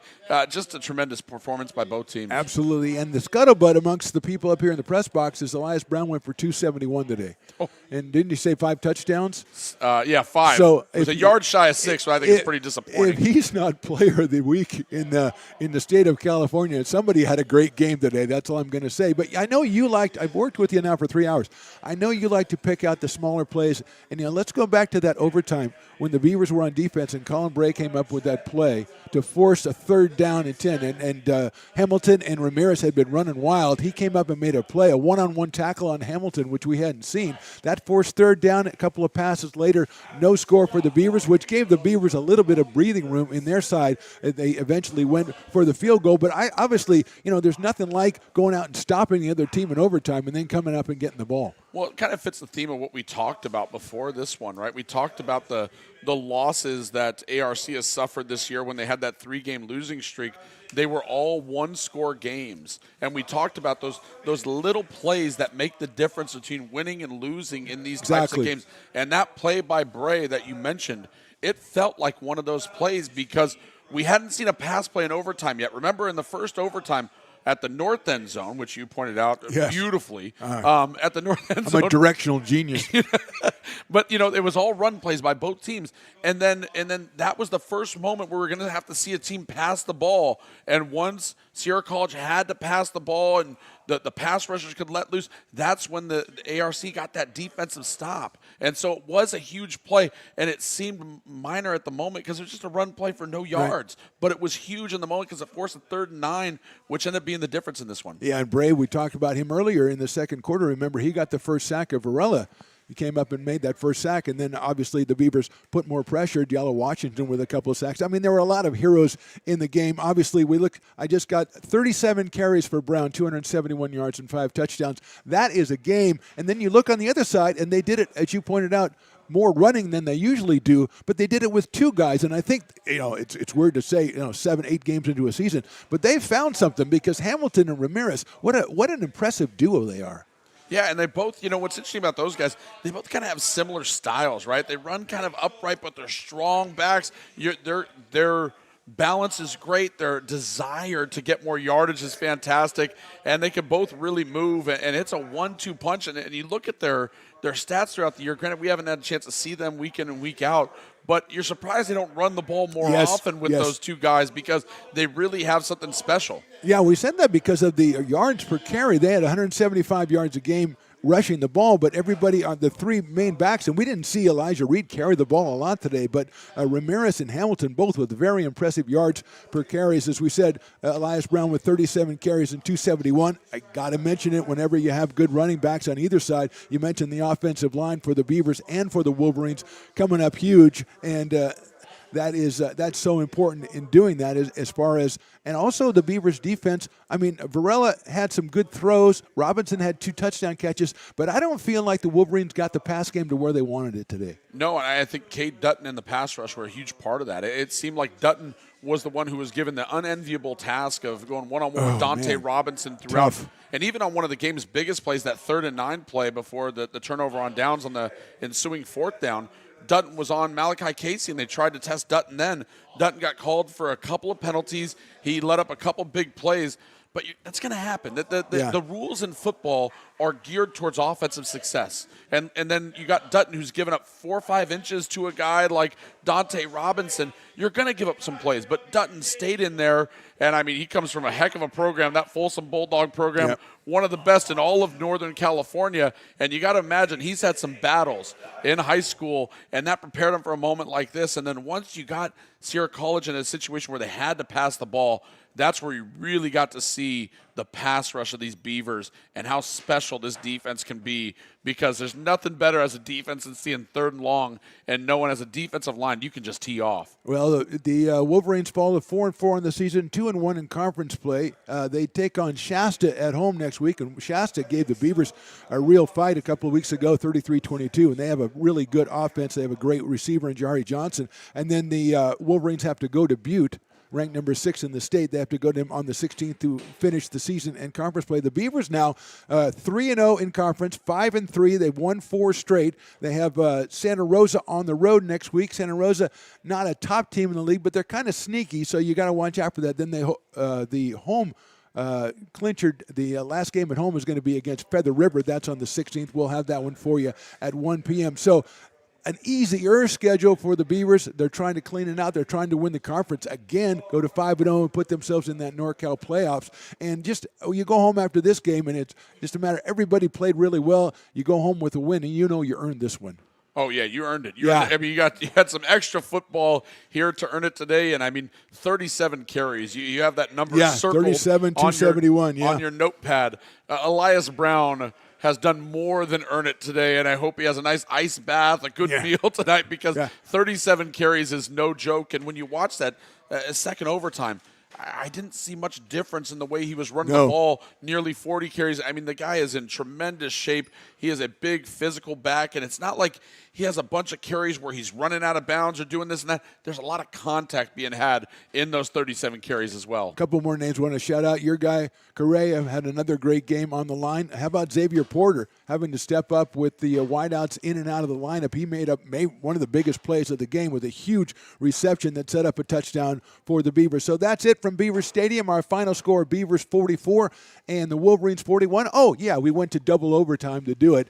Matthew Bissett, again, thanks so much for filling in. ABC Jam Productions is your company. Again, where can people hear your work, see your work? On the NFHS Network. We're an affiliate of the NFHS Network. You can follow us on Twitter or X, or on Instagram at ABC Jam Pro. I appreciate you having me on today. It was a blast, and I look forward to maybe another opportunity to do this down the road. But we'll be covering high school sports. I mean, we got the high school playoffs right around the corner. Amazing. We'll be bringing everybody right to Hughes Stadium, where the 6 of the 7 champions will be crowned at Hughes just a little less than a month from now. Fantastic. Matthew Bissett, thank you very much. Rod, the engineer, thank you very much. Stones McCoy, I saw you too. My name's Mark the Phantom Lowe. We thank you for dropping in and spending the afternoon with us. Our final again, the Beavers win at 44-41 in double overtime. Thanks for watching. We'll see you next time.